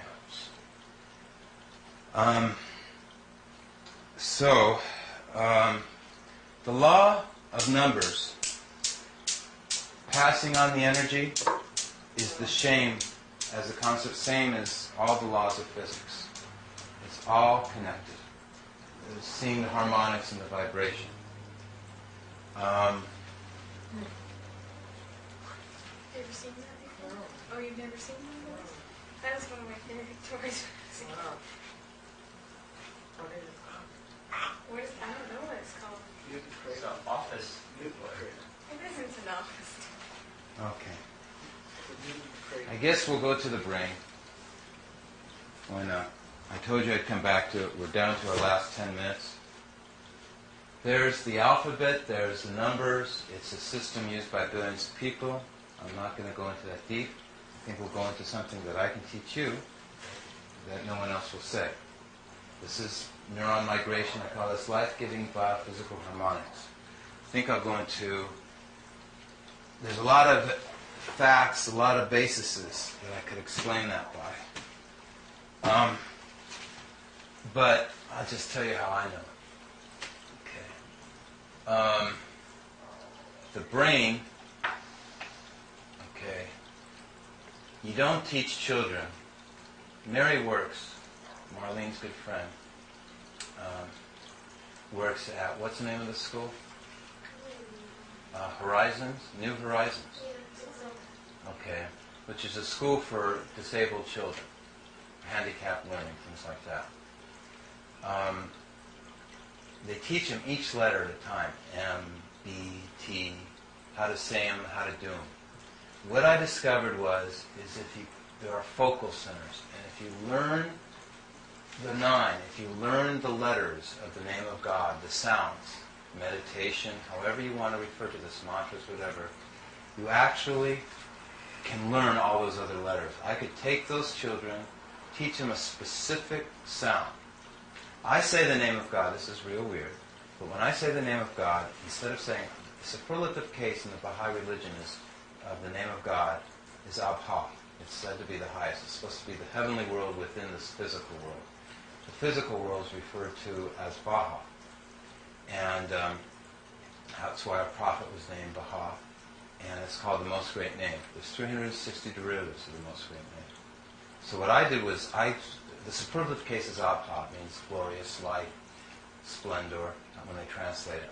So to say that name, I don't go Abha, because I saw the B and H are in conjunction, the 2 and 5. It's Abha is 1, 2, 5, 1. And I concentrate on the 1. And the 1 isn't said as a vowel. It's pure breath.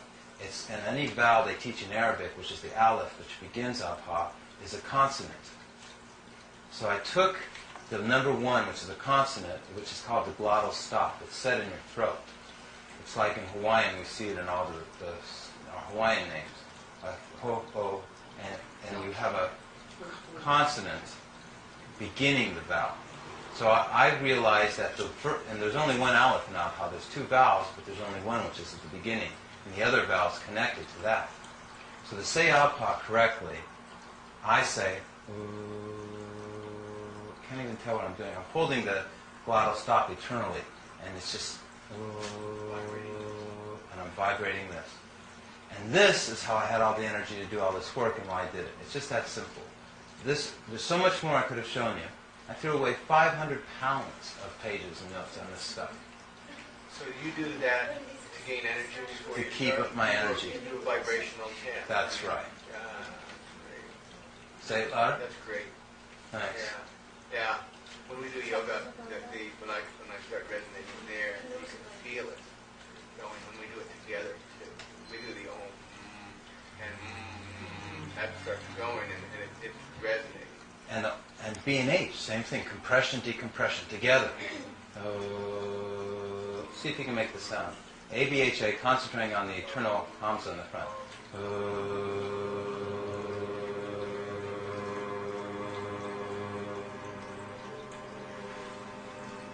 Wow, you guys are good. You have to stay low. You Wow. Say that again. You gotta stay low, right, so you catch it. Oh, that's right. How you doesn't. Interestingly, the letter B in you all make it sound it real great. You say the name of God perfectly. Now, the letter B in the scriptures is referred to the trumpet, and it's said to be a bottomless sea which none can ever fathom. Then it says it's the blackest of nights. So the letter B is, and then he refers to the H's as garment, blowing, and they're in conjunction. And so that B, that bottomless, so instead of how we normally would say ab, ha with our lips, we're saying it in here. Because it's a song, it's like the nightingale, it's a bird, it's much faster.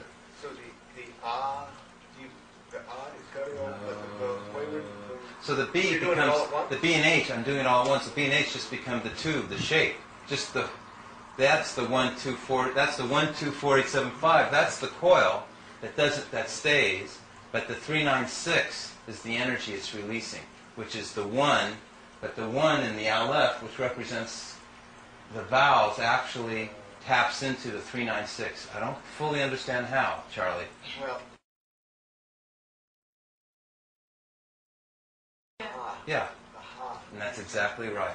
And that's what we're modeling here, this equation. That's the last half of this equation, which is 5, 1. sounds like it's like the source, the and the B would be the receptive, the 2 in the I Ching, which would be the earth, and then the Ha would be like the soul breath, which is the connection, or something like that. You know what I'm saying? Yeah, I do know what you're saying. And they, It's like om.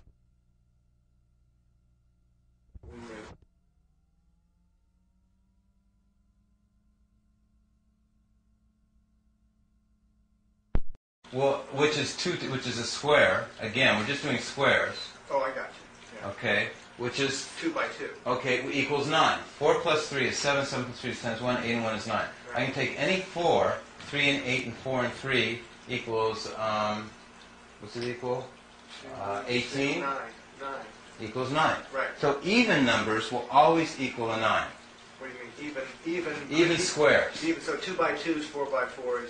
Right. 6 by 6 by 6. But 1 by 1 is an odd, and what is a 3 by 3? 3 by 3 was making this whole pattern of the 9 at the center, and But it did come to 9. But of course I hadn't taken the 3 by 3 and put it off to the side and seen what it would have done. Going, What is a 4 by 4 do? 4 by 4 would have been a 9. Let's do a 4 by 4. Yeah. Okay. These 4 groups would have equaled 9. Okay, what's the 5 by 5 do? We just did it. Equals the doubling circuits and equal potential major groups. 5 by 5 is a doubling circuit. Right. And the 7 by 7s. Here's 7 by 7s, doubling circuits. Here's here's 7 by 7. Here's 5 by 5, and they make the same pattern. How about these 9 by 9s? What happens there? 9 by 9s? Yeah. It's real deep, serious stuff that you have to be a genius to understand. Huh? Yeah. I'm not the genius. Oh, you don't know. It goes 3, 9, 6. I know I should say I'm a genius, but I just ha with our lips. We're saying it in here because it's a song. It's like the nightingale. It's a bird. It's much faster. So the is guttural, So the B becomes the B and H. I'm doing it all at once. The B and H just become the tube, the shape. Just that's the 1, 2, 4. That's the 1, 2, 4, 8, 7, 5. That's the coil that stays. But the 3, 9, 6 is the energy it's releasing, which is the 1. But the 1 in the Aleph, which represents the vowels, actually taps into the 3, 9, 6. I don't fully understand how, Charlie. Well, the H in Hawaiian is a symbol of the breath and the soul. Aha. Yeah. Aha. And that's exactly right. And that's what we're modeling here, this equation. That's the last half of this equation, which is 5, 1. It sounds like it's like the source, the and the B would be the receptive, the 2 in the I Ching, which would be the earth. And then the Ha would be like the soul breath, which is a connection, or something like that. You know what I'm saying? Yeah, I do know what you're saying. And they... It's like Om is like alpha. Here's the 1, 2, Preservation. 5, 1 for Abha is 2, 1, 5, 1 Baha, which was 3, 6, which equals 9. It was always the 1 connecting back, the 2 and 5 connecting back to the 1, which was the whole equation. So the whole equation of this whole toroid coil, everything we've seen this evening, is 2, 1, 5, 1. And that's an anagram, too. Oh, I didn't show you the anagram. Remember I said I was going to show you the anagram? But that's an anagram, isn't it? You're just reversing something. Well, look at this, the thing that's most famous for the anagram. Anagram. You familiar with it, everybody? You seen it? Okay, watch this. Look at the doubling circuits. Remember we did, well, here's 1, 2, 3, 4, 5, 6, 7, 8, 9, and 1, 4, 2, 8, 5, 7, 1 is any number 1 through 9 divided by 7 equals the anagram, that number series. We familiar with that? Yes, we are. Let's see. Any number divided by 7 is on chart. Is the thumbprint on it. See if I can find it. I know right where that chart is. Oh, I know which chart it is.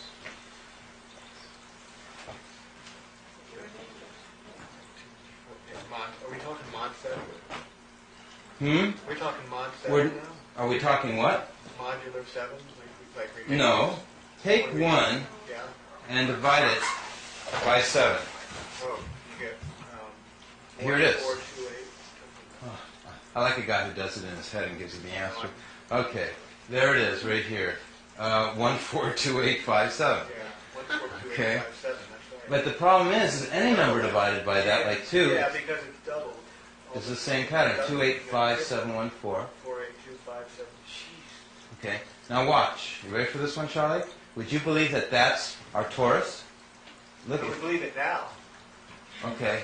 Okay. That's amazing. Oh, but wait, it gets more That's amazing. the repetition of that's the repeating decimal of sevens. It gets more amazing. That's amazing. Okay, hold on. I want you to absorb a lot more things are about to happen. This is going to be hard stuff. That's easy. Okay, hold on. I want you to absorb a lot more things are about to happen. This is going to be hard stuff. That's easy. Oh, Charlie, hold on. I need you to concentrate on this stuff. Okay?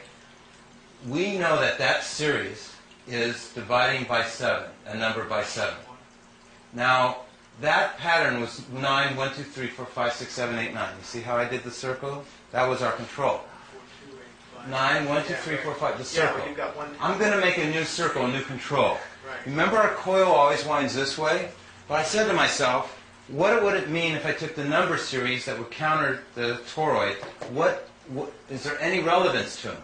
So I took from the 9, I took 9, 7, 4, 3, 8 right here, and 9, 2, 5, 6, 1 right here. Okay? So I put 9, 4, 7, 3, 8 that way, and 9, 2, 5, 6, 1 that way. See? So you reoriented according to your system. On my toroid here, And then I connected the 1 to the 2, the doubling circuits, the 2 to the 4, the 4 to 8, 8 to the 7, the 7 to 5, and the 5 to 1. I made the doubling circuits. And what did it give me? The inogram. Except it told me that the inogram was not connected at the base the way they standardly do it. The 3, which I said to myself was too obvious of a mistake they made. Yeah, but Everybody would have made a triangle. It's connected at the 9. but they're in different locations now. The numbers are all totally different locations. Because I took, I used the toroid for where the numbers go.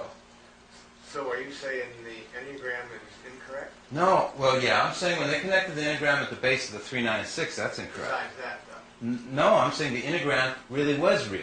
But what you've done is you've inverted it, haven't you? No, it's the same shape, the pattern. Remember, we're only looking at the geometry. Right. Oh, I see. Okay. I see. Okay, and they took a circle of 1 through 9 and said that that circle is a result of dividing by 7. Okay, I'll give everyone an example again of dividing by 7. Take 2, divide it by 7, you get 0.285714, okay? So it's 0.28, what was it? 0.28571. It makes that shape. Okay.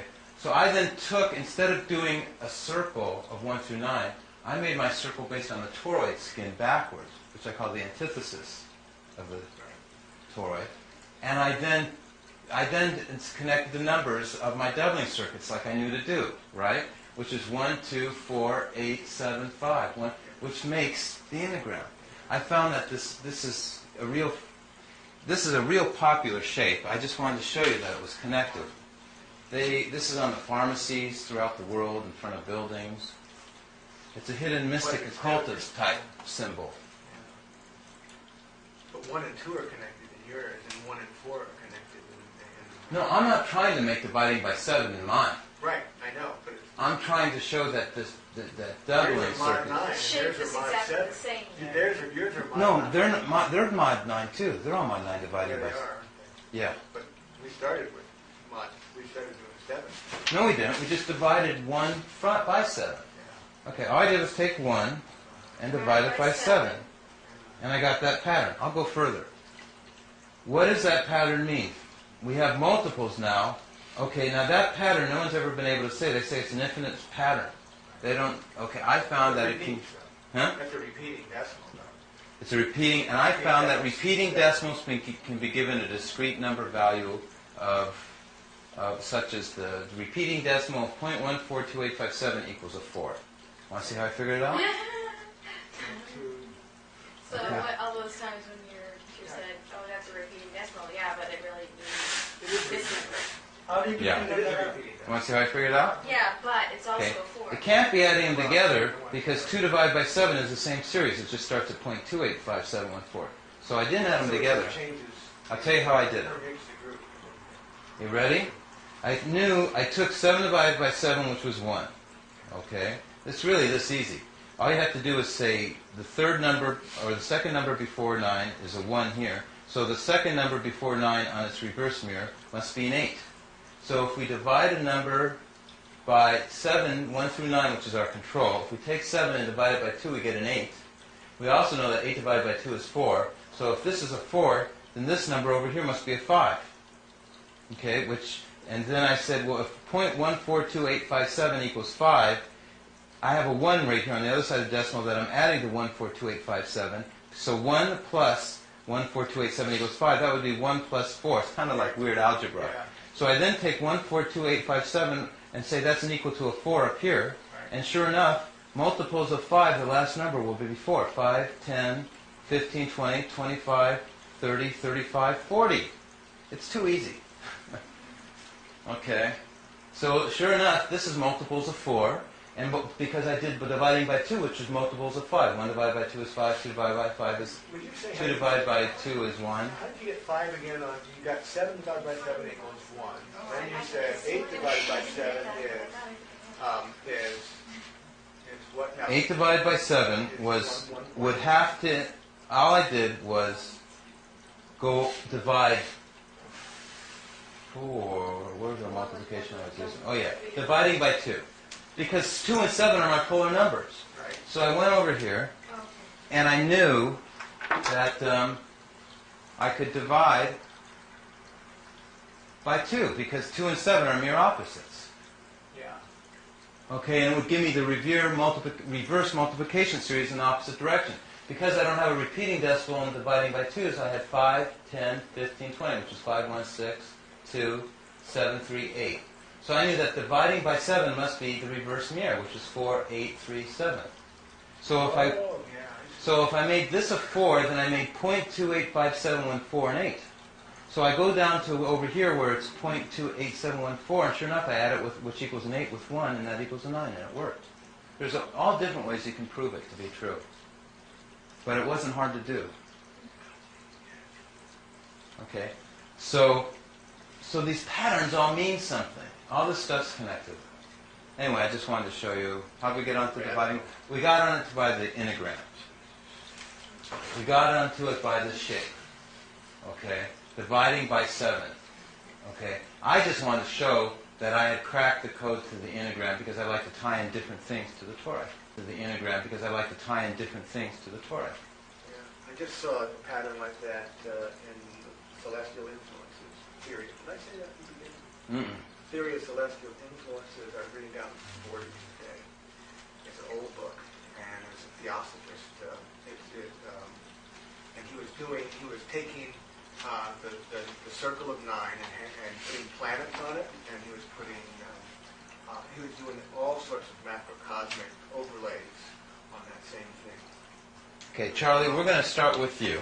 Macrocosmic overlays, that's exactly what we were just doing now. Yeah. He was doing that too. But nobody does it with the decimal system. He didn't have it connected the same way as you. Nobody has it connected to numbers. That's the trick. Bringing numbers and geometry and surface topology and particle physics and spirit and biologics, everything together in computers. Now, let's start with the remaining time we have. Can we interview each person? We don't have much time to 2 minutes. I should have given you guys a long time ago. But how much, let's see, any comments that everybody has on this that you want to, I guess, take the camera off me, and we'll start with somebody. Okay, any volunteers? Give comments on what you understand or what you've seen, or how, just so that anything you want to say, I guess, to your relatives back on Alpha Sanctuary, we're going to blast everybody.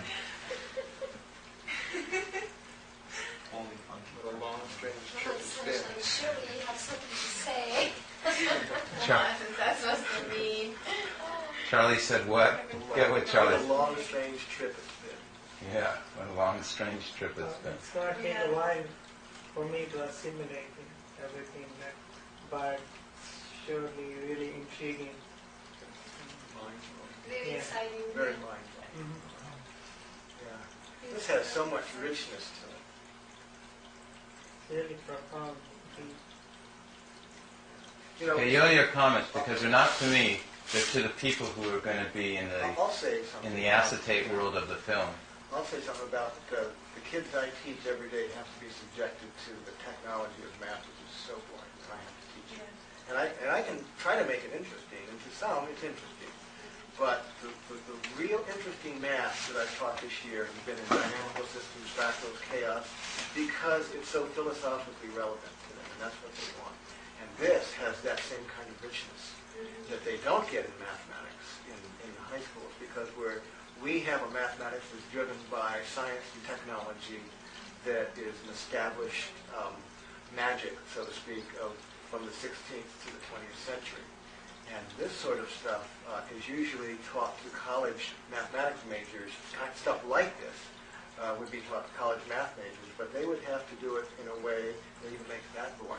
But its number theory is very interesting, except it isolates itself usually in the universities. It doesn't ever have any connection to real world sorts of things. And this stuff, you can see the layers forming, and like a good metaphor in poetry. It's just all the stuff is there, and it hangs together in a cohesive whole.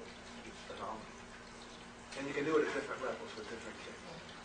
That's why it's rich. That's what I wanted, was to hear a response. I guess. So, are you going to continue with this? Are you going to do it? Yeah. Yeah, because I mean, this can make someone that's even just having a bad day feel great. You know? That's kind of it. It is, because when you think about it, it's like everything that you've explained to us gives meaning for our lives, for us as individuals, for everything that we see, everything that we do. It all comes back to the cycle, the flow, and just makes it so real, you know? It's like, I'm just happy that I was here. I mean, I was supposed to have a huge party today, and it got all rained out, and then, you know what I mean? So it's like, thank God I was here. I told you it was a blessing. It was. Your birthday? Yeah. Oh, happy Oh, Thursday. birthday. Happy birthday. So, I just think it's break it down. You can't explain it to people, you know. The concept of the flowing that you were showing us, you know, at the very basic beginning. And to me, that was the most important thing, just because it just showed how everything is connected, and it proves it. You know what I mean? Just proves it. Yeah, there's no point in warring when you're all connected, is there? You know, when you say, I feel somehow innately at home, even though I don't even pretend to understand the math and the hard part of it. But innately, I own it as soon as I see it, and I see the pattern that it just like starts to fit in all the right places, and I believe that we're all born with that goal, that drive to go home to whatever this knowledge is, to truly know God, the name of God, the love of God, and to relate that to everything we do,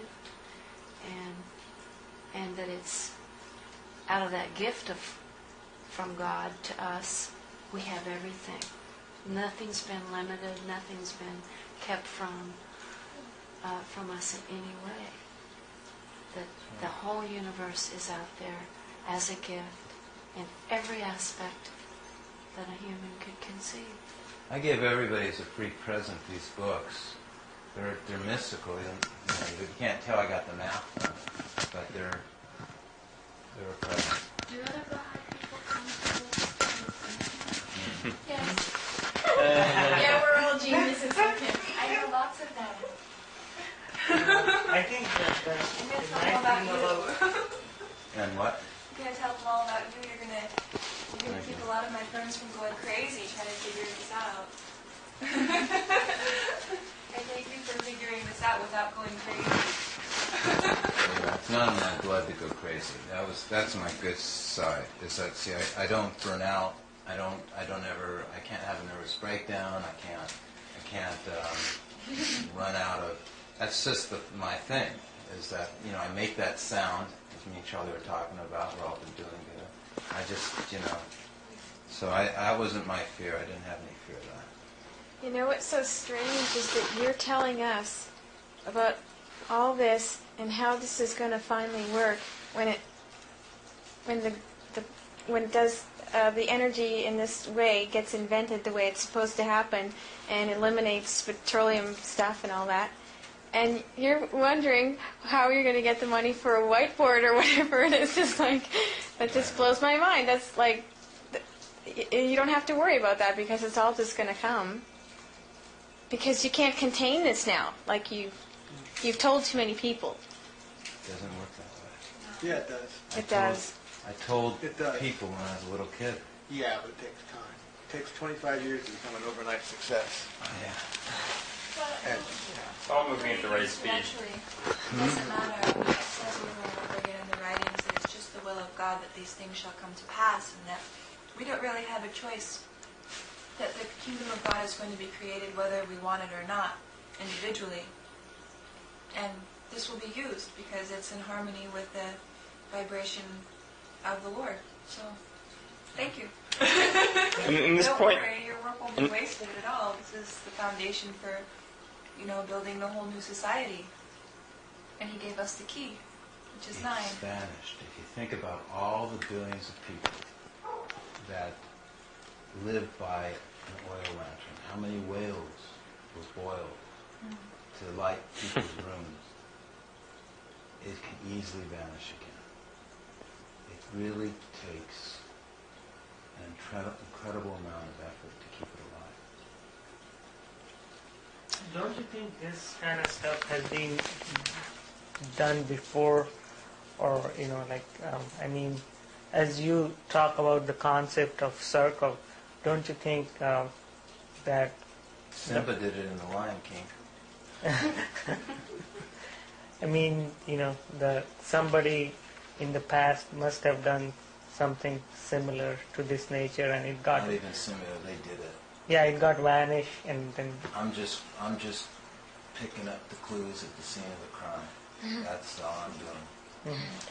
But at least, the great thing about your work is at least you're seeing the until now, the mysticism was like totally detached, from ordinary masses, Yeah. But now you are combining those two things together, Right.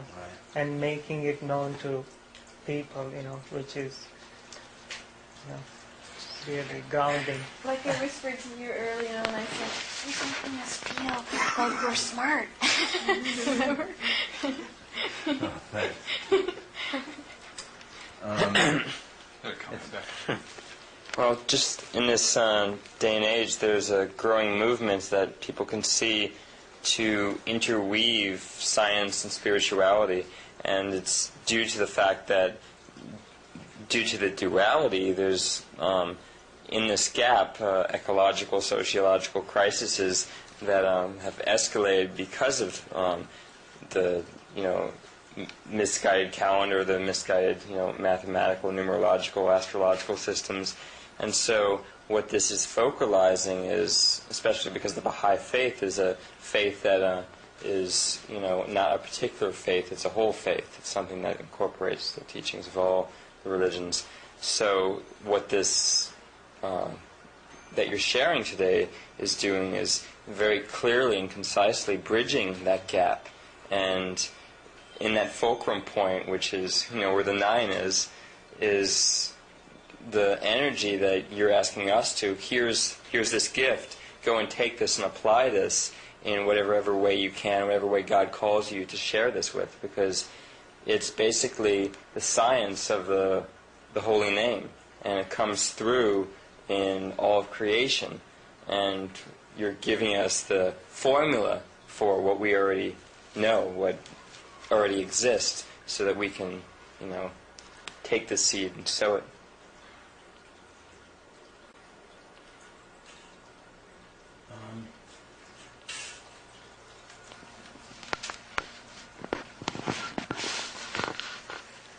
The real objective is so that when we get to the next season, the height of the outcomes of the spiritual and the world, that you will be able to function.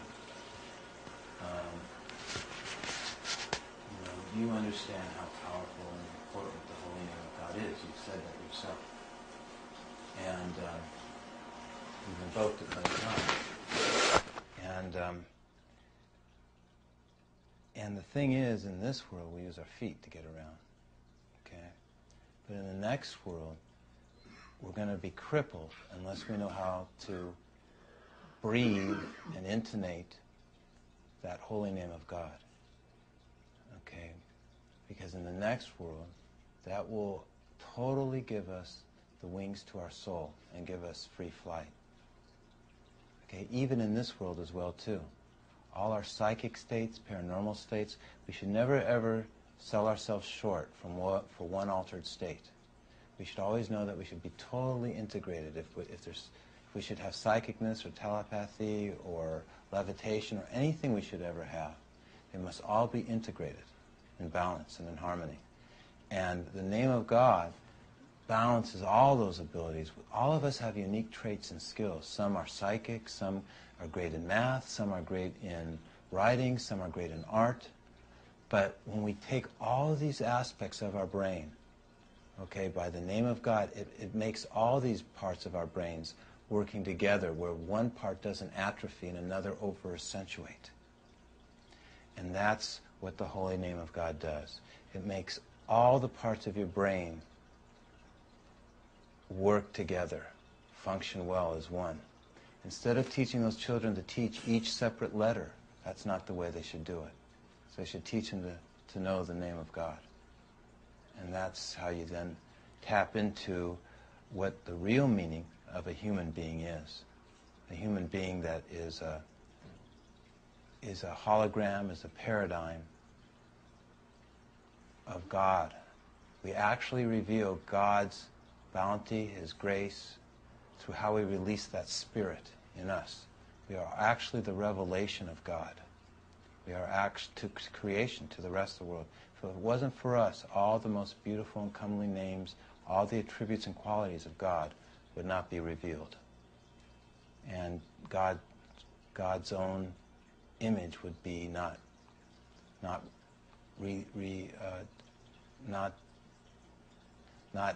distributed throughout the universe. Not reflected throughout the universe. Thanks. About this coil, if it doesn't have any resistance, why it only produces twice as much energy as It's much more. The reason is they're making out a filament strand and it's insulated. They're not doing it correctly. The next coils are supposed to be made out of glass, but it's very difficult for us to make them, and we're struggling, and it's expensive. And I've met with people to make them already, but they already tell me that it costs money to experiment. So this is a very slow process I'm going through. We're looking at months again, or years, before I get this off the ground, depending. Do you need some more investors? I know a couple millionaires you gotta meet. Yeah, I don't need the money, but the people who make this, I'm going through. We're looking at months again, or years, before I get this off the ground, depending. Do you need some more investors? I know a couple millionaires you gotta meet. Yeah, I don't need the money, but the people who make this, there are real bills that they won't work for free. If we can't find people who will donate their engineering skills, if we don't know engineers and talented people, then we have to hire people. But my first goal was for everybody just to contribute what their skill is. I've done it so far based on the no strings attached, free gift, participation type situation. If there's any investors that want to, I don't beg, I don't solicit for money at these talks, and I always continue to teach for free. But as long as they're not into it from the fact of return, let me put it this way. To keep them from being greedy about it, I won't promise them any money in return for whatever they invest. I won't make any, I won't try and lure them or entice them. If they want to make it without me, they can get my book. It cost me $40 to print this book. And they can make it on their own, and they can even omit me, okay, if that's their desire. But if they want to see it made with my resources and my skill, then this is what the book looks like. It's a big thing. Then yeah, I would definitely know where the money is most appropriately used, because all the people that I work with are very talented, very skilled. I also would compensate certain writers, certain artists. I would actually compensate Charlie and Judy because they're teachers. And I would actually offer them a publishing agreement, because I have a publisher, but he just wants the draft, the final product. I have a CD-ROM company, and I would actually ask them to produce teaching materials for schools. So you guys are the guys I'd use the money for. I'd pay you guys to do the work. So, me, I can live on without money. I'm okay, because I bought a new tent. And all you need is fruit, so. I need its fruit, yeah. But I'm going to go to Kmart and get another one, too. So I have two. That way I'm expanding Living room, bedroom. Okay. Just be like this. Thank you very much.